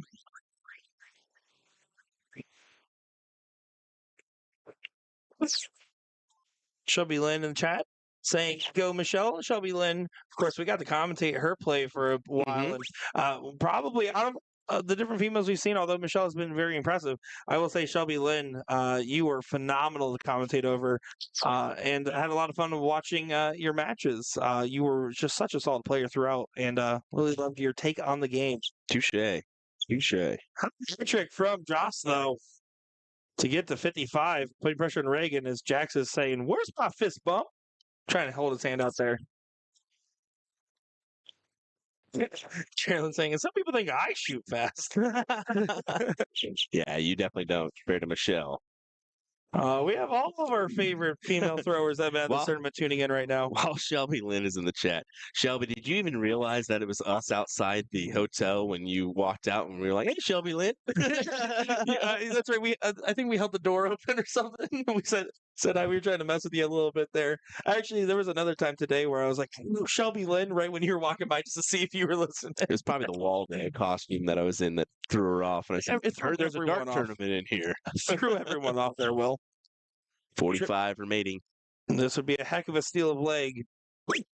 Doesn't go and leaves a singleton there. She says, "No idea." I figured by your reaction, it's just like, wait, these guys know me? What the heck? And over to the double five we go. It doesn't go. Oh my, she just can't put it out. As you see Jax Bartlett kind of tuning in for this one, supporting Michelle. And unfortunately for Michelle, this could go the opposite way here in a leg that looked like it was hers.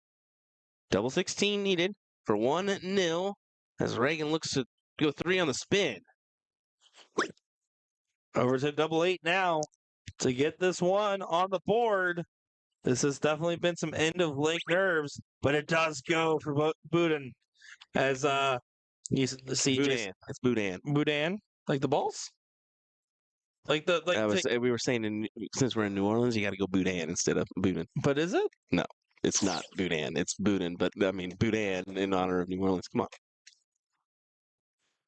just you'll get it at some point, buddy. Bullseye there for Michelle. Sorry, he let me stun lock there. That was a lot going on right there. Boudin is a form of sausage. No, just so you know. I'll double down. My commentary playbook? I'll double down. That's my commentary playbook. Get out of there. Well, last thing we need is me dragging you any lower. We got Vanessa Longarms Talks in the chat saying, "Hi, guys." Well, hello. Jason Watts saying Michelle and Rapid Ricky should team up there. You see all you guys waking back up for our last match here, and we appreciate each and every one of you guys tuning in.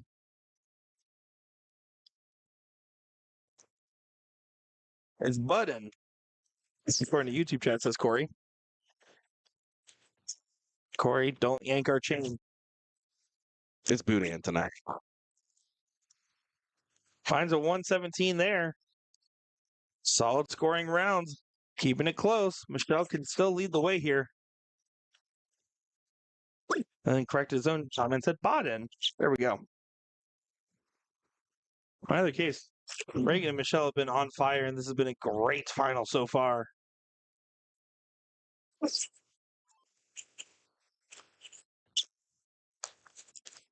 Oh, can we get another one? Finds a hat trick here. Whatever her last name is, might as well be Bullseye McGee. Finds a hat trick. Good shot there from Reagan.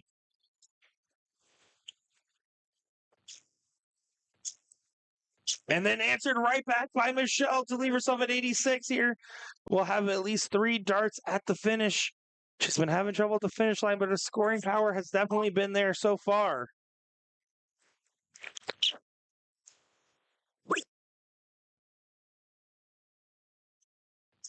He does get double on the last, though. Reagan keeping this interesting. This is any girl's game. Yeah, this is tight here. Michelle, does this have to go for you? It will. Wow. We're going the distance. We already have the speed. You're all at home. In our time of need, let's watch it and tune in for these ladies here. Give them the love and support, folks. This is going to be a phenomenal match and a phenomenal last leg here. It's on for the diddle. 3 darts to count it up. Who scores more? Michelle had a little bit of an advantage, but she gets to see what Reagan scores. But it might not be an advantage if she finds a 140.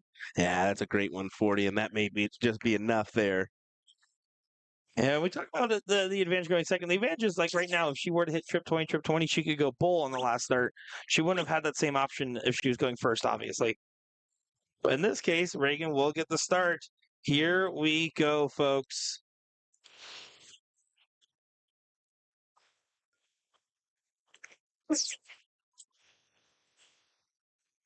This is any girls' game. They've both shown some real resilience in this one. This has been a lot of fun to watch, a lot of fun to commentate.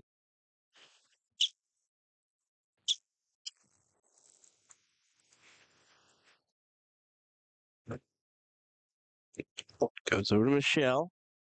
116 opener from Reagan. Oh, no. That's... Good save. Yeah, it was a good save on the last. Just to tie it up once again here. Well, tie it up, I should handicap say. is gone. Yep. But now we're just playing a chalk game of 426, the classic American darts game. Yes. That'll work. Two on the turn is going to be nice. 2 round gets the money, 3 round gets the honey. That's what they tell me. Joss just needs the bulls.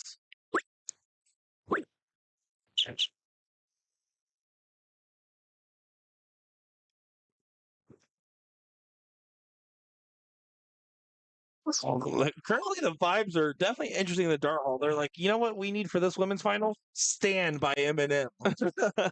As we get a hat trick there, Reagan is in pole position. Yeah. And at 364, she will have 6 starts at this. She at least sets up the checkout look. Although it's a doozy at a 159, can still go with a trip 20, and trip 13. Yeah, well, this is still plenty of time. I don't even think you take a look at the 159 directly. I think you just go at the bull and chuck away here. Yeah. She thinks otherwise. Does get to 94 here. Michelle, it's up to you to save your own run at this moment. Needs to find 2 bulls and a decent fallout. That's not the decent fallout. And doesn't even find the bulls. 6 darts now for 94, and this is frustrating as this might be the end of her run here. Was otherwise a dominant streak from Joss. And tops it is for the title in a double dip here. Reagan to reel it in. Doesn't do so yet. We've seen double trouble and crazier things happen. Michelle cannot give up on this, but she knows the situation has gone dire. Trying to leave herself at 110. Does get to a finish just in case. But Reagan, you imagine, will finish it here.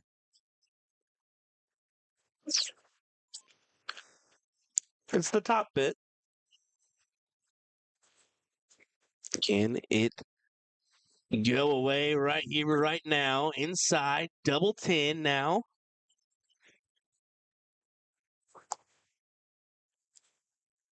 Takes a moment. Big collection on this last. Does get it there. Reagan is your women's open singles champion here.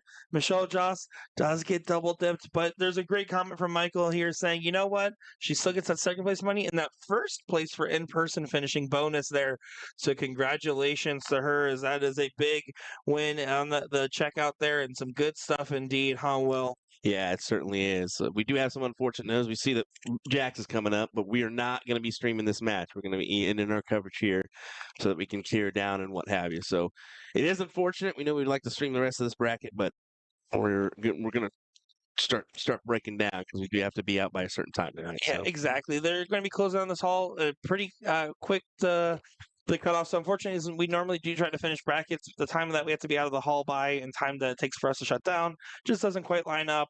But we do appreciate each and every one of you guys. We appreciate everybody that's been watching along this weekend. And I appreciate you for not firing me yet somehow. Yeah. I don't know how I didn't already, but Man, that was a good one to end on. I mean, Reagan and Michelle, pretty good competitors there. I would say the least. I mean, what's That was a great final. rapid fire, That man. was, Rapid and I'm fire. not just saying this for any other kind of reason.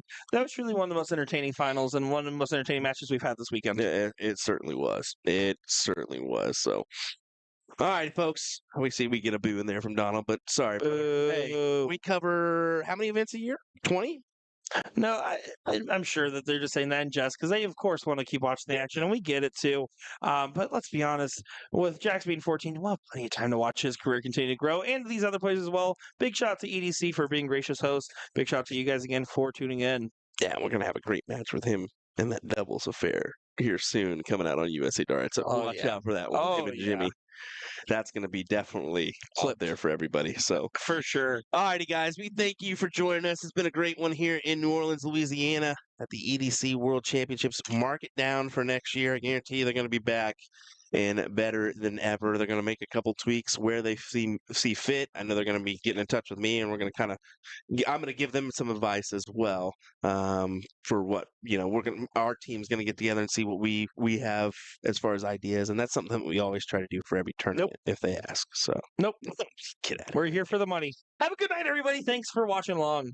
One last deal. Y'all need to come to the Canton, Ohio for the Ohio State Championships. Reach out to us. We'd love to do it. We'll give you a free quote anytime, folks. USAdarts.live. You go over there. You can send an inquiry in, and we could be at your next tournament. If not Will, if not me, well, why else would you stream it? You need us. Yeah, just or email me, will@usadarts.live, and we'll get you squared away for USA Darts to be at your tournament. And near the Football Hall of Fame. That'd be pretty cool. I've been there. Cool. I'd love to do that. That'd be fun. All righty, folks. Take care. It's been fun. William Stewart, Nick Teixeira will bid you adieu. Next for us, the WCS. Brought to you by Partners Promoting Darts. December 2nd. Ladies. Take care, guys.